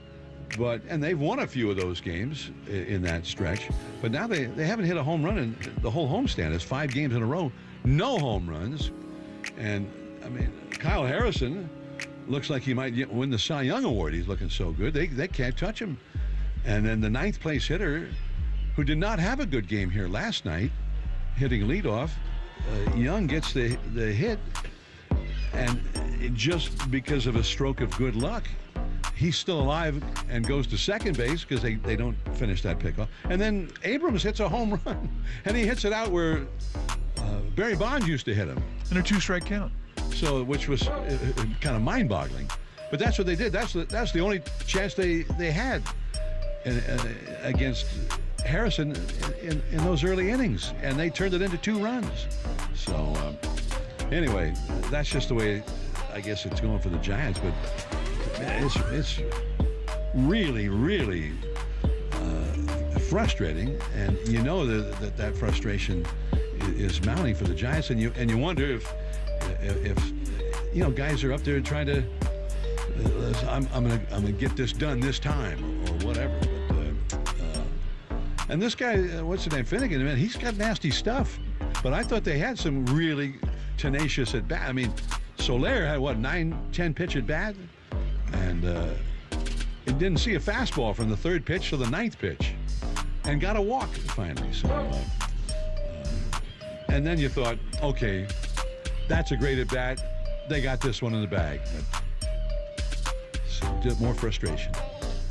I mean, the guys that were coming up that inning, those are the people you want to have come up. And that's why it's so disappointing. And you know what? Look, nobody's more disappointed than the hitters that had a chance in that 9th inning and couldn't come up with anything. I mean, I give credit to Nick Ahmed for the one at bat where he knocked in a run, and it ended up the 2 runs scored. But he was a great example. As if you put the ball in play, you never know what can happen. So yeah, this is a tough one. And you know what? Maybe it's a good thing that it's a day game tomorrow, because you don't have to sit on this one all day. You can just get back out here. That's a great point. That's a great point. All right, we'll pick our players when we come back. In San Francisco, we know how to keep things chill. And with unlimited welcome from Verizon, you can get the best savings with no stress, even if you're on a single line. For a limited time, single lines start at just $50 a month when you bring your own phone, with autopay plus taxes and fees. That's a savings of $15 a month. And when you switch now, you can save on the things you love, like Netflix and Max, all on the most awarded 5G network. Now that's no stress savings. There's never been a better time to switch to the network America relies on. But this offer won't last long. Visit your local Verizon store to switch and save big today. $180 BYOD promo credit and $360 local promo credit applied over 36 months. For new customers with one new line with your own 4G or 5G phone on unlimited welcome plan required. Additional terms apply. Autopay and paper-free billing required. In times of congestion, unlimited 5G and 4G LTE may be temporarily slower than other traffic. Domestic data roaming at 2G speeds. $10 a month for each MyPlan perk. Additional terms and conditions apply per perk. All right, back here at Oracle Park as we get ready to pick our players. And as Dave likes to say, I think it's my turn. I'll go first. Smoothie, lead us out. Well, I'll take the kid from De La Salle. I thought he made a great impression on the opposition and a great impression on everybody. His whole outing. I'm not going to take anything away from C.J. Abrams, but I'm as shocked as anybody that he hit a ball that far in that spot, because this kid was just really rolling. Hey, even after that, he pitched terrific. So he ends up with a no decision, but I'll take Kyle Harris. He's going to be something. He was one of the key guys when they traded away Juan Soto to the Padres. Yeah. So, and he's had flashes where he's looked good, but man, tonight because he made a brilliant play late in the game, and he also knocked in the other end. They had no chances to score against Harrison except a couple of times, and he knocked in the run both times. He did. So, great game for him. All right. Kyle Harrison. Deserve better. All right, John, what do you got? Well, I'm going with Nick Ahmed. He got the hit, the only one the Giants got tonight with runners in scoring position, and nice at bat. So, and they got two out of it. So they did get a break there. The throw came in wildly, and the ball. I like that play. I'm playing that on the post-game highlights still to come. Yeah, very good. Good pick. Mikey? Well, I'm going to take Jung-Hoo Lee. He had a little bit of a mini slump, and then the way he got himself out of the mini slump was going to left field, and he had another couple hits tonight, and the biggest one was in the ninth inning. The Giants down 2 runs. He's leading off, and he gets a base hit to left field, and for the left-handed hitter, I'm impressed by that. Look, he's a second-generation guy. His dad was a 14-time All-Star in Korea. Barry Bonds was a second-generation guy, and his dad was a perennial All-Star. Bonds, when he would go south, he would correct himself going the opposite way, and Lee does the same thing. I just think Lee's a player, and he's really showing me something as to how he's crawled out of this slump. He had a nice game tonight. I'm taking Jung-Hoo Lee. Good call. Good call. All right, time now for What's on Deck, sponsored by your California Ford dealers. Well, as I mentioned, day baseball, and maybe the hottest pitcher that the Giants have right now, at least if you're talking about starters, is the guy on the mound tomorrow. So we'll look forward to that. I think Jordan Hicks has been as good as anybody in baseball. And tomorrow he gets the pitch gets the pitch against a team that's not the Padres. His 2 previous starts, they've both been against the Padres. He's been brilliant, and he needs to come up with a stop job. This is important for a lot of reasons. One, in the loss streak, but you've got to get momentum going into the East Coast. They're heading out to Florida with 2 tough cities to play in, and they need to do well. They need to do that. They need to muster up. So I'm looking forward to tomorrow. And Jordan they'll Hicks. be facing a guy that they've seen many, many times in Patrick Corbin, a lefty. Hey, by the way, I got a text from Dave Fleming. Says he's picking Yaz. He had a 2-hit night. He did. That's Nice going, Flynn. Good call. Good pick, Dave. That a baby. All right, that's what's on deck, sponsored by your California Ford dealers and the legendary Ford F-150. Visit buyfordnow.com to find yours. As John mentioned, he's got highlights coming up. Batter up, Bay Area baseball fans, because baseball is back. Break out this season with the all-new 2024 Ford F-150 truck, built to beat the opposition with power, style, and performance. And like our San Francisco baseball team looking to break out this season, now's your time to grab your new F-150 and rout the competition. The Ford F-150 is the ultimate power hitter and will have you hitting the road all day long. With available class-exclusive 3.5-liter Power Boost full hybrid V6 engine and Pro Power onboard, every drive feels like a home run. That's why F-Series has been America's best-selling truck for 47 years and counting, and the best in California. America's favorite pastime is back, so make a play for the Bay this season and get behind the wheel of your new 2024 Ford F-150. Head on over to your California Ford dealers and test drive one today. This is Dave Fleming. Until next time. Based on 1977 to 2023 CY total sales. Imagine waking up this time next week and being 100% debt-free of credit cards, car loans, and personal loans. Hey, it's Greg Papa. Loan Pronto's Equity Express line of credit can make it happen. Homeowners are turning their home equity into cash almost instantly. With Loan Pronto's AI-based system, you can get approval in about 10 minutes with almost no documentation, no appraisal, and no hassle. You can get hundreds of thousands of dollars out of your home. Use that money to pay off all your other loans. The average homeowner saves over $850 a month doing this. You can use that to wipe out all those credit cards or get some money for home improvement. Hundreds of thousands are at your fingertips and approval is just minutes away. Call now. 415-808-5721, 415-808-5721, loanpronto.com, 415-808-5721. NMLS 1661781, subject to lender approval, equal housing lender. The Nationals over the Giants 5-3. Let's review the game now with some of the highlights. But first, let's go places with the Toyota out-of-town scoreboard. And down in San Diego, it is still the Cubs leading the Padres 5-1 is the score now. That's in the first half of the eighth inning. Yan Gomes hit a home run for the first run of that game in the fifth inning, breaking a 0-0 tie. And then later in the same inning, it was Christopher Morel hitting a grand slam, and suddenly it was a 5-run inning. The Padres got one of those back in the sixth on a home run by Eggy Rosario. 5-1, Cubs eighth inning down at Petco Park on the Toyota scoreboard. The Yankees beat Miami 3-2. The Yankees are now 10-2. Miami is 1-11. Atlanta beat the Mets 6-5 in Atlanta. The Cardinals shut out the Phillies 3-0. Sonny Gray back from the injured list, and his first start was very successful. The Dodgers over Minnesota 6-3 in Minneapolis. All right, that's the Toyota out-of-town scoreboard. Let's review this game. The Giants would score first. Sacrifice fly by Bailey in the second inning gave them a 1-0 lead. And Kyle Harrison was just overpowering the Nationals. But then with 2 down and nobody on, he'd retired everybody in the game, including 6 via strikeout, 6 of the 8. But with 2 down, Jacob Young hit a single. Then he stole second. Then he stole third. Then C.J. Abrams, a lefty versus the lefty, blasted one. Here's the pitch. There's a drive into deep right center field. That is crushed. Way back there. It's gone. And the long ball strikes Kyle Harrison again.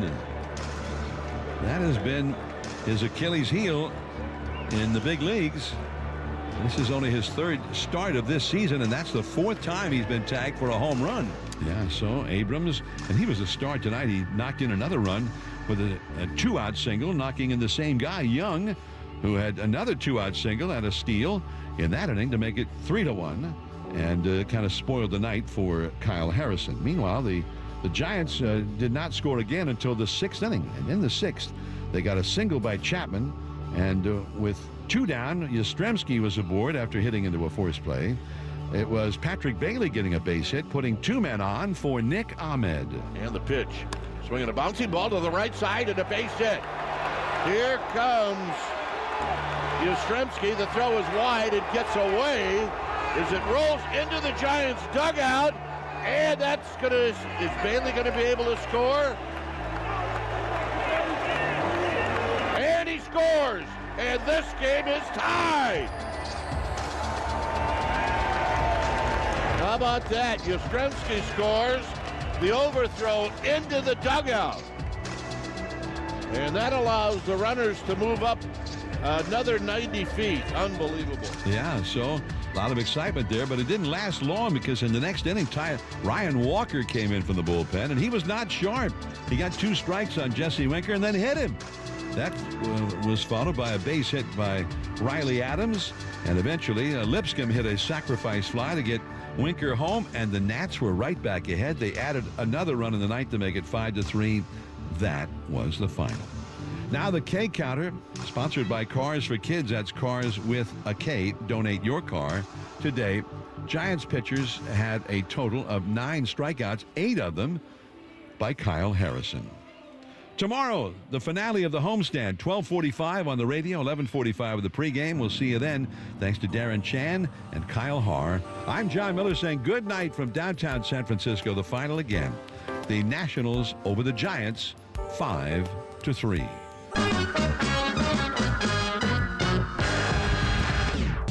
We hope you've been enjoying this special presentation on KNBR. We now return you to your regularly scheduled programming.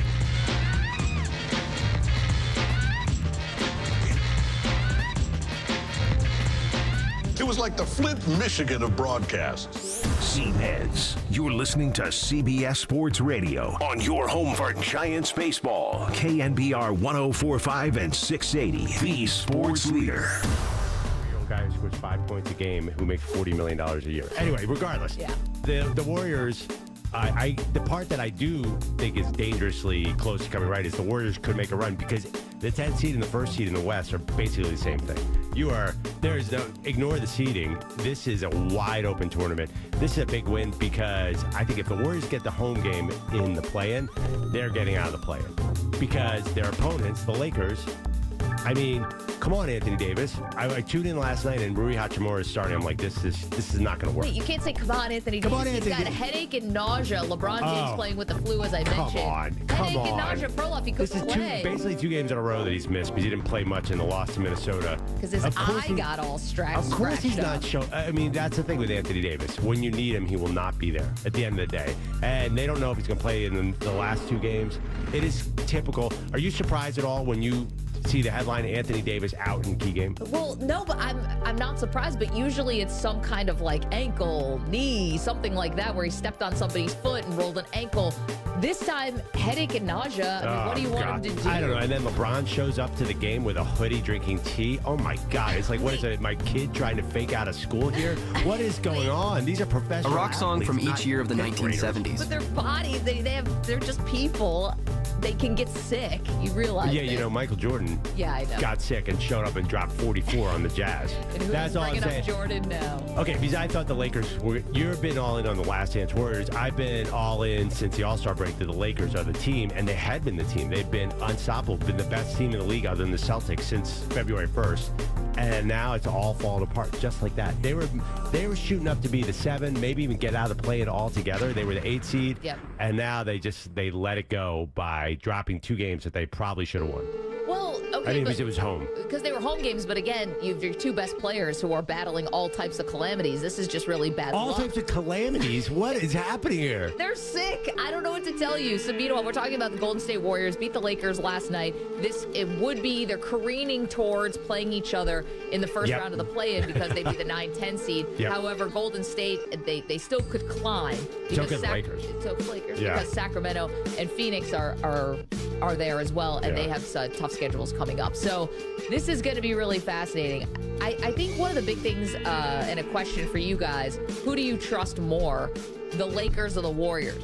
Because we've both talked about how, yes, despite the fact that this is the last possible, 2 slots to make the playoffs, and again, you have to win 2 games to make the play-in from the 9 or the 10 to make the playoffs. Throw the seeds out. because these two feel like extremely dangerous teams because we've seen when they are clicking, they have the experience and the firepower to be able to make noise in the playoffs. Well, yes, and even though the top seeds in the West are Minnesota, OKC, and Denver. Denver, obviously, you want to avoid. But since, the last quarter of the season, Golden State and LA have been as good as anybody. They've certainly been better than Oklahoma City. So I think that they'd be favored in any of those series. You have to knock out Steph Curry, and these are longer series if they get into the actual playoff. You're telling me you can knock out LeBron and Steph Curry? I would bet on the Lakers and the Warriors to advance against either of those teams. So they're going to be in this mix. Well, the other part is I think you're looking at the top of the Western Conference, and outside of Denver, and maybe, just outside of Denver, who proved last year that they can do it, you have questions about the other top seeds. You're telling me you're all in on Minnesota? You're telling me you're all in on OKC? No, you're nobody is. You trust the Clippers? You're telling me that you trust the Mavs? I mean, nobody's playing better right now than Luka and Kyrie in their backcourt, but I don't know anybody who says, book it, Mavs are going to the Western Conference Finals.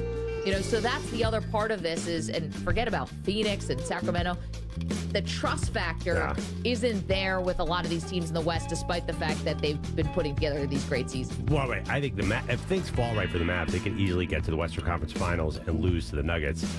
The key is you just got to get the right matchup here. You got to avoid Denver. I mean, honestly, I don't think you want to see Golden State. If you're any of these young teams, if you want to advance. I trust Golden State more than I trust the Lakers at this point. If you're asking me, who do I trust more? Is it Golden State or the Lakers? This is not just because my preseason pick was the Warriors. I still believe that when push comes to shove, they are the better team. Yeah, I mean, if I gave you Golden State, is there anybody who scares you in a playoff series? Well, Denver. Other than Denver. Take out Denver. Do you think... So that's a good place to be. What about the Lakers? Could you say the same thing for them? Say LeBron and AD get healthy. Is there anybody who's better than them? Well, again, I need healthy AD, and then I need consistent AD also. And at that, I don't know. Well, I kind of like a great season. I kind of like the Lakers a little more because I think the Golden State could have height problems in a lot of these matchups. Obviously, who are their big men? I mean, Kuminga is going to hold down the fort, and Draymond. You could get, I guess, a taller team that give you trouble. Where the Lakers beat up on smaller teams. So I still maintain the Lakers have a little bit of a better shot because of the size. I think the size in the Western Conference playoffs is a problem for Golden State. EJ, let's throw it up on a poll if you don't mind. Who do you trust more, Lakers or the Warriors? You can go to @BaggyandPearl. You can vote and tell us what you think. You can also give us a call at 855-212-4CBS. Now, there's one other part of this that the Warriors have to deal with that the Lakers don't have to deal with, and that is the firecracker nature of Draymond Green. And at any point, he can do something that is going to hurt your team. Have to deal with or have as an advantage? I mean, why? Some days it's an advantage and some days it's a disadvantage. Well, that's the mixed bag. He got kicked out against the Magic a couple weeks ago, and they've done nothing but won every game since then. So tell me where the disadvantage is. What's the problem? I hate playing the results there, not the process. No, I think the process. I think that's part of the process. Like, you need firecracker Draymond Green. If you have a tepid Draymond Green, you're not winning anything. Well, he's just lucky now that somehow the NBA decided to stop calling all fouls. So maybe this is setting up for Draymond Green. They just do not foul. They do not call fouls anymore in the NBA.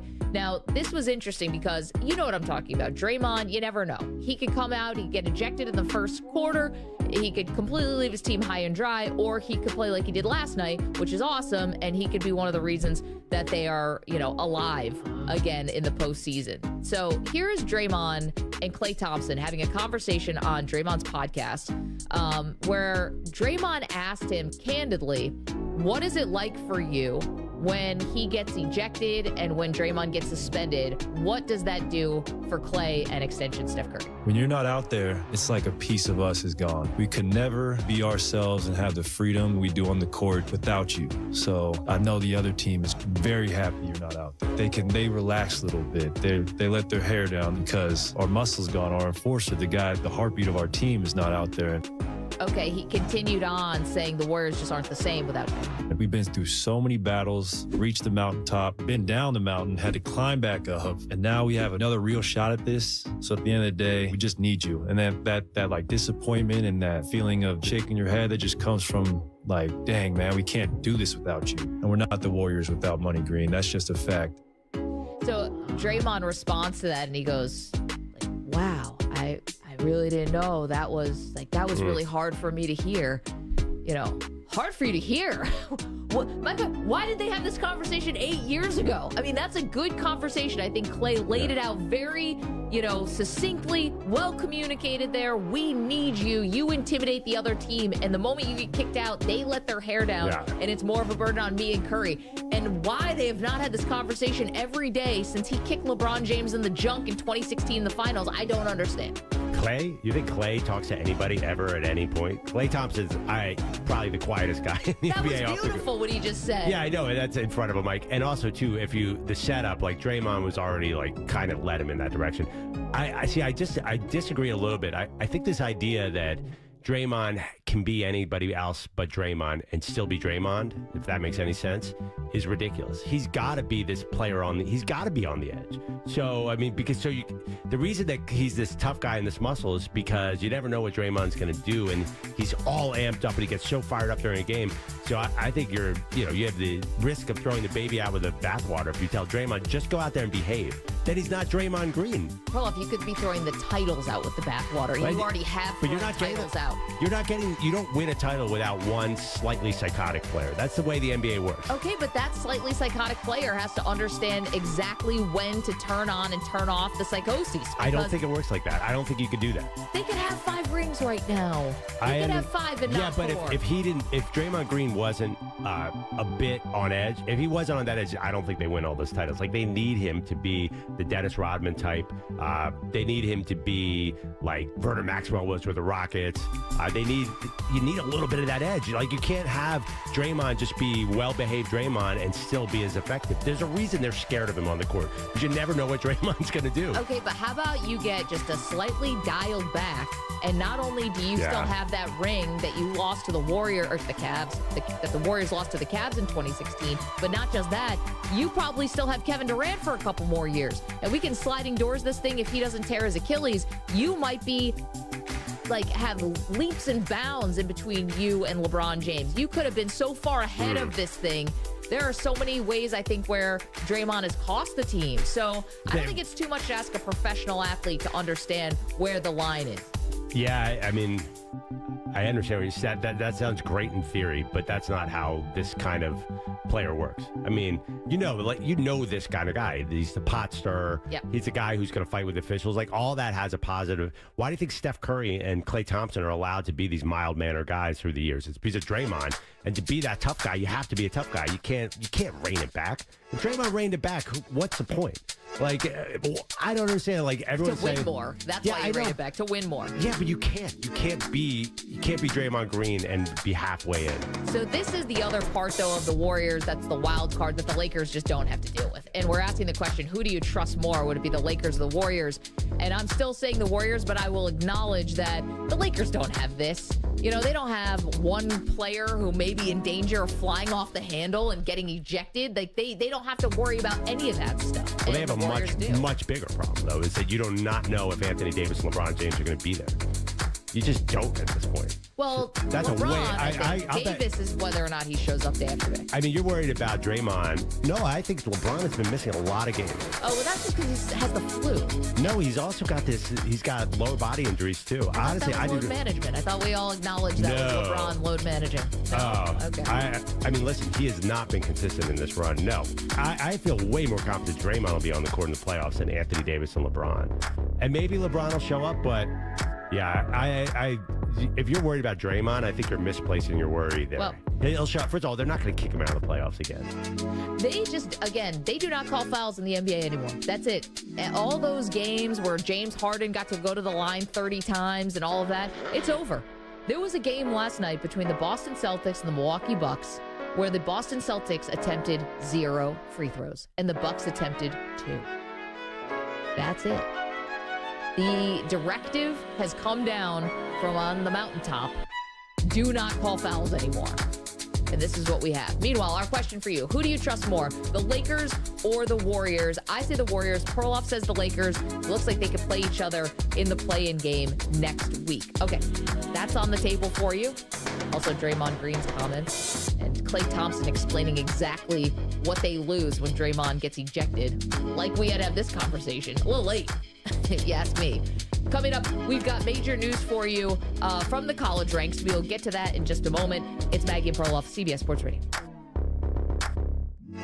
It's easy to think all money managers are pretty much the same, but at Fisher Investments, we're clearly different. Different? How? You sell high commission investment products, right?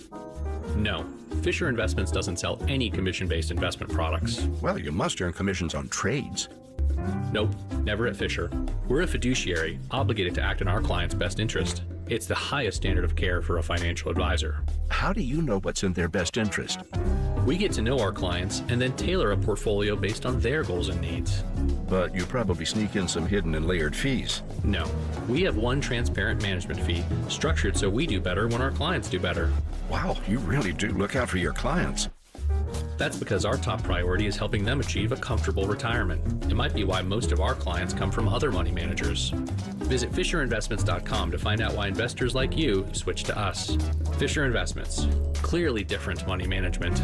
Investments and securities involve the risk of loss. Diabetes, high blood pressure, anxiety meds, everyone's on them. If you're a 50-year-old male, maybe a bit porky, and you may even have type 2 diabetes, $1 million of term insurance may only cost you about $200 a month. Call Term Provider. Speak with Big Lou at 800-568-2790. Big Lou will find a term life policy for you even if you have type 2 diabetes, are overweight, or have high blood pressure. Term Provider has helped thousands of people like you who think they can't afford term life insurance. To buy $1 million of affordable term life for you, all you need to do is call Big Lou at 800-568-2790. Lou will make sure the scales are tipped in your favor. Call 800-568-2790. Big Lou will answer your call and work to fit you into a term life policy that you can afford. Remember, Big Lou's like you. He's on meds too. Call 800-568-2790. 800-568-2790 or biglou.com.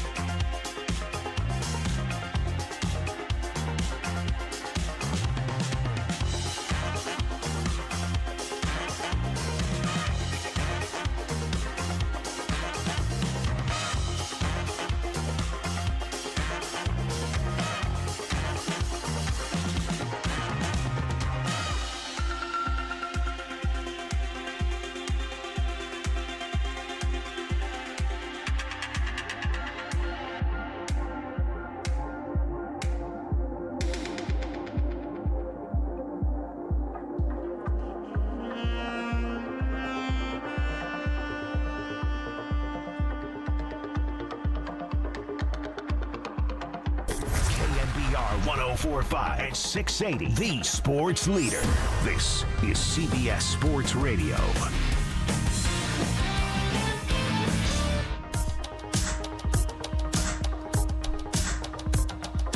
Welcome back to the Maggie Perloff Show. So finally, Milwaukee looked dangerous last night for the first time all season against what looks like the unbeatable Celtics. I mean, the most obvious bet is the Celtics coming out of the East. Milwaukee shows up, destroys them last night, but we got some bad news. Towards the end of the game, they pull Giannis. Oh, unfortunately, Giannis' non-contact injury just goes down in a heap because he has a calf injury. So they're going to do the MRI. They're going to, check out not just the calf, but also the Achilles. He was listed prior to the game with a left hamstring injury and then got upgraded to probable. Missed a few games in March with some Achilles stuff, Achilles tendonitis. And so now you're just building and building and building. Doc Rivers was asked about it after the game. I believe we have some Doc.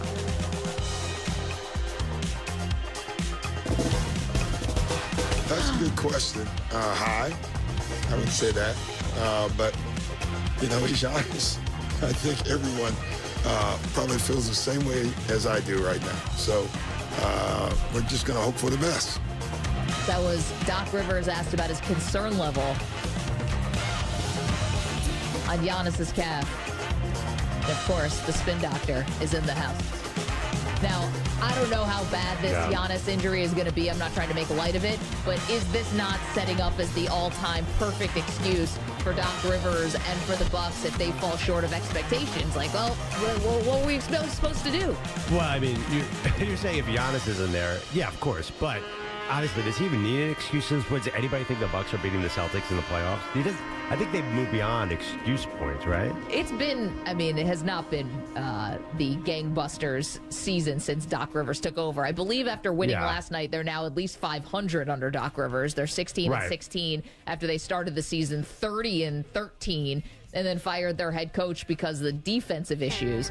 And now they've just had every type of issue. Right. Dame Lillard had some issues. Chris Middleton lost a tooth the other day. Chris Middleton, Giannis, and Dame, I saw this yesterday, have only played in 8 games together in the Doc Rivers era. I think they're barely a story if all those guys are there. If Giannis goes away, then we don't even need the spin doctor because I think they're completely irrelevant, right? Well, I don't know if he's going to go away, though. I don't know how bad this injury is going to be. Okay, so you're arguing the spin doctor will be if he does play and they lose. But I think... And by the way, Doc would have done this for your team, the 76ers with Joel Embiid. He's waiting to spin this thing with an injury. I think it's funny. I don't think anyone's buying this spin or even is going to even care what Doc says at this point. Because I think everyone's given up. I haven't heard one NBA analyst say the Bucks are a dangerous team.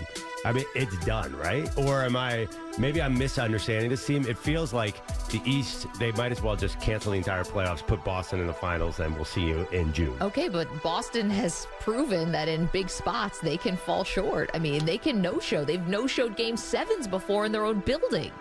Yeah, it doesn't feel like that's going to happen this year. It doesn't feel with or without Giannis it makes any difference. I could be naive here, but they have no chance. I'm going to go no chance for the Bucks to come out of the East this year. Absolutely no chance. So I don't know if I can go with no chance. I mean, Doc Rivers is their coach, to be honest.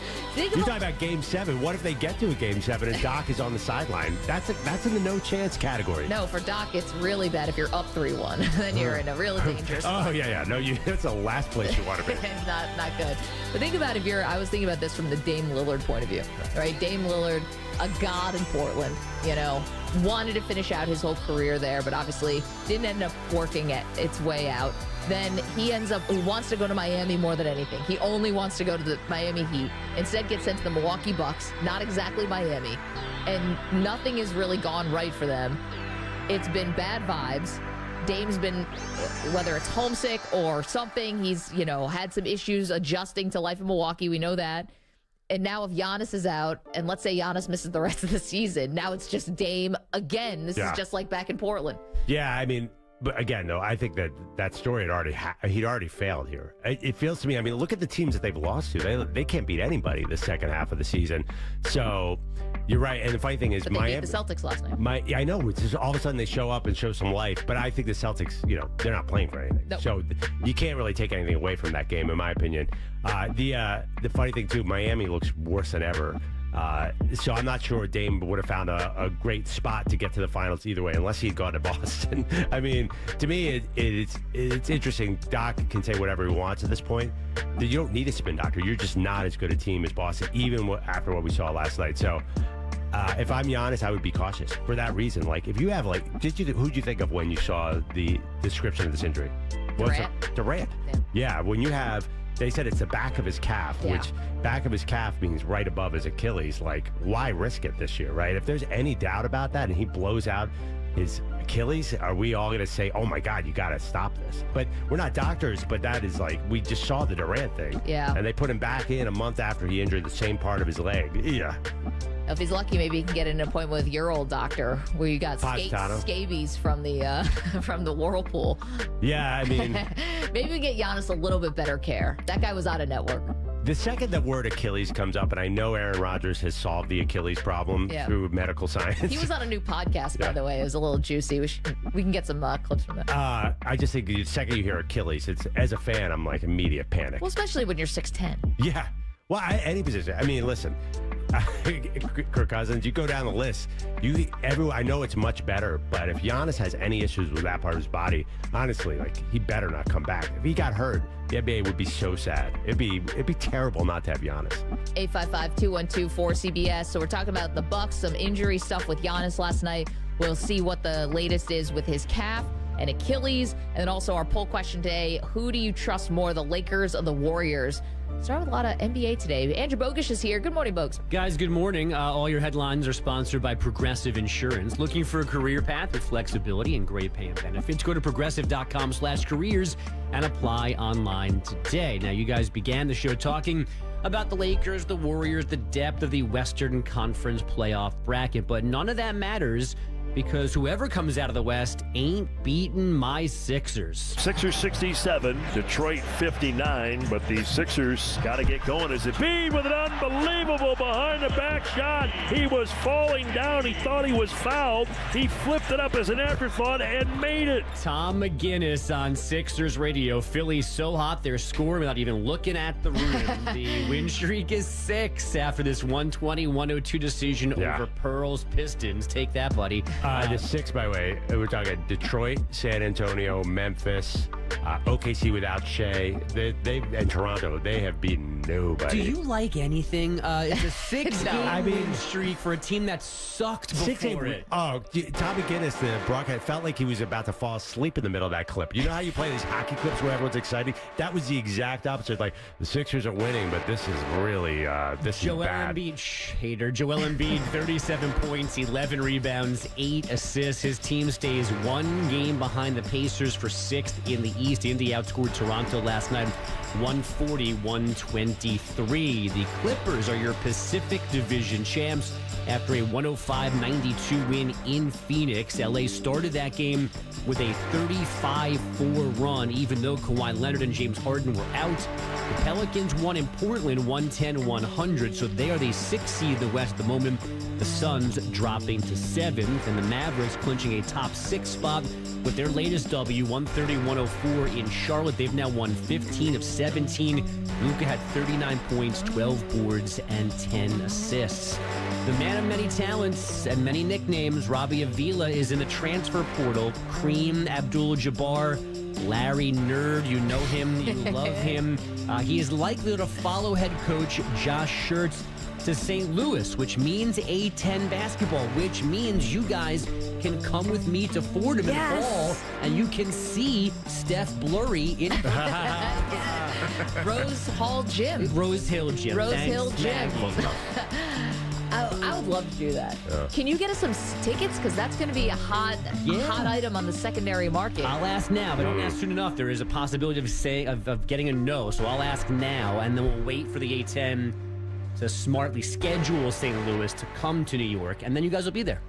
You know, this is up to the A-10. We are sunk. Wait, hold on. Is there anything special that we can do? Like, do they do anything pregame? Like, do you get to do like a ceremonial anything at Fordham that we can try, that Perloff and I can try to wiggle our way into? I don't think basketball does like ceremonial opening tips. Like a first pitch, the equivalent of a first pitch. Like our boss, Spike Eskin, got to ring the bell at the Sixers game. I realize that's a little rich. They do a 76ers podcast. Yeah. Now, there is a victory bell on campus that gets rung after anybody wins a game. Now, maybe you guys could ring that if Fordham beats Robbie Avila and the St. Louis Billikens. So that's not going to happen. So we'll work that. Didn't you guys just retain some big player? Yeah, I mean, relatively speaking, a big player. Yeah. I can get. You know what? You guys maybe could like intro the players when they take the floor. Not the full introduction, but just like, ladies and gentlemen, here are your Fordham Rams. We can maybe get you I was going to say, not to like, dirt off the shoulder name drop or, anything like that. Not to try to brag. But I once got to be a ceremonial coach at a Rutgers spring football game. Yeah. Highlight of my life. Okay. Yeah, I'm good. Fordham, I think Rutgers won 3 games that season. Clearly, it was a little of my magic. Unless I'm checking into the game for the Fordham Rams, I'm not driving up to Fordham. Do you realize how bad the traffic is around game time? I'll get on the subway. Come on. That's the way it's like 2 hours. By the way, St. Louis. Anyone else have an issue with colleges that have the same name as a city? It's just like St. Louis, Denver. I've never liked college names like I thought you were going to say something better than that. I thought you were going to say, why the hell is St. Louis and Fordham in the same conference? Like, that's another great question. Hey. It just feels, I think that's part of the same thing. It's just so random. Oh, geography. I thought you meant because of like the play style, like the success of the program. The fact that Bogus just said that let's get St. Louis on a trip to New York City alone was like, what are we doing here? These are conference foes. You realize that Stanford's now in the ACC, right? Oh, I know. That's why Tyra Vanderveer, I think, quit or retired. She's not a quitter, of course, but she was like, cross-country flights without Cameron Brink. You know what? I feel that. She's got enough travel miles to last a lifetime. She doesn't need that. Who was nothing Atlantic about St. Louis to be in the Atlantic? Who can name an NBA player out of St. Louis? I can. Larry Hughes. Yeah, Larry Hughes. Is there another one? I doubt it, but it was. I always think immediately, say, "Oh, that's where Larry Hughes went." Also, big cameo in a Nelly music video. Yes. You want to feel old? That Larry Hughes Jr. also played at St. Louis recently. What? You're kidding. Wow. I am not even a little bit. That's crazy. That's awesome. Wait a minute. What? Yep. Ray Allen's kid was just at Rhode Island, but I think he's transferring. So the A-10's good at collecting the sons of players. Yeah, Larry Hughes played till 2012. And he's not been gone that long. Right. But old enough to have a kid already in 12 college. Years. So kinda. Where were we? Oh, well, then he went to Europe. Robbie Avila, so good at basketball, but can he do this? Leclerc's pitch, swung on, fly ball, left center field and deep. Back is Jankowski at the wall, a 3, homer night for Shane Langoliers. The Killer Kid delivers. The Killer Kid, so sweet, murdering 3 baseballs last night, 3 homers for Shane Langoliers. The last a go-ahead 2-run blast, top 9. He and the A's beating the Rangers 4-3. Mike Trout hit his 6th homer of the season, but his Angels lost at home to the Rays 6-4, and a Christopher Morel grand slam got the Cubs a 5-1 win in San Diego. Red Sox infielder Trevor Story needs season-ending surgery for a broken bone in his shoulder. Story has only played 145 games over 3 seasons since moving to Boston. EJ just mentioned it. Legendary Stanford women's basketball coach Tara Vanderveer is retiring. She has over 1,200 wins, the most in NCAA history. And we check at the bottom of the NHL Eastern Conference playoff picture now. The Capitals snapping their 6-game skid, a 2-1 win in Detroit. They now hold the 2nd wildcard spot, 1 point better than those Red Wings and the Penguins. The Flyers are 2 points back at Washington after taking a 9-3 beating at home from Montreal last night. Well, speaking of beating, how about your team? We're going to get to that.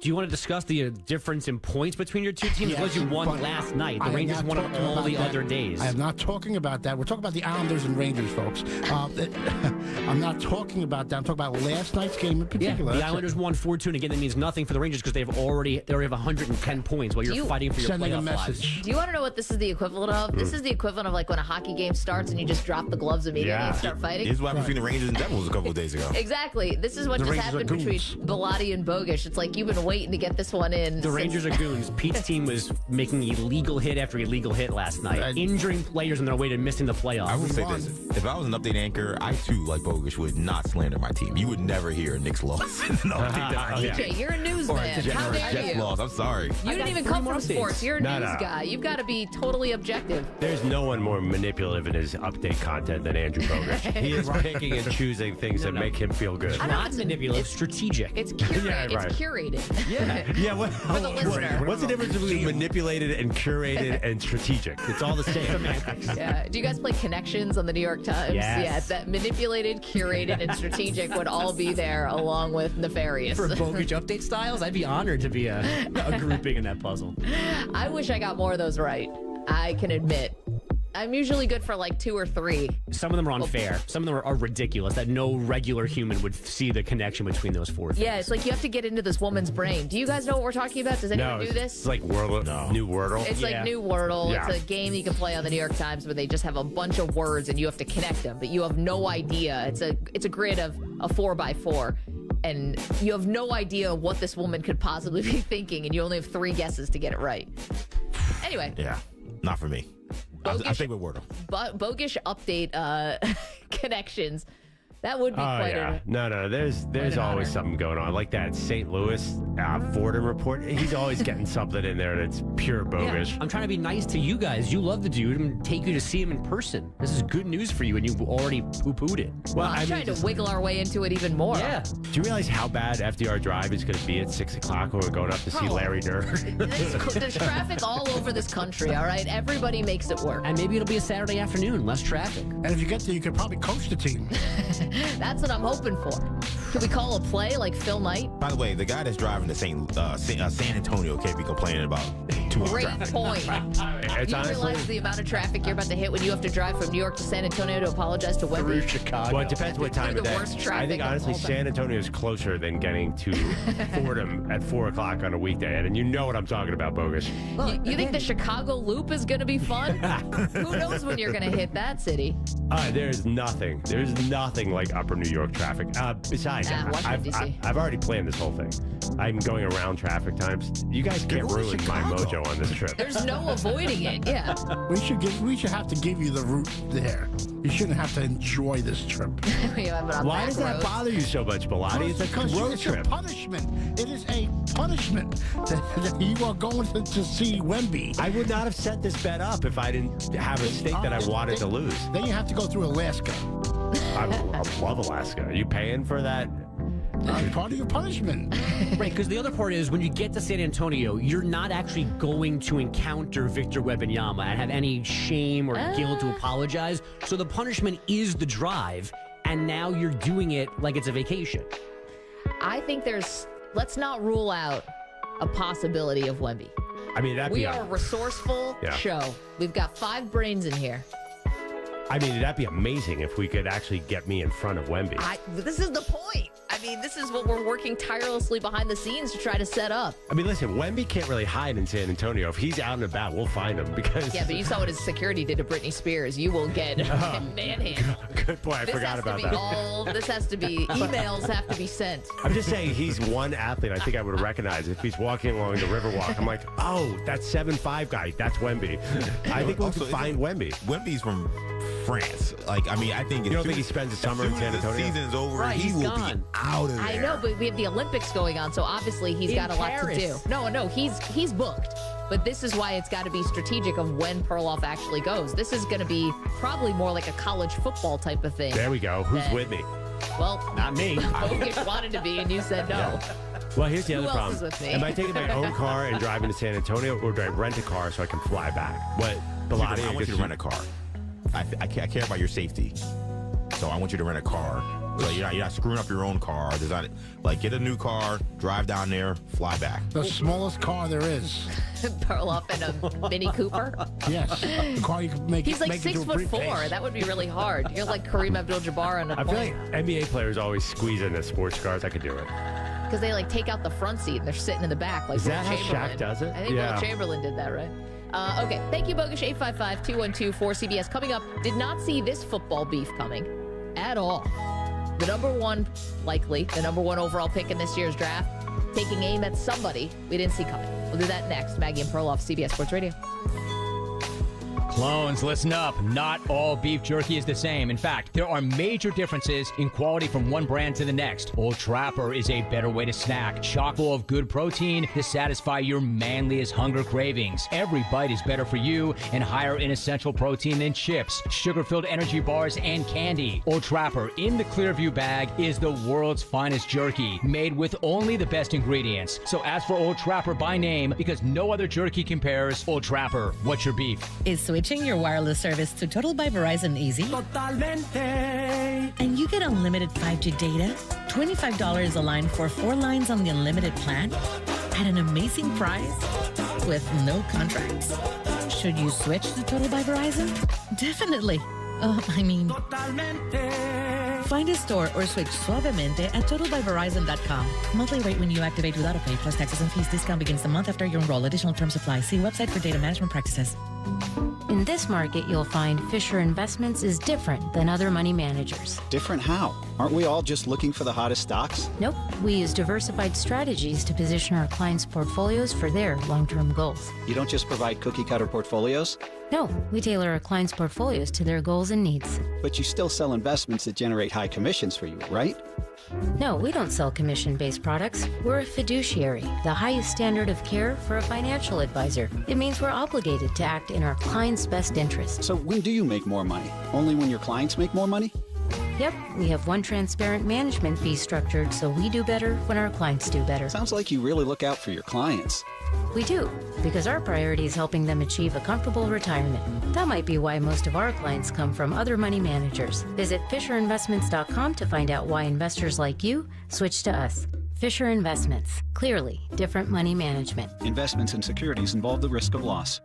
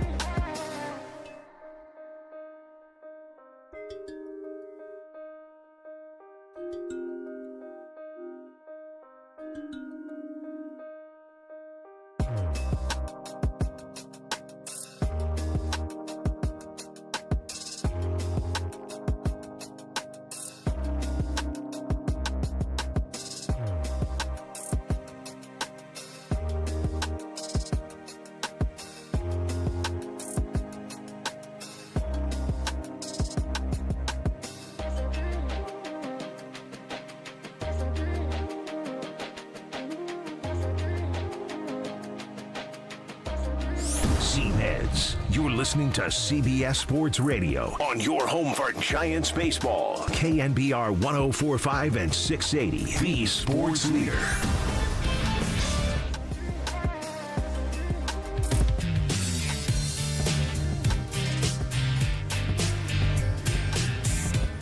Welcome back. Maggie Gray, Andrew Perloff. So this one is a little interesting, we thought.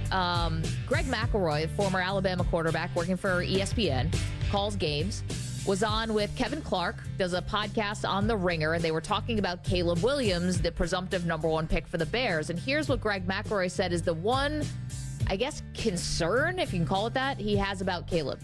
I mean, Caleb Williams, from the time he stepped on campus at Oklahoma to the time he stepped on campus at SC, he has never experienced adversity. Very little adversity as far as how he was received and how he was portrayed as the next best guy. Even when they went 7-6 this year, or 6-6 or whatever, 7-5, it wasn't because of Caleb. I mean, he did his part, and he did. Right, so McElroy kind of saying this could be a little bit of a wake-up call if he gets to the NFL. How is he going to deal with adversity when it inevitably hits? You know, not everybody gets a C.J. Stroud rookie year where things go so well and you make it to the playoffs and win a game. You know, if there is going to be adversity, how's he going to handle it? Now, there's more. Let's hear. I do wonder about, is there a sense of entitlement? Is there that chip on the shoulder that's going to keep him going 10, 12 years down the road? The way it does Mahomes, who's still pissed that he got drafted 10th. Man, it feels a little bit like a leap to say that he's got a sense of entitlement. I mean, I know that Caleb Williams, they've made it clear, him, his dad, that he's always wanted to be an NFL quarterback, right? Always wanted to be in the NFL. However, just because you go number one overall doesn't mean you don't have a chip on your shoulder. So Caleb Williams fired back on social media. He said, let's go back to school again because I'm bored right now. He said, year one, I didn't start my freshman year. Year two, popped my hamstring on the championship game in the first quarter, lost because of my hamstring. Year three, 7-5, my last year of college ball. He believes that he did face adversity and that he did overcome it. I mean, we did see him crying in a loss after, was the loss to Notre Dame? Was it the Notre Dame game that he lost? Washington game. Washington, thank you. I mean, to say that hasn't been through adversity, I mean, sports-wise, I think you'd say he has gone through some things. I don't know. Here, I have a couple issues here. Okay. Number one, you don't say I've gone through adversity. Other people say you've gone through adversity. None of the great athletes who've come through adversity are putting out a list of things that have caused adversity. That's just something, that's such a weird self-promotional thing. Like, why are you saying? Have other people talk about it. You should not be responding to this kind of criticism. You could say I've been through a lot. Athletes say that a lot. He actually listed this adversity. It sounded, I don't know, it's like the great adversity stories. I just find it's weird. Like, you don't need to say this. You should not be going on Twitter or responding to Greg McElroy. I mean, obviously, that's not an ideal for a draft. Like, it makes him sound sensitive. Well, okay, I can see where you're coming from. Yeah. Like, he should not... Just do it on the field. You don't need to get on Twitter and answer your critics. What are you doing here? It's funny because you would think that he would have already faced a lot of that criticism. He shouldn't feel like he needs to fire back. However, when you do say someone has a sense of entitlement, that feels very personal. Now we're not just talking about sports. I mean, a lot of what Greg McElroy said was obviously true. Everyone, since he came into that Texas game in Oklahoma, everyone's known he's been the number one pick for 3 years. And there is not a single person who cared that USC lost. Nobody was dinging Caleb Williams for that. He's absolutely right. Will you agree with that? Everyone's people ding Caleb Williams all year long about his body language on the sideline, about the fact they didn't have a lot of success, even though it was on the defense.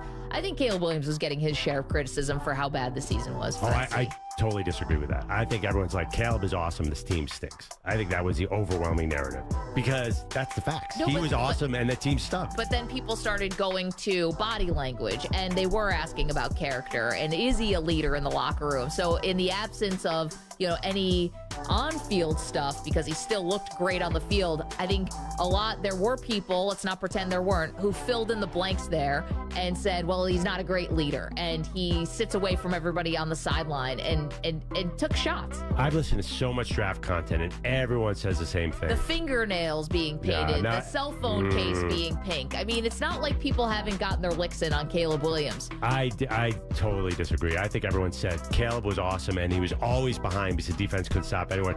People are saying, oh, well, he freelances a lot, and he feels like he's got to score a touchdown every play. And everyone first says, well, yeah, he did have to score a touchdown every play. I don't see a lot of people saying Caleb Williams cost USC that year, like real football analysis. Okay, but you'll agree with me that he's gotten criticism. Yeah, but I mean, like, yes, there was criticism for off-the-field stuff with the pink fingernails, but nobody blamed him for USC losing that I saw. I mean, if they did, they're wrong because you couldn't blame him. I think the fact that he did, and we're talking about Caleb Williams firing back on social media at Greg McElroy, the former Alabama quarterback and current ESPN analyst, who said he hasn't been through any adversity, concerned that Caleb Williams has a sense of entitlement and whether or not he has a chip on his shoulder. The fact that Caleb on social said part of the adversity he feels like he's gone through is going 7-5 my last year of college football. I think that shows he did take it personally that they were losing. It wasn't like, all right, well, you guys suck and I'm good, so later. I think it weighed on him a lot. That would be a positive for me if I'm thinking about Caleb. Right, but he's not just worried about his own stats and his own future. Call me old school. Say it, do it on the field. What are you doing here? Going on Twitter and answering? Saying, just say, come out and say, I've faced adversity. It just sounds lame to me. Man, I've gone through a lot. Like, other people could say you've gone through a lot. It kind of reminds me, and I'm going to connect it to Danny. Danny Hurley said all these things about the UConn dynasty. I'm like, why are you saying that? That's other people ascribe greatness to you. I don't understand this self-promotional. It's one thing to be a self-promotional, another thing to say, I've gone through all this adversity. You're wrong. I have gone through adversity. Why are you arguing Greg McElroy on this? Like, just go out there and ball out. Well, I think... Listen, I'm not a proponent of firing back on social media. It's so lame. It's hard to win those battles. It's not even that. It's just, it shows to me, like, dude, like, you are sensitive. It sounds like Kevin Durant, the quarterback. Well, there is a part of it where you probably feel like, you want to get the record straight, where you feel like you do have something to say. And we've seen this now more and more. Athletes want to tell their own story now. You say that, leave it to somebody else to tell your story. Danny Hurley is out there saying this was harder going back to back than it was for Duke and for Florida. I thought that was lame too. Like, dude, let other people say that about you. You're out there and saying, well, we're the best team ever, whatever. Do you realize the greatest basketball player of all time put out a documentary that was 10 parts to tell the story from his point of view? Yes. There is something now where some athletes will say, yeah, I'll leave it to you guys to write my story. And there's others who are saying, no, I'm the one who's going to control this. And Danny Hurley saying, well, this was harder than what Coach K did. And for Caleb Williams to say, you are wrong, Greg McElroy. I have been through a lot of things, and I do have a chip on my shoulder.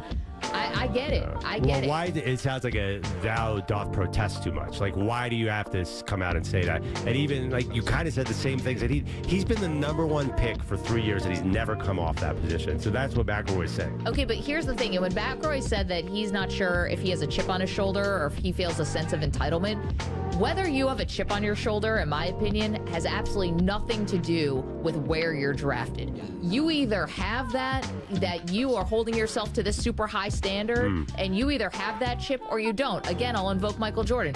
He made up stuff so that he could put the chip on his shoulder even after having all the success in the world. None of that, it's all in you. Like, I really believe that about athletes. We've been doing this for a long time.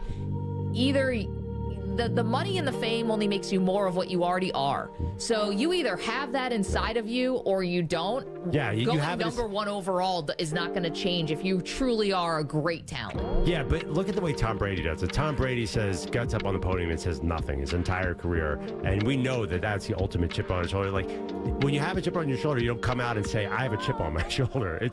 That's not really how you're supposed to do it. You're supposed to show up on the field, and that's where you sort of get it out there. Like, write your story on the field. Don't be, this is so, I don't like this new trend. How many times did Tom Brady talk about being picked 199? Years after he had already been goated. So he names his production company 199 Production. I mean, that later in his career, but I feel like early, like, you got to just show it on the field. Like, I do not like this athletes writing their own stories. It just sounds so weird. Like, if you come out and people come out and say, like, I should be, like, number one on this list of all-time guys. Like, that's for the outside. But that's not what Caleb's doing. He is kind of like he's writing his own. If that's not true, then let's go out there and just show it on the field. Do not tweet it. Well, we're going to get both, right? We are going to get both because he is going to be on the field for the Chicago Bears. Or we'll get the opposite, where he proves that McElroy was right. If he's 7-10 and doesn't deal well with that, then McElroy will prove to be right. Yeah, there's another part of this. I think that this applies to almost every single person who comes into the draft of any sport, because most likely you've had a lot of success, which is why you're getting drafted. So of course you're going to go to maybe a bad team, and now you're going to have to start from the bottom. That's everybody. Number one picks, number 199 picks. I don't know. If I was Caleb's agent, I'd say, you know what, just let it go and let's just go and play football. We get an update on one of the biggest jobs in sports. Okay, picture this. It's Friday afternoon when a thought hits you. I can spend another weekend doing the same old whatever, or I can hop into my all-new Hyundai Santa Fe and hit the road. With available H-Track all-wheel drive and 3-row seating, my entire family can head deep into the wild. Conquer the weekend in the all-new Hyundai Santa Fe. Visit HyundaiUSA.com or call 562-314-4603 for more details. Hyundai, there's joy in every journey. eBay Motors is here for the ride. Go ahead, feel your engine. Admire that perfectly installed exhaust. Your vehicle's moving along this freeway like it was made from fresh installs and a whole lot of love. With eBay Motors, you get over 122 million parts to keep it running. And with eBay Guaranteed Fit, they'll be the perfect fit every time. Plus, at these prices, well, we're burning rubber, not cash. Keep your ride or die alive at ebaymotors.com. Eligible items only. Exclusions apply. Cruising down the highway, my voice blasting over the radio. You're in the zone, living the dream. Suddenly your car sputters, coughs, throws a wrench in your whole day. Tow trucks, repair bills. The dream turns into a nightmare. Don't wait until car trouble steals your peace of mind. Call CarShield right now. Here's the number: 800-898-6155, or go to carshield.com/live-in. The offer plans covering up to 5,000 parts and systems, from your engine and transmission to electronics and more. All for a low monthly rate that fits your budget. CarShield plans also include unlimited miles and rental options. 800-898-6155 or visit carshield.com/LEVIN. Levin. Join millions of customers like me and call CarShield right now, and then you'll save 20%. Call 800-898-6155 or visit carshield.com/Levin. 800-898-6155 or carshield.com/LEVIN. Call now. Advertisement sponsored by Allied Injury Group, not available in all states. This important message from Allied Injury Group reminds you that if you or someone you love was injured in an accident that wasn't your fault, you deserve financial compensation for your medical expenses, lost wages, pain, and suffering. Don't rely on insurance companies to look out for you. If you haven't spoken to an attorney, call our legal experts now. Work accident, truck accident, collision with an uninsured driver, or a slip and fall. Allied Injury Group has helped clients win hundreds of millions of dollars in damages. They're available 24/7 to take your call and fight for you. Remember, if you or someone you love suffered injuries in an accident that wasn't your fault, like being struck by a drunk driver, a collision with an 18-wheeler, were a victim of workplace negligence or more, get the financial compensation you deserve. Call Allied Injury Group for a free consultation now. Call 800-894-6680. That's 800-894-6680. Again, 800-894-6680. Do you have over $10,000 in credit card debt? The stress from excessive credit card debt can ruin your life. Collection calls, sleepless nights. If you're feeling the financial impact with unprecedented economic challenges, DebtBlue is here for you. DebtBlue uses secret programs that most credit card companies won't tell you about. They'll help you consolidate or settle your debts for a fraction of what you owe. With DebtBlue's Success Guarantee, you pay nothing unless your debt is reduced or completely resolved. There's no risk. The more you owe, the more DebtBlue can save you. See how easy it is to get started with free information. Let DebtBlue show you how 10 minutes could save you thousands. Call now. 800-200-6895. That's 800-200-6895. I'm just living sky high right now. I'm very thankful for it, and the team at DebtBlue are phenomenal. They're able to work with you. They're great. Call for your free debt resolution information now. 800-200-6895. 800-200-6895.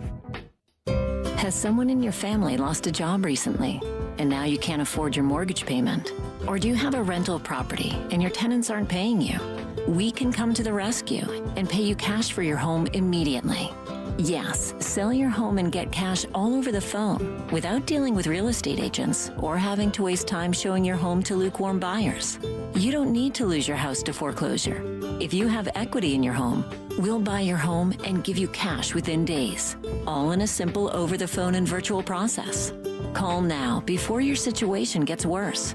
Sell a home you can't afford or just need anymore and get the cash you need today. Call this number now.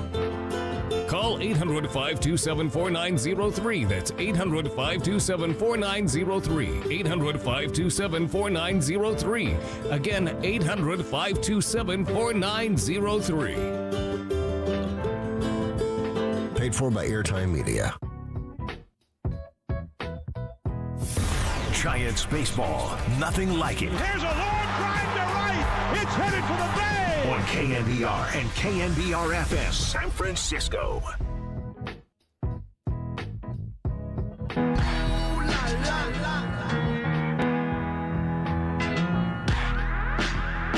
He's destined to get knocked out by Jake Paul. She's destined to film it.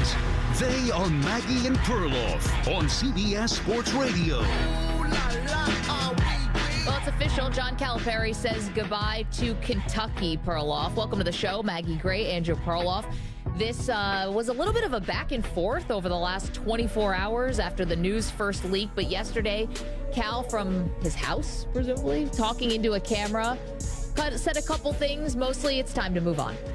This is a dream job. It was my dream job. Anybody in our profession looks at the University of Kentucky in basketball and said, that is the bluest of blue. The last few weeks, we've come to realize that this program probably needs to hear another voice. Okay, and said it's time to take on a new challenge. It's been a dream, what we've been able to do. But 15 years, time for another voice. And you know I'm always going to be a fan. Thank you. Okay, so Cal leaving, did not say Arkansas in the goodbye video, Perloff, but obviously that's what it's going to be. 5-year deal, about $8 million a year. And still the question, I think, twofold. How much success can Cal have at Arkansas, and then who's going to take over the Kentucky program? Let's just pause on Cal for a second, because I think this is setting up to be the John Calipari revenge tour. I think that he's going to go to Arkansas now and say, you don't think I'm going to use the portal? You don't think I'm going to find a different way to coach? This is like when people doubted that Nick Saban would ever win national titles using offense as opposed to defense and run the ball. Yeah. Do not underestimate John Calipari. I don't think his best days are behind him. But then why didn't he do that at Kentucky? I think because he kept getting these freshman one-and-dones, and I think he was saying, I can get you to the NBA. With Arkansas, I don't think it's, hey, I'll get you to the NBA. That's not really the bar. You know, that's not the tradition there of, oh, go to Arkansas, now you're going to go to the NBA. Whereas Kentucky, that's what it became about. And I think this is maybe a wake-up call for Cal. I got to build my team a different way. Okay, I mean, he's been doing it well. He should have made that adjustment 5 years ago at Kentucky.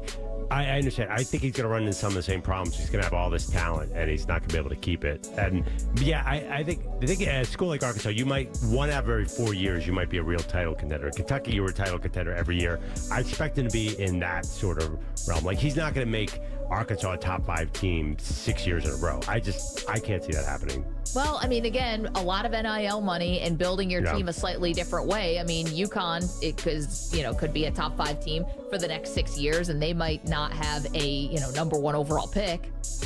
Yeah, but I can't see John Calipari doing that kind of thing. I feel like he's going to have 5 number 1 picks come out of Arkansas.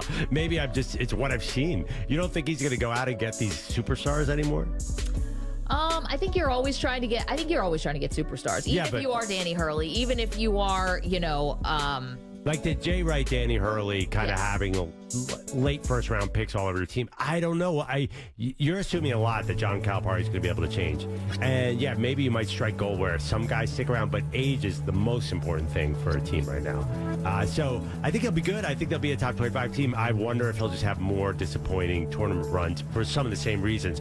I like your theory that he learned his lesson here by getting kicked out of Kentucky, but I worry they're going to have all this talent. The other thing, too, the SEC is insane right now. It's just utterly, it's competitive in a way that I never remember. I mean, how many top 25 teams are in the SEC? So he's going to have to deal with Tennessee. He's going to have to deal with Florida. He's going to have to deal with whatever Kentucky is next. Has to deal with Bruce Pearl and Auburn. So it's Alabama. I don't think it's Alabama. Nate Oates is not going to Kentucky reportedly. So that's another great program. I just think it's going to be hard for him to dominate, like, say, 6 years ago, Kentucky. Yeah, but see, I don't know if the bar is now dominating. I think, again, I think you're going to get a bit of a revenge tour. I don't know how much you can dominate, but I would say this. I think Cal's going to win a title at Arkansas. Okay. I do. And I think that, maybe he's right that it was just time and a new voice and all of that, but it's not like he's old. But he won one at Kentucky with every great player coming through there. So why is this going to be different? Well, because that's the challenge of having all these great one and dones. You're trying to create chemistry in a really short amount of time.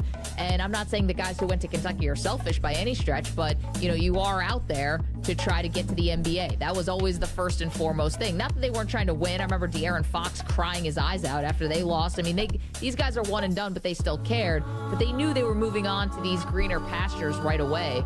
Maybe this is a different type of guy. Maybe the pressure to recruit those guys isn't the same at Arkansas that it was at Kentucky. You might get into a real question here, too. How good of a basketball coach is John Calipari? Because we honestly haven't even talked about that much over the years because there's, when you have Devin Booker, Jamal Murray, and Anthony Davis, you're not talking X's and O's. You're talking about, oh, my God, look how good that guy is. So it's interesting. Can he get back to being UMass John Calipari, where he really did coach up the guys? I don't know. It's a transition. I am a little more skeptical than you. You think all of a sudden you're going to get this hungry, young John Calipari. I worry, are they going to get a lot of stars in Arkansas with all this NIL money and run into get bounced in the Sweet 16 like they've been doing, or even before the Sweet 16? I mean, he couldn't do it at Kentucky. Why is it going to be easy at Arkansas? They are acting in Arkansas like they just won the lottery getting John Calipari, right? I mean, you're walking into just such a different type of environment where Kentucky, I think, felt that way. Certainly the first, 8 years or so, maybe the first 10. And now it's, geez, Cal's back, and here comes another first round exit. I think the vibe just totally changes. And I still think you're going to get guys who are maybe NBA level talent, just maybe not a starting 5 of them.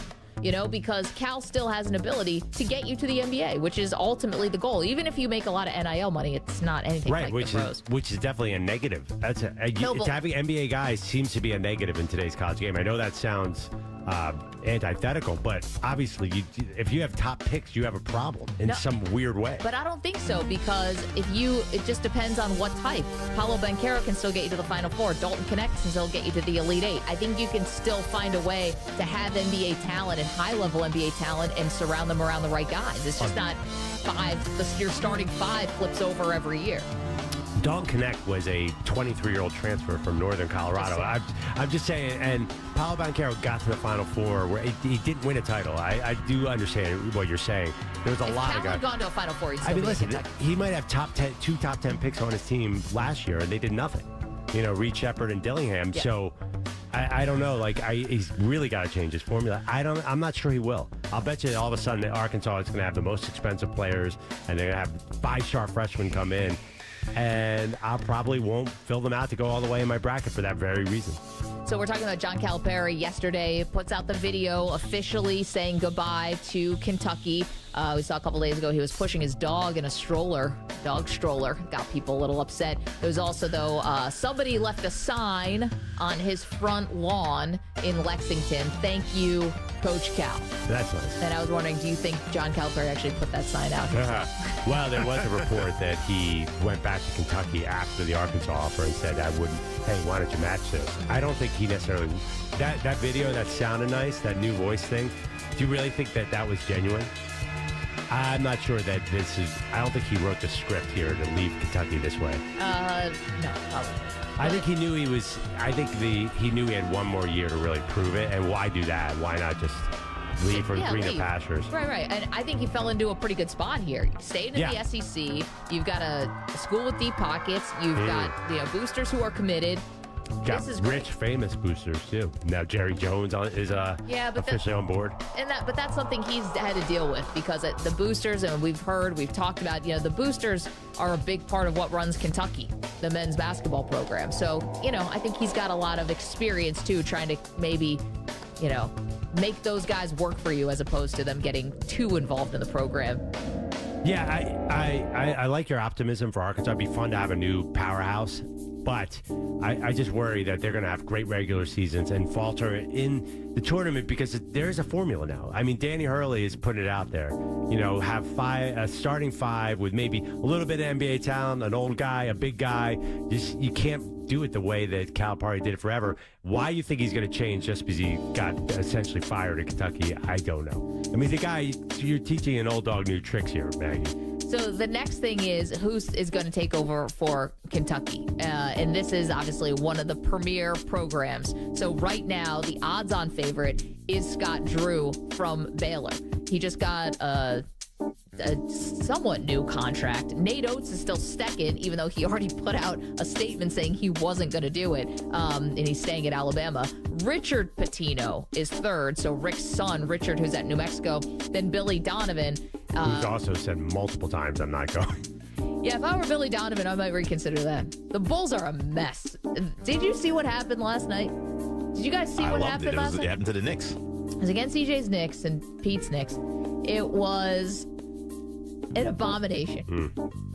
I mean, can we grab the highlight? Can I filibuster and you guys, because I'll try to say it. I'm not going to do it justice. It's all over the internet. We'll get that in a moment. If I was Billy Donovan, this is something that I would consider. The problem is the college basketball lifestyle right now, you hear from coaches, they are just so burnt out because with the transfer portal, you are just constantly in recruit mode. Not that they aren't normally, but there's just no rest. You just don't get a moment. At least in the NBA, you get maybe an off season. Maybe. Oh yeah, there's no way Billy Donovan's leaving the pros, and the fact that Chicago kind of likes him too. So forget it. And also, they're bad, but they're not that bad, right? This is not like they're irrelevant.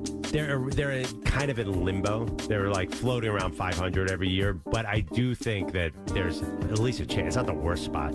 I would not, if I'm an NBA coach and my team wants me, there's no way I'd go to college for that very reason you just said. Seems like a tough job right now. Billy Donovan may have wanted to reconsider because, again, we're talking about the Kentucky job now being open, and Billy Donovan is fourth best odds according to betonline.ag.org/net/URL pie in the sky. But Billy Donovan is fourth in those odds. The thought had to cross his mind last night when he watched his team pull this. Stop moving. That's a steal for Drummond. Andre Drummond knocked it free, and Torrey Craig. No, you got to be kidding me. Oh, my Shaq to the fool. Oh, my goodness. Knocked it free, and Torrey Craig.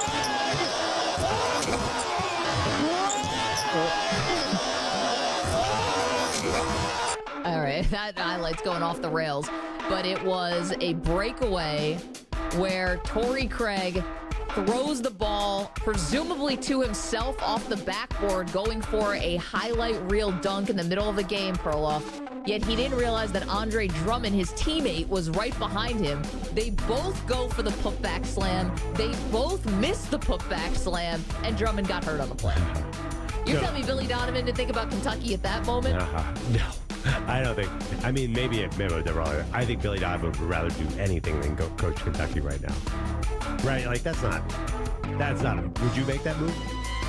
I'd think about it. Oh, God, no. I think Kentucky is not going to be a fun job. See, it's funny because I know you've thought this and you've been saying it, and Yeah. I get where you're coming from, but you can say it's not a good job. It's literally one of the best, if not the best job in college basketball. So Not now. How do we reconcile those two things? Well, Because- because you said that they should reach out to Dawn Staley. Now, Dawn Staley's been mentioned with the Charlotte Hornets. Now, that makes sense. No, that makes no sense. That makes so much more sense than Kentucky. Kentucky, you mentioned it like, oh, you're dealing with the boosters, you're dealing with expectations, you're dealing with these 5-star kids coming in and leaving immediately.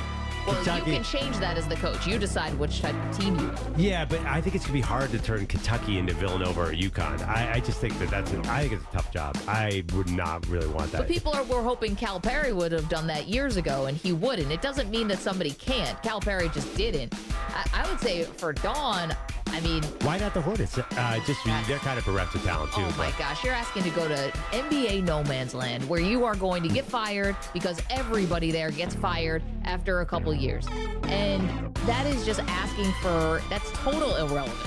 Complete and utter. I'm sorry, Charlotte. You know this better than anybody.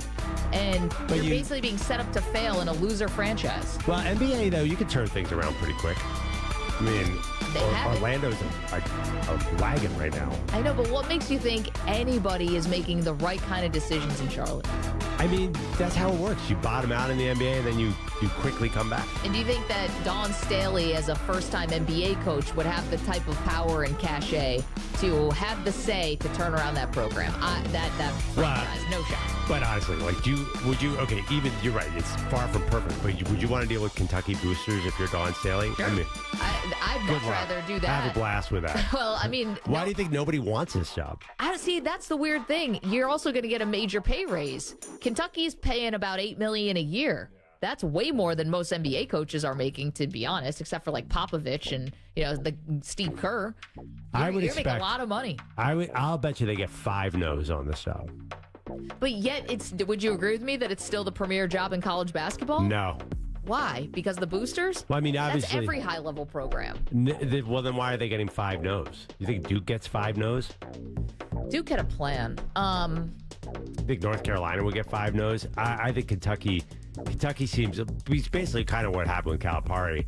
I just feel like Kentucky's a little bit down right now. Here's the thing, though. Has Kentucky actually gotten a no yet? We've had guys who have come out and said no thank you, but did they actually make a call to NATO? Have they actually made a call to, listen, Danny Hurley, the timing on that's just not right. But have they actually gotten the no's yet? Because I didn't hear anything from Scott. You don't think they're calling Danny Hurley? I have no idea. They're definitely calling Danny Hurley. They're definitely reaching out to Danny Hurley, and they're reaching out to Jay Wright, and they're probably reaching out to Billy Donovan. Okay, but and that's I not a assume all those negative. guys say no.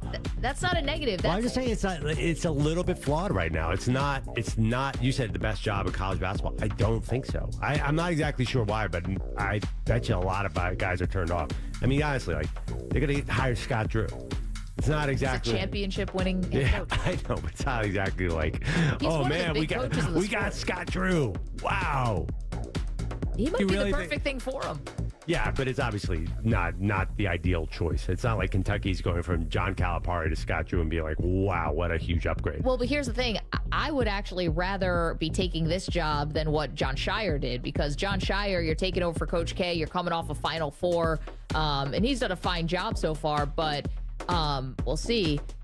Kentucky, the fan base, they wanted Cal out. They want a breath of fresh air. This isn't, oh, please don't go, Coach K, stay forever. This is, don't let the door hit you. Right. That's the point. Like That's better for the next guy. No, it's huge expectations immediately that you're going to be very hard to hit. I mean, they're going to be on you immediately if you don't have great success there. And you're probably not going to. First of all, I think your team's got a little gutted for next season.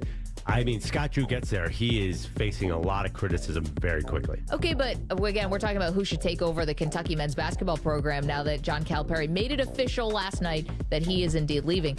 I don't think the fear of failure like that works for coaches and athletes the way it does for, like, quote unquote regular people. I don't think that prohibits them from taking jobs. I think they feel like, oh, I've been waiting. I deserve this job. I've been waiting my whole life for this opportunity.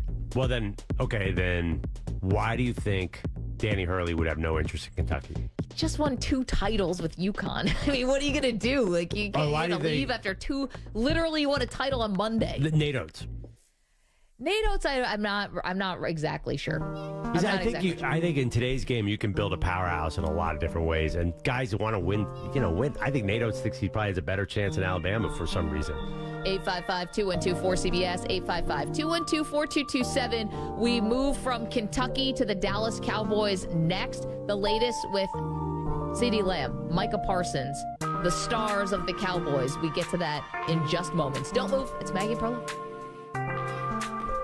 Wesley Financial Group is not a law firm. This story is called The Ugly Truth About Timeshare. If you think you've done your family a favor by buying a timeshare, you need my help. Hello, I'm Chuck McDowell, founder of Wesley Financial Group. 10 years ago, I started helping folks cancel their timeshare. In the process, started what's now called the timeshare cancellation industry. The ugly truth is when you buy a timeshare, you can't tell me how much it's going to cost or when it's going to end. I recently helped a couple that had their maintenance fees go from $800 to $3,200 a year. They also received a $4,000 assessment for a hurricane that was over 1,000 miles away. Sound crazy? The crazy thing is, this never ends. Call my office now. If we take you as a client, I guarantee we'll cancel your timeshare or you'll pay nothing. Call for your free information kit. Call 800-462-3333. That's 800-462-3333. 800-462-3333. Getting quality employees to fill positions in your company is essential, but finding those people can be a major hassle, unless you use ZipRecruiter. ZipRecruiter makes finding quality people a breeze. And right now you can try it for free at ZipRecruiter.com/free. With ZipRecruiter, one click sends your job to hundreds of top job sites. But more than that, ZipRecruiter's advanced technology identifies the candidates with the skills you need, sends you a list of great matches to review, then actively invites them to apply for your job. And the results speak for themselves. 4 out of 5 employers who post on ZipRecruiter get a quality candidate within the first day. That's right, the first day. Now you can focus on your business and let ZipRecruiter do the work finding the best people for you. See for yourself. Experience the ease, efficiency, and power of ZipRecruiter for free. Just go to ZipRecruiter.com/free. That's ZipRecruiter.com/free. ZipRecruiter.com/free.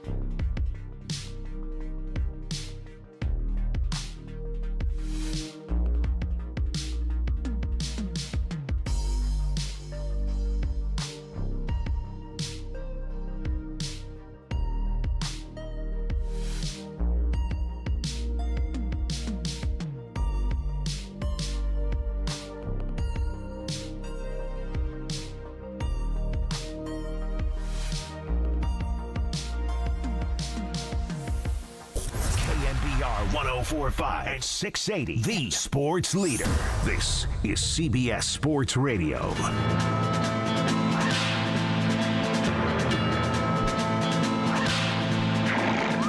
Oh boy, Maggie, you hear the music, you know what that means. Something's going on in Cowboy Land, which actually, nothing's been going on in Cowboy Land, ironically, but the nothingness of the Cowboys offseason is one of the big storylines of the NFL right now. What's the latest negative thing to come out of Dallas, Maggie? Well, actually, this one, you might want to breathe a little easy if you are a Cowboy fan. TMZ caught up with CeeDee Lamb, who is heading into the final year of his contract. Was asked him, is he going to be in Dallas next season for sure? Here's what he said. Will you be in Dallas? Yeah, I'll be in Dallas. Okay, so there you go. CeeDee Lamb going into the final year. He's going to get paid about $18 million. Then would be a free agent in 2025. And he's just one of the guys that the Cowboys have to make a decision on contract-wise. They clearly are not interested in giving Dak Prescott an extension. That has become abundantly clear. Oh, really? Josina Anderson keeps reporting that they're still working on a deal. I'm not 100% out on Dak Prescott because it's a disaster not to sign Dak. Well, we've talked about that for a while, and yet no contract. We talked about it last year. Now we're talking about it this year. Yeah. I mean, fool me once. I don't know if this thing is coming. And then you have Michael Parsons on top of it. So Parsons has this year and then next year before he's a free agent. They picked up the fifth-year option, obviously. Yeah. And they have to decide. Here's the one thing about the Cowboys. It just feels like they're always a year too late with these contract extensions, and it ends up biting them in the butt. Because CeeDee Lamb just got way more expensive for you. If you had just signed him last year, maybe you have something, some type of manageable salary. Now he's leading the league in receptions and all this, and his yesterday's price is not today's price now with CeeDee Lamb. Right. I mean, the issue is it's hard to have a $50 million quarterback and a $30 million wide receiver. That's why Tyreek Hill's not in Kansas City, Devontae Adams not in Green Bay. So I think Dallas was going to have that problem. Then you have the $35 million pass rusher, too. Right. Well, if they had signed Dak Prescott earlier, maybe it's not 50. Maybe you're getting him at 40. Well, maybe. But now he's got all the leverage in the world. If you have CeeDee Lamb, maybe now it's not a $30 million wide receiver. Maybe it's a $25 million wide receiver. Yeah, maybe. But the funny thing is, if they had signed Dak last year, he'd already be coming up in 2 years anyway. Okay, I don't know. 2 years. Yeah, well, that's what we're talking about here. Parsons is actually out in 2 years. I don't think there's any way out of it. I think the Cowboys are going to be stuck at 12-5 for the rest of our life. There's just no way. How do you build a team here? They've just screwed up this whole thing. I agree with you. They've screwed it up. There's just no smart plan. There's no strategy out because I do think if CD says, basically that quote says he's not going to hold out. He could hold in, but it doesn't sound like he's holding out. Regardless, they have an impossible situation here. And I don't love this move on from Dak thing and take the biggest dead cap hit in the history of all leagues combined. Like, what are they doing? So, or, Ned Schefter last night on ESPN says they might draft a quarterback in the first or second round. Like, what is the time frame? How are they building a champion here, Maggie? Great question. That's your Cowboy Quickie. All right, so let's pause on the Schefter thing for a moment because the idea that the Cowboys would take a quarterback in the first round. Well, what are they picking? 27th? Right. So you're talking about Penix or Nix, or I don't know who's going to be there late in the first round. That makes a lot of sense, actually, when you put it This makes no sense. Dallas is 24. You're an all-in team. Why would you ever be going, drafting a quarterback in the first round who's definitely not going to see the field? You have issues at other positions. You've got issues at offensive line. You've got issues at receiver. We can talk about the linebacking core. I mean, you've got holes you've got to fill, not a quarterback situation. You have a big quarterback situation. Is it that different than the Patriots picking Jimmy Garoppolo in the second round to get a guy in the end of the first round? They had 3 Super Bowls under their belt at that point. I just think that first of all, CeeDee Lamb, great, big player. Michael Parsons, one of the top 3 defense players in the league. You don't have a quarterback, you don't have a team. So who's playing quarterback next year? If you say Michael Penix is sitting there at 24, you're not tempted. What about this year? I'm talking about this year. Next year is next year. You still have Dak for this year. Presumably, you want to try to win with him. I don't understand why you would a first round pick on a quarterback when you're the Dallas Cowboys. Are you not trying to win? this season. That first round pick then is sitting on the bench. Yeah, but the thing is, any position, what positions do you want? Linebacker, wide Offensive receiver? line, whatever. Receiver, sure. Well, they've been drafting a lot of offensive linemen. Maybe it's time to move off that position. But Never have too many. regardless, you need to get that quarterback. You could get all those other positions later rounds. I mean, that's why the Packers took Jordan Love. At a certain point, this might be their best chance. There's no quarterbacks in next year's draft, and the Cowboys are not going to be in position to get them. So if you're thinking, who's going to actually be the quarterback next year if Dak Prescott is not on the team? That is something that I address next year, to be honest. Because I think that the only way the Cowboys have a prayer if they want to move on from Prescott is you got to hope you get a situation where another veteran quarterback wants to move on from their team or somehow shakes through, and then you bridge that person to try to get to and then go into the draft. Because, again, what a mixed message you would send to your fan base if you draft a quarterback in the first round if you're the Cowboys. Like, what's the mixed message? They're not re-signing Dak Prescott, which I don't think is done. But say they don't resign him. There's no mixed message. It's Dak is gone. No, I get it, but then what are you saying about this year where you have a lame duck coach, a lame duck quarterback, you're supposed to be all in, and you're going to have first-round pick guys sitting on the bench? That's going to be a major distraction. That sounds nice, but the reality is you got to use those first-round picks on quarterbacks. That's where quarterbacks come from. All the other positions. Second-round picks. Like who? Jalen Hurts. Jalen Hurts, and there's one other. Jimmy. Generally, though, first round, if you look around who are the good quarterbacks, almost all of them are first-round picks. No, I understand. You got to use that draft capital on quarterbacks. You got to overinvest in the quarterback spot. So I think this they is did trade for Trey Lance, who was a former #1 pick. I think this is a great quarterback draft. I think it's going to be, in my opinion, it's going to be an all-time quarterback draft. Next year is not, you're talking about guys like Quinn Ewers and Shedeur Sanders. Like, Shedeur will probably go #1. There's not going to be anyone left for Dallas. Can I tell you another reason why, if you take a first-round quarterback here, why the Cowboys would have so royally screwed this up? Do you see what quarterbacks are going for right now if you can actually be lucky enough to trade one of them?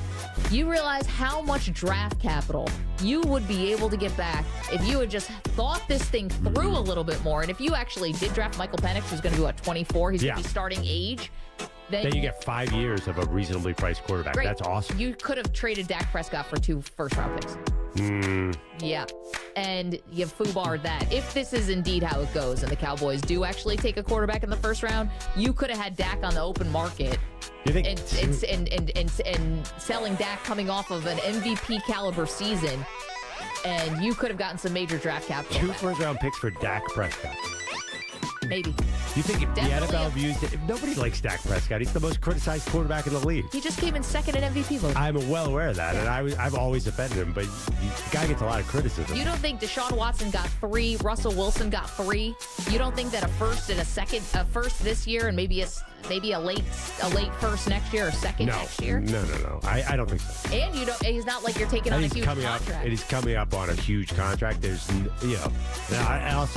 I think no one wants to trade for him now because they know they're going to have to pay him. Well, but it's a quarterback who is a playoff caliber, borderline on Super Bowl caliber quarterback who'd be available. Dak Prescott would love to get to free agency or get traded somewhere. I think he would relish it.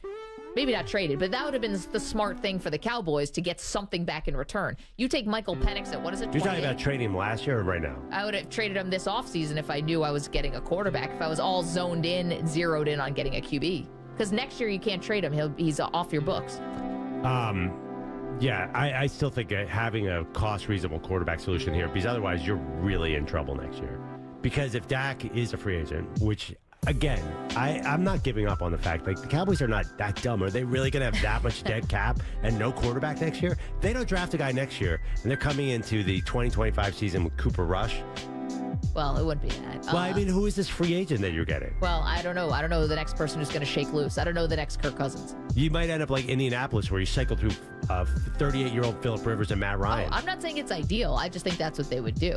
And I think it would be a waste to take a quarterback in the first round this year. Why don't we put that up on the poll, EJ? Should the Cowboys take a quarterback in the first round of the draft? At Maggie and Pearl. That, again, you're talking about polls that is a little without context. Okay. Yeah. How about considering the Cowboys have not signed Dak Prescott to a contract extension, would it be smart for them to take a quarterback in the first round? Okay. Getting closer?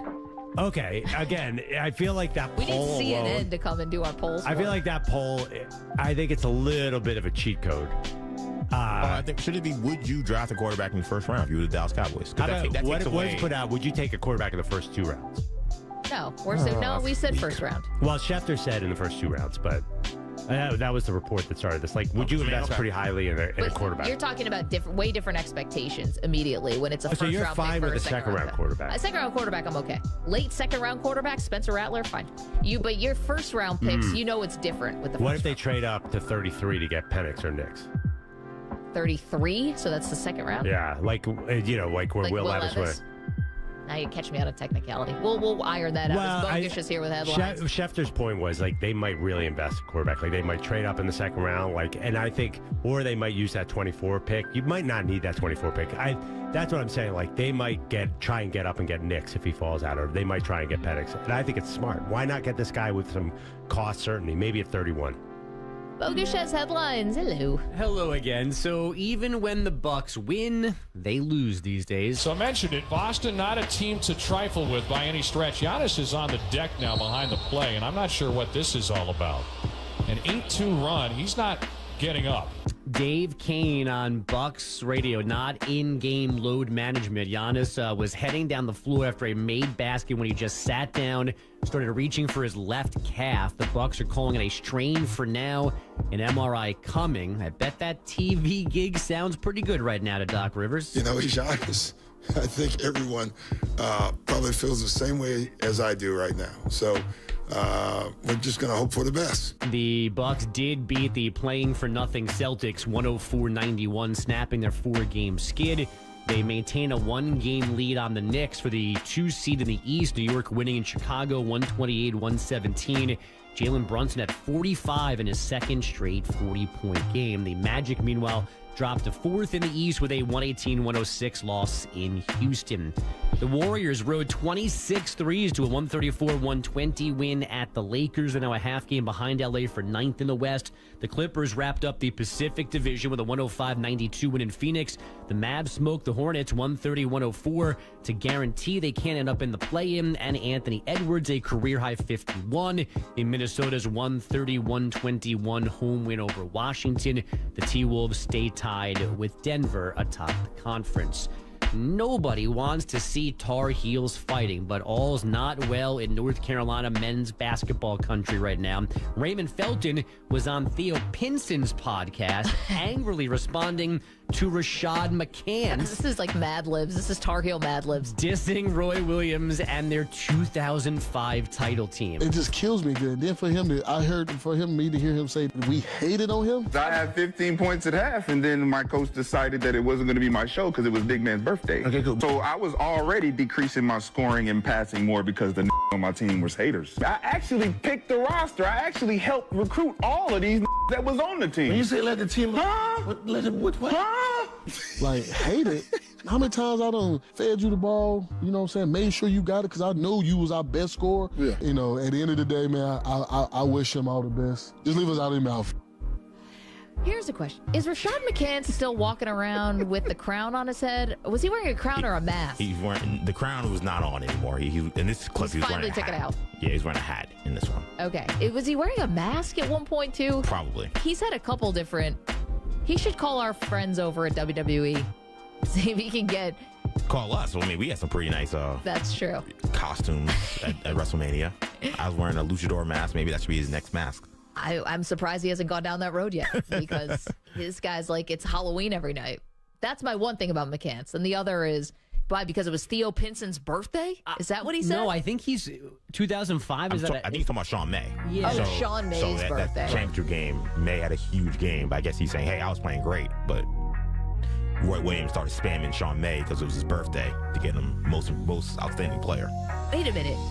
That's the most ridiculous thing I've ever heard of my entire life. It's also a 19-year-old complaint. This is about the 2005 season. Wait a minute. Sean May's birthday, April 4th. Right. Yeah, definitely was his birthday. Yeah. I feel like I remember that. Who would ever do anything about anyone's birthday when we're talking about sports? That makes no sense. I will say, though, we talked about this before, and I think I mentioned it with, I forgot what we were talking about, but I said how there was an example of, John Stark shooting 2 for 19 and Russell Wilson throwing the ball and on the goal line. I do think coaches definitely have favorites that they spam. Oh, Pete Carroll, you mean? Like right, for yeah. Russell Wilson? Yeah, I think that's a thing. Now, not as a birthday present. Not as a birthday present. This is a new thing. That's definitely a new thing. But to me, I thought Haley Van Lith staying on Caitlin Clark was that.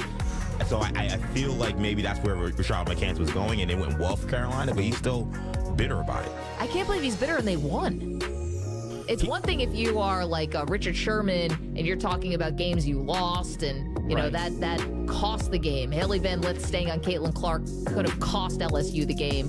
In some ways. They actually won and they're still beefing.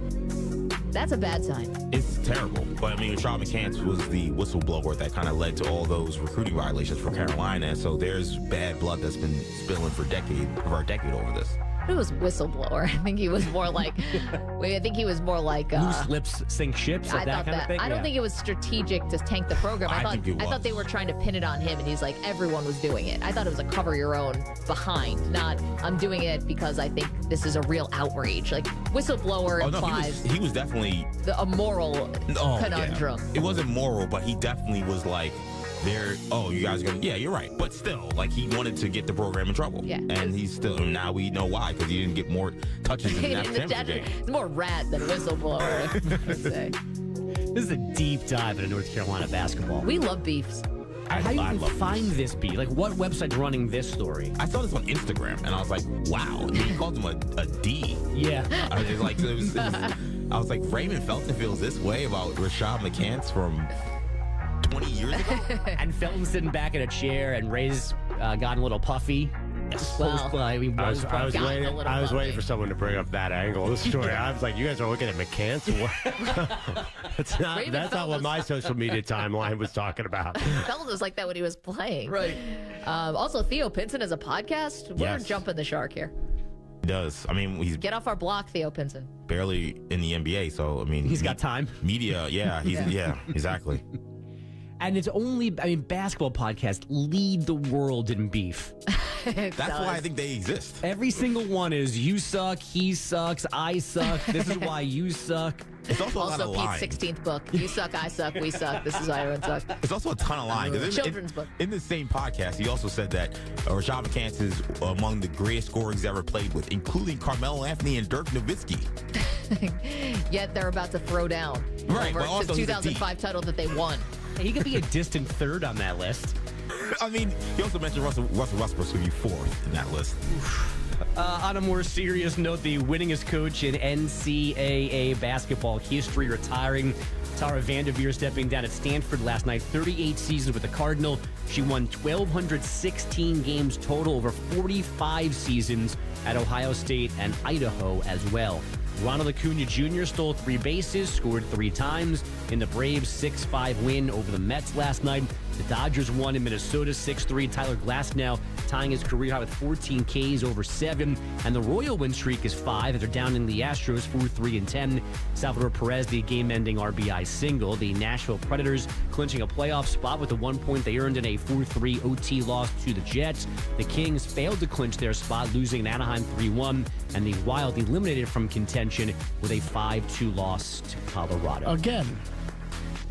I don't do every score in every update. If you'd listen, you already knew that. Plus, you made me do Rangers-Islanders last hour, so it's not coming back here. No, I want it back now. No, you're not in charge of things. You're bringing an Islander pullover today. Just so you know, the Islanders beat the Rangers and beat them good 4-2 last night. Yeah, we're going to do one sports update, and then Pete will have an alternate sports update that he will also do. I mean, grab another